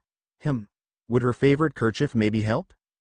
Ursaluna sniffs at the handkerchief and nods, and Zeke says, I'm counting on you. Please find Wanda wherever in the Irelands she's ended up. We will. Ash says as they leave the hall. They find Morel at the second house right to the middle bridge. He says, it seems some of my fellow mushroom enthusiasts are looking into a fungus that sprouts from the back of a certain Pokemon. Parasect is its name, I think. If you manage to catch one, I'd love to take it off your hands and do some research on my own. As a mushroom foraging veteran for 20 years, I aim to keep my finger on the beating pulse of all fungal fact-finding endeavors, after all. Good thing we have another one, Ash says as he hands over the Pokemon. Mother of all fungi. Now this is a sizable shroom. I've never seen its like, not even back in Galar. This is a lovely mushroom and all, but where's the Parasect you promised me? You can't be saying. This mushroom is actually Parasect itself. Serena ends his words, and the Parasect just stands up and turns around. The mushroom. I had turned around. No. No, you're saying this thing is a Pokemon, not a mushroom. And yet. Call it a forager's intuition, but 20 long years of picking tells me something is amiss. Yes, I'm sure of it. This thing that turned to look at me just now, it's definitely a mushroom. Ash, Serena, and Adaman just look at Morel with confusion, and he says, had you for a minute there, please forgive my shroom humor. But could you imagine? To think. A Pokemon that's really just a mushroom. Such a thing is the stuff of fiction, right? Then he gives them 5 candy truffle as thank you gifts, then they go to do the next mission, which they are heading back to the Galaxy Hall. After finding Pessel, she says, you two are here for my request about Krogunk? A member of the Diamond Clan told me that they make medicine by diluting Krogunk's poison. Medicine made from Krogunk's poison can apparently relieve pain in the lower back. I'd love to have some to give Buck. The poor gentleman's bedridden from back pain. I know how to make the medicine, so all I need is some help getting my hands on Krogunk poison. This sounds like what Brock would do, Ash says as he takes out the Pokeball of Krogunk for Pessel. So this is Krogunk. Got a charming little face, hasn't it? Pessel asks. And a tough poison jab which Brock has to endure a few times, Ash thinks. I need a smidgen of your poison, please, Krogunk. Would you be so kind? Pessel asks, and Krogunk nods as the woman start to take the poison. Thanks very much. Now to whip up that medicine.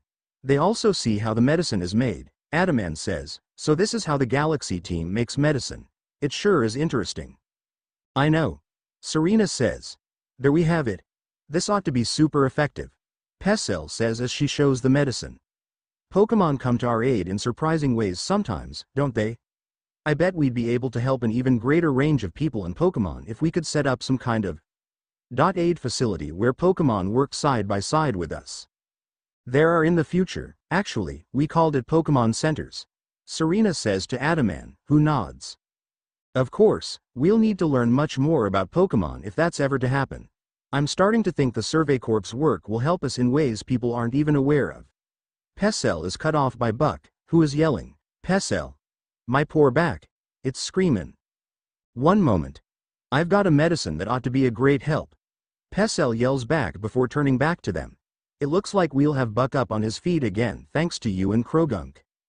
They get 3 full heals and 3 express candy S as rewards, and then they go out to the Crimson Mirelands for the next request.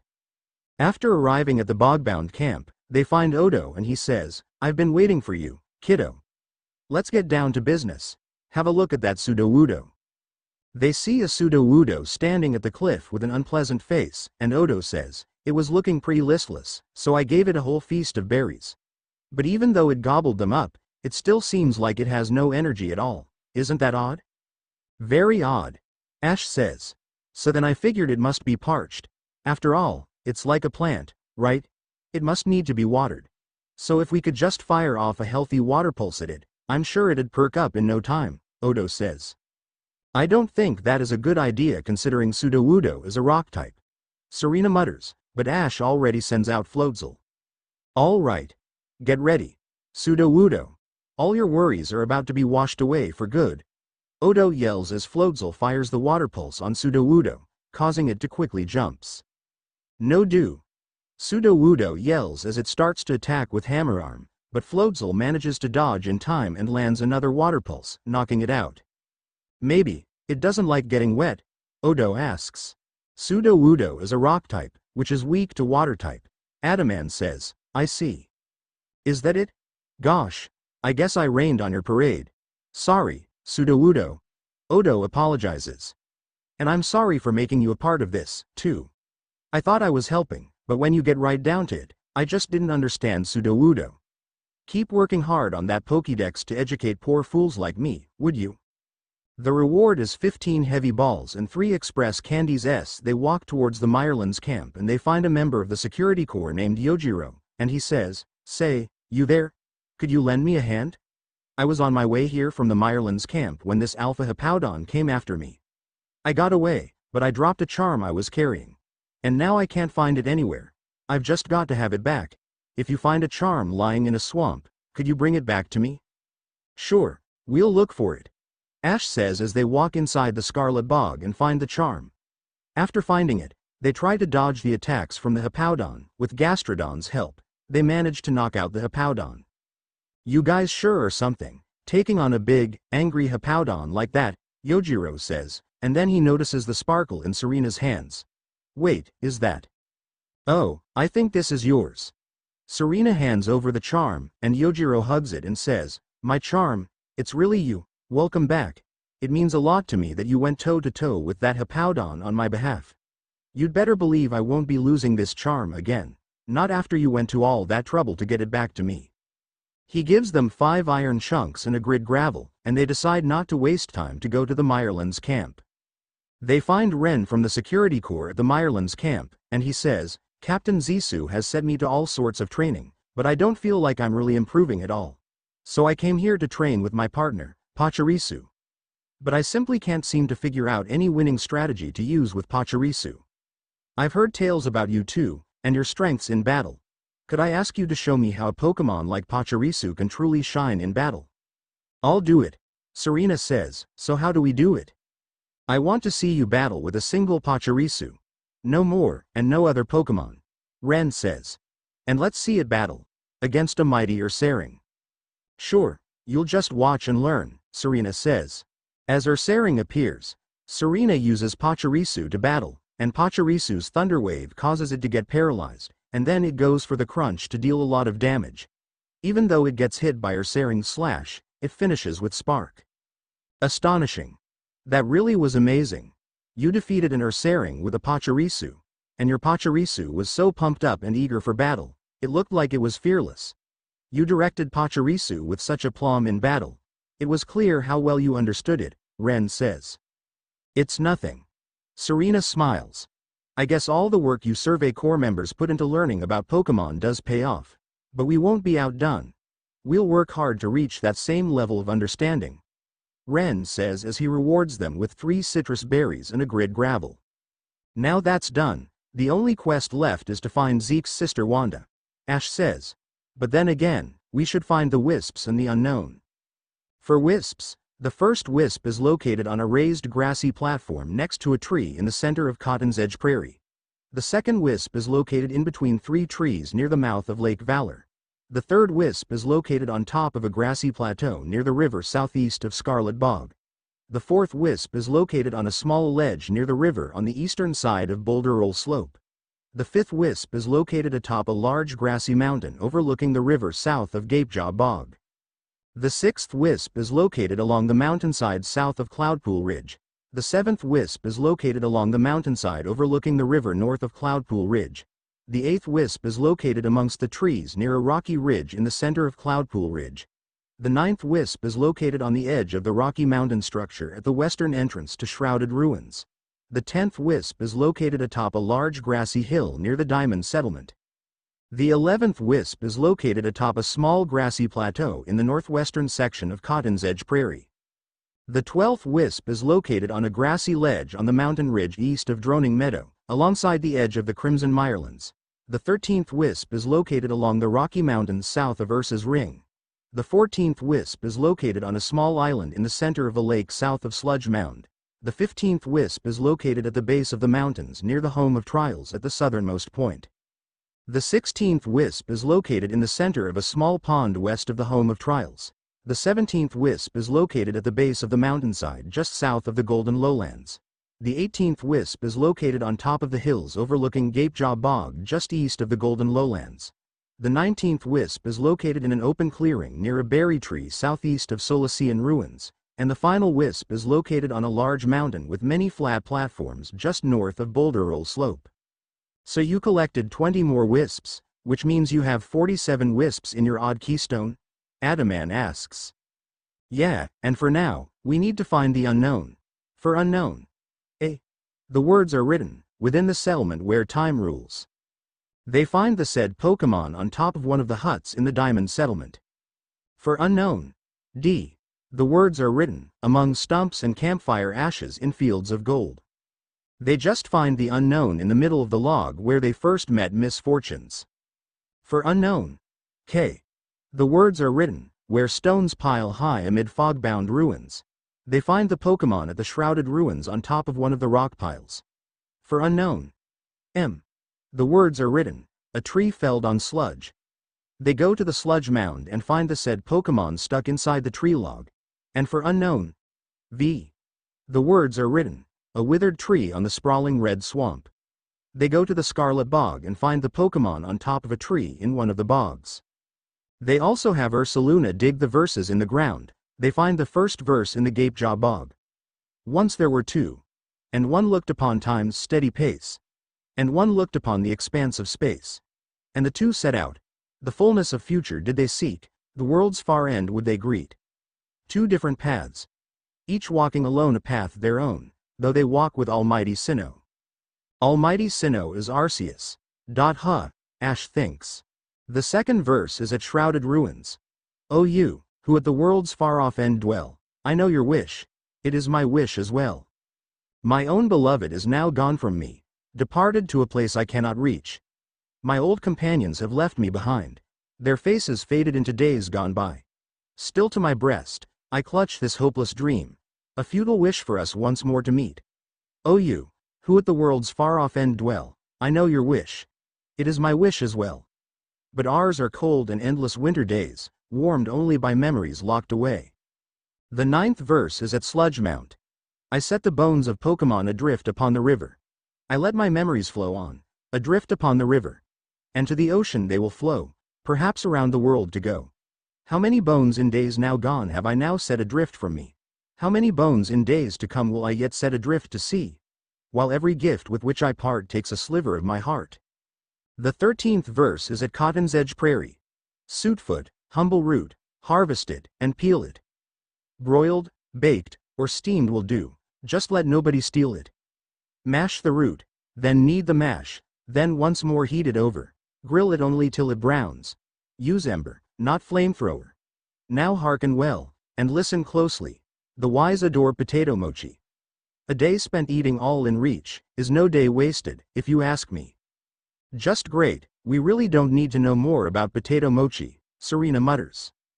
But that's all the verses. Ash says, and then they looks up in the air to see something strange. Looks like a space-time distortion is forming, Ash. Serena says as she points in the direction of the home of Trials. I have never seen such a thing before. Adaman says, I wonder what's inside. We have been in once, and it is very dangerous considering how many Pokemon are attacking inside, Ash says. And when they get inside, they are ambushed by a lot of Pokemon, and Adaman says, you're not joking that there are a lot of fearsome Pokemon inside this place. But we will really need to fight back before they try to kill all of us, Ash says. Just then, he is tackled by a Keelava to the ground, and Ash says, hey, let go of me. But as he gets a closer look, he realizes that the Keelava is his own Keelava. Ash asks, wait, Keelava? Is that you? The Pokemon nods and Serena asks, "Another one of your Pokemon?" "Yeah, I met him back in Johto, he is also a strong battler." Ash says, "Keelava, I am sorry that I haven't found you sooner, but I really need your help to stop those Pokemon from attacking us." Keelava nods as he starts to fight against Pokemon. Ash also finds a Cyndaquil and tries to capture it. Cyndaquil's research tasks. Number caught. 1, 2, 3, 4, 5 times you have seen it use Ember. 1, 2, 4, 10, 15 times you have seen it use Quick Attack. 1, 2, 4, 10, 15 times you have seen it use Flame Wheel. 1, 2, 4, 10, 15 times you've seen it use a strong style move. 1, 2, 4, 10, 15 times you've seen it use an agile style move. 1, 2, 4, 10, 15 number you've evolved. 1. Hisui Dex entry number 4 Cyndaquil. The Fire Mouse Pokemon. Fire type. Hails from the Johto region. Though usually curled into a ball due to its timid disposition, it harbors tremendous firepower. Keelava's research tasks. Number caught. 1, 2, 3, 4, 5 times you have seen it use Ember. 1, 2, 4, 10, 15 times you have seen it use Quick Attack. 1, 2, 4, 10, 15 times you have seen it use Flame Wheel. 1, 2, 4, 10, 15 times you've seen it use a strong style move. 1, 2, 4, 10, 15 times you've seen it use an agile style move. 1, 2, 4, 10, 15 number you've evolved. 1, 2, 3. Hisui Dex entry number 5 Keelava. The Volcano Pokemon. Fire type. Evolved from Cyndaquil at LV. 17. This creature's fur is most mysterious. It is wholly impervious to the burning touch of flame. Should Keelava turn its back to you, take heed. Such a posture indicates a forthcoming attack. As for Serena and Adaman, they are using Leafeon and Sylveon to battle a Flareon and an Umbreon. Serena also captures them as she wants to complete their entries. Flareon's research tasks. Number caught. 1, 2, 3, 4, 5 times you have seen it use Baby Doll Eyes. 1, 2, 4, 10, 15 times you have seen it use Flamethrower. 1, 3, 8, 20, 40 times you've seen it use an agile style move. 1, 3, 10, 30, 70. Hisui Dex entry number 28 Flareon. The Flame Pokemon. Fire type. Evolved from Eevee with Firestone. Flames burn within a sac-like organ inside this Pokemon. When Flareon inhales, these flames grow in intensity, reaching a mighty 3000 degrees Fahrenheit. Umbreon's research tasks. Number caught. 1, 2, 3, 4, 5 times you have seen it use Baby Doll Eyes. 1, 2, 4, 10, 15 times you have seen it use Dark Pulse. 1, 3, 8, 20, 40 times you've seen it use an agile style move. 1, 3, 10, 30, 70. Hisui Dex entry number 30 Umbreon. The Moonlight Pokemon. Dark type. Evolved from Eevee with high friendship during the night. It is most active in the wee hours of the night, when moonlight bathes the land. Its large eyes can pierce the darkness and perceive prey with absolute clarity. Serena. Adaman. Look over there, Ash yells, and they notice that Ash is having Pikachu battling a Porygon. Serena asks, "Porygon? Here in this space-time distortion?" "I have never seen a Pokemon like that before," Adaman remarks. "Let's say it is a Pokemon created by humans," Ash says. "But I don't know why it is here, but we're going to capture it." Porygon's research tasks. Number caught. 1, 2, 3, 4, 5 number of large specimens caught. 1, 2, 3 times you have seen it use Tackle. 1, 2, 4, 10, 15 times you have seen it use Tri-Attack. 1, 3, 8, 20, 40 number you've evolved. 1, 2, 3. Hisui Dex entry number 133 Porygon. The Virtual Pokemon. Normal type. It has no discernible heartbeat and does not seem to draw breath, and yet it appears to function without issue. I cannot even begin to explain this utterly bizarre anomaly. It seems that there are also upgrades and dubious discs on the floor, Looks like we can just grab a Porygon Z of our own, Serena says as she picks up the items. Porygon 2's research tasks. Number caught. 1, 2, 3, 4, 5 times you have seen it use Thunderbolt. 1, 3, 8, 20, 40 times you have seen it use Recover. 1, 3, 6, 12, 25 number you've evolved. 1, 2, 3. Hisui Dex entry number 134 Porygon 2. The virtual Pokemon. Normal type. Evolved from Porygon with upgrade. A bizarre item caused this Pokemon to evolve. While it now exhibits many new gestures and expressions, its biology remains inscrutable. Porygon Z's research tasks. Number caught. 1, 2, 3, 4, 5 times you have seen it use Thunderbolt. 1, 3, 6, 12, 25 times you have seen it use Recover. 1, 3, 6, 12, 25 times you have seen it use Hyper Beam. 1, 3, 8, 20, 40 times you've seen it use a strong style move. 1, 3, 6, 12, 25 times you've seen it use an agile style move. 1, 3, 6, 12, 25. Hisui Dex entry number 135 Porygon Z. The virtual Pokemon. Normal type. Evolved from Porygon 2 with dubious disc. A curious item induced this evolution. The Pokemon's offensive capabilities have greatly increased, but the strangeness of its behavior has magnified in equal measure. This worries me. After the space-time distortion ends, Adamant says, "Wow, that sure is some experience."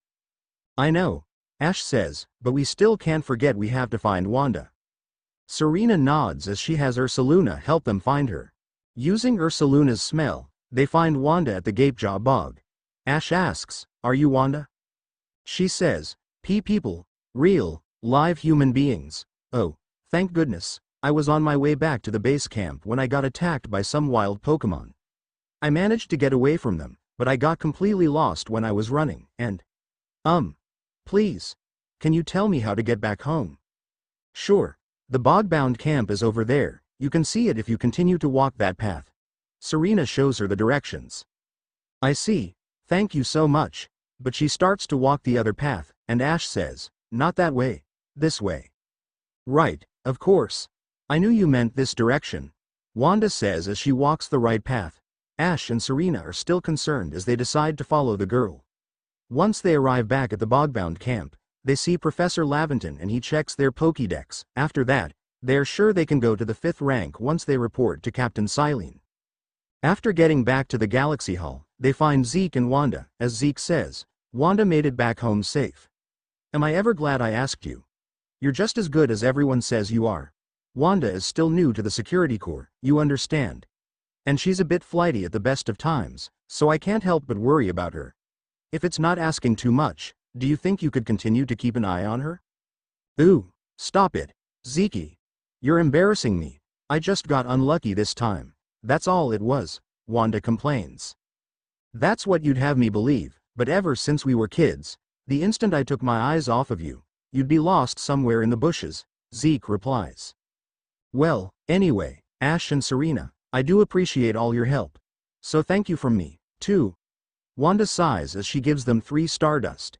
After that, they go into Captain Silene's office and report the rank up. You have made progress. It seems you have earned yourself a star."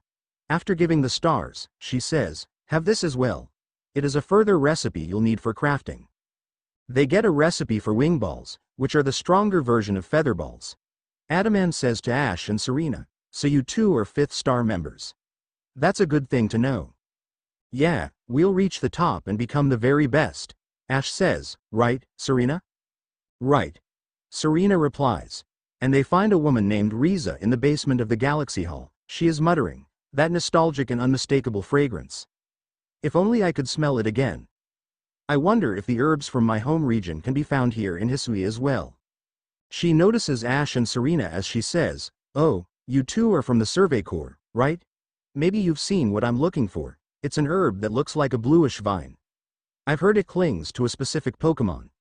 Please let me know if you manage to catch a Pokemon that has herbs that look like blue vines hanging off it." "That sounds like a Tangela," Ash says. We do have one in our party. After sending it out, she says, just look at it, it's a solid lump of vines. And this aroma.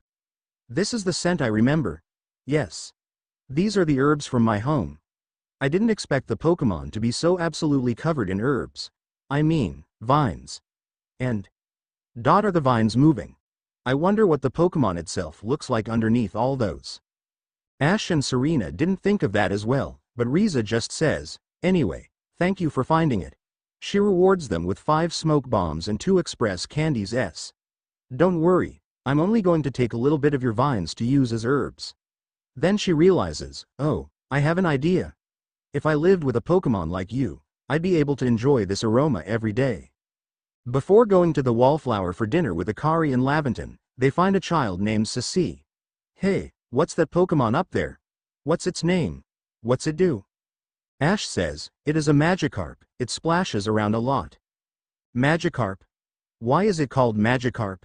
Is it a cool Pokemon? Is it strong? Can it fly? Hisui asks. It can bounce, but it can't fly. Adaman replies. Why can't it fly? Aren't those flappy things its wings? Tell me, Hisui says. Ash, Serena, and Adaman don't know what to say, and Hisui just says, tell me more, please, please. She was just like Bonnie. Serena mutters. You're gonna go learn about Magikarp, right? Can you tell me when you're all done with its page in your Pokédex? Hisui asks. We've already done that. Ash says as he shows the little girl. After the girl reads it, she says, I know all about Magikarp now. I'm a Magikarp professor. Now it's my turn to tell you something. Sanqua told me a secret. What is it? Ash asks. Sanqua said she made those Magikarp statues, but she said she really wanted to make Gyarados statues instead. She said that Gyarados is super strong and cool and can even fly, and that Magikarp can become Gyarados. You'll learn more about Gyarados too, right? Please? After showing her the Pokédex, they get a rare candy from the child before she runs back home for dinner. Ash turns to Adaman. So Adaman, have you tried the potato mochis at the Wallflower before? Once, and I can say Ben's cooking is good. Adaman says, but you guys are having a meeting while eating, right? Are you sure I can just butt in like this? No problem, you're our friend. Serena smiles. After Akari and Laventon are here, they are surprised to see that Adaman is going to eat with them. So they manage to order some more potato mochi, and Benny brings a giant plate to the table. There you go. Piping hot potato mochi, fresh from the stove. After he leaves, Laventon says, now this is the life, enjoying tasty potato mochi with friends, sharing the latest findings from our Pokemon research, and topping it all off with a good night's sleep. Truly, who could ask for anything more? Akari says, I don't disagree. Yet I keep doing the same thing day after day. Is it really getting us anywhere? With our research or with carving out a life here? Don't worry, our research is doing great. I mean, we already record over a half Pokemon found in the Hisui region, and we managed to complete a lot of research tasks as well, Ash says. Indeed, I have been watching them and they sure are talented, Adaman says. Ah, well. Here's a flashy new recipe to try, Ash and Serena. It's for an item that should help scatter these gloomy thoughts. Akari says as she hands over the recipe for the scatter bangs, which needs a pop pod and a castor fern leaf. I was thinking when we're going to get this since some of the research tasks require us to scare Pokemon. Serena says to Ash, who nods. With this, our missions get easier. Laventon says to Akari, come now, don't worry yourself so, my girl. As a wise man once said, trust in yourself, and you will find your way. These words are worth taking to heart. As long as we truly believe in ourselves, I'm sure we'll even complete the Pokédex of ours someday. After talking some more, they decide to go back to their quarters to rest, and Adaman says that he already has a staying place in the Jubilife village provided by Kamado, so he just leaves earlier. While watching the full moon, Ash has Arceus hold the P block and let it evolve into an Ursaluna. Ursaluna's research tasks. Number caught. 1, 2, 3, 4, 5 times you have seen it use Headlong Rush. 1, 3, 8, 20, 40 times you have seen it use Double Edge. 1, 3, 6, 12, 25 times you've seen it use a strong style move. 1, 3, 8, 20, 40 times you've seen it use an agile style move. 1, 3, 8, 20, 40. Hisui Dex entry number 114 Ursaluna. The Peat Pokemon. Ground and normal type. Evolved from Ursaluna with Peat block during a full moon. I believe it was Hisui's swampy terrain that gave Ursaluna its burly physique and newfound capacity to manipulate peat at will. Now that's done, we should go back to sleep, Ash says as he recalls their own Ursaluna. You're right, Serena says as they go back to sleep. In Cerise's laboratory, Brock is with Go as he is inspecting his Pokemon. Brock says, I must say, Go. Your Pokemon are really healthy. Thanks. Ever since his death, I realize how important taking care of Pokemon is. It is not just trying to capture them for the Pokédex. Go frowns. Just then, Chloe rushes into the park and she says, Go, we have some visitors. Really? Who is it? Go asks. It's Lily. Chloe says, and this causes Brock to pale a little. She is the one that stands up to those murderers along with Serena, Gladion, and Delia. Go notices Brock's trembling and he says, Brock, don't come out of the park, Chloe and I will see what's going on first. Brock nods as Go and Chloe go to meet Lily. Once they are in the living room, Professor Cerise asks, so what brings you here, Lily? I was informed by Professor Oak that you guys are trying to find the murderers of Ash and Serena as well. That's why I am here, so I want to see how much you've found, Lily says. The truth is, a few of them did come to our lab just right after Ash and Serena were attacked, and we learned their deaths together in the lab, Go says. Then did you arrest them? Lily asks, but she gets angry after seeing them shaking their heads. Why not arrest them? Because they are not the main ones who killed them, Chloe says. The real murderers are still out there. What do you mean main ones and real murderers? Lily asks in confusion, and then she hears a voice. I know you might be too angry to listen to us, but just please hear us out. Lily notices that Brock is in front of them, and Go says, Brock? Why did you come here? I told you to wait in the park? No, this is our mistake and I should be the one explaining myself and some of us. Brock says, Lily, before you do anything, I want you to hear us out. What do you want to talk about? Lily asks with a cold voice. Some of us don't know that Misty and the others are going to kill Ash. We were as confused as you. But we didn't stand up to Ash and Serena like you guys. We just stand there like cowards. That's why Ash and Serena thought we were siding with them. But trust us, we aren't with them. Then why did you act like cowards? Ash would want a lot of help from us. Lily says in a cold voice that the whole lab is shivering. That's why we have no right to earn Ash's forgiveness. We indirectly killed Ash and Serena because of our neglect. Brock frowns. That's why we are helping Professor Cerise to find the true murderers. Lily sighs as she calls Delia to tell her about the news. After a while, she ends the call and says, Brock, bring everyone that you think was in the same shoes with you to the Ether Foundation. Professor Cerise. Go. Chloe, you three should come as well. My family, Ash's family, and Serena's family want to have a meeting with you guys so we can see what the next step is. The others can only nod as they know for sure things are going to be so complicated. The next day, Ash and Serena are now meeting up with Adaman as they hear a voice, Mornin' sleepyheads. The three of them turn around and see Arezu with an old lady. Adaman asks, Arezu, what are you doing here? You'll never guess what, Adaman. I'm gonna start working at the hairdresser's shop. Now you'll be able to try out my own original hairstyles. Isn't that super exciting? But what about your duty as Lilligant's warden? Serena asks. Oh, I'm still gonna be Lilligant's warden and all. I'll be burning the candle at both ends, but I can make it work. Don't you worry, Arezu says. If you're fine, then I won't mind you doing this, Arezu. Adaman says to his subordinate warden. Anyway, come on over to the hairdressers when you can, Ash, Serena, and even Adaman. Arezu says. I'll give you a killer hairstyle. No thank you. Adaman says, I think I'll pass that. I am pleased that you have found a worthy successor for your establishment, Edith. Just then, Kamado appears in front of them, and Arezu is surprised. Mr. Kamado, sir. So about that whole Ursaluna situation. If you are to work here in Jubilife Village, you are family to us, no matter who you are or where you're from. Welcome, Arezu. Kamado says. And you too, Ash and Serena. You will come with me to Prelude Beach. Kamado suddenly says the last three words with a roar, causing Ash and Serena to flinch.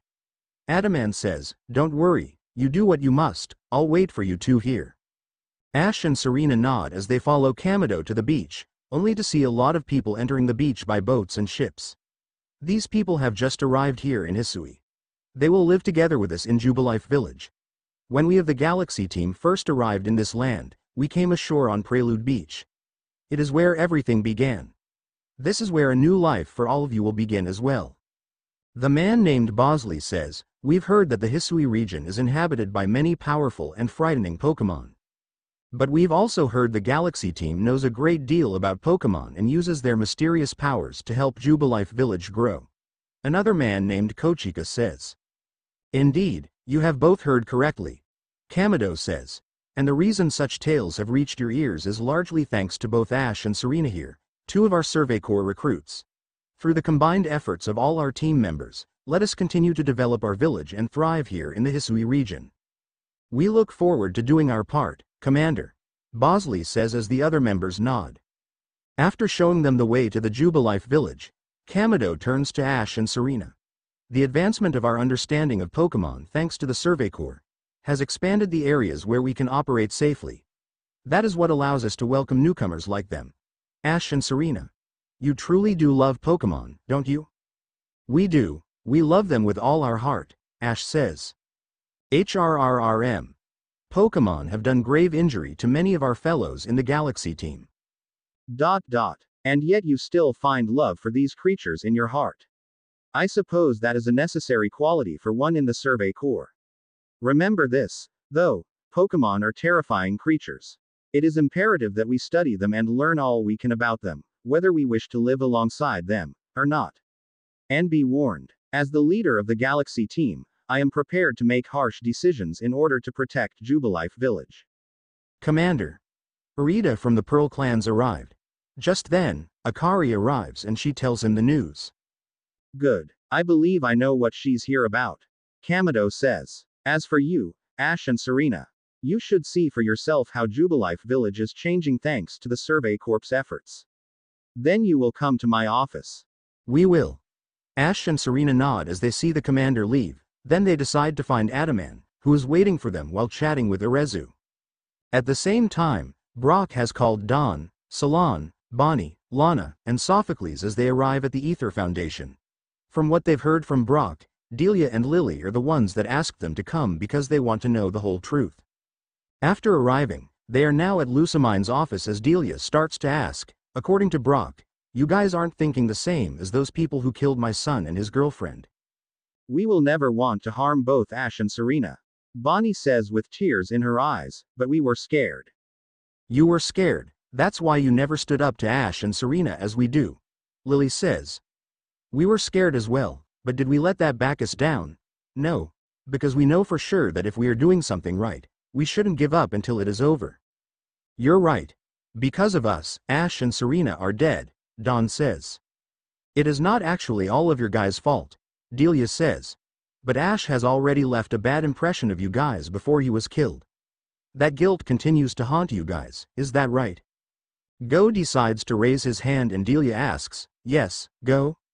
I'm not sure about this, but something tells me that Ash and Serena are not dead, Go says. What are you talking about?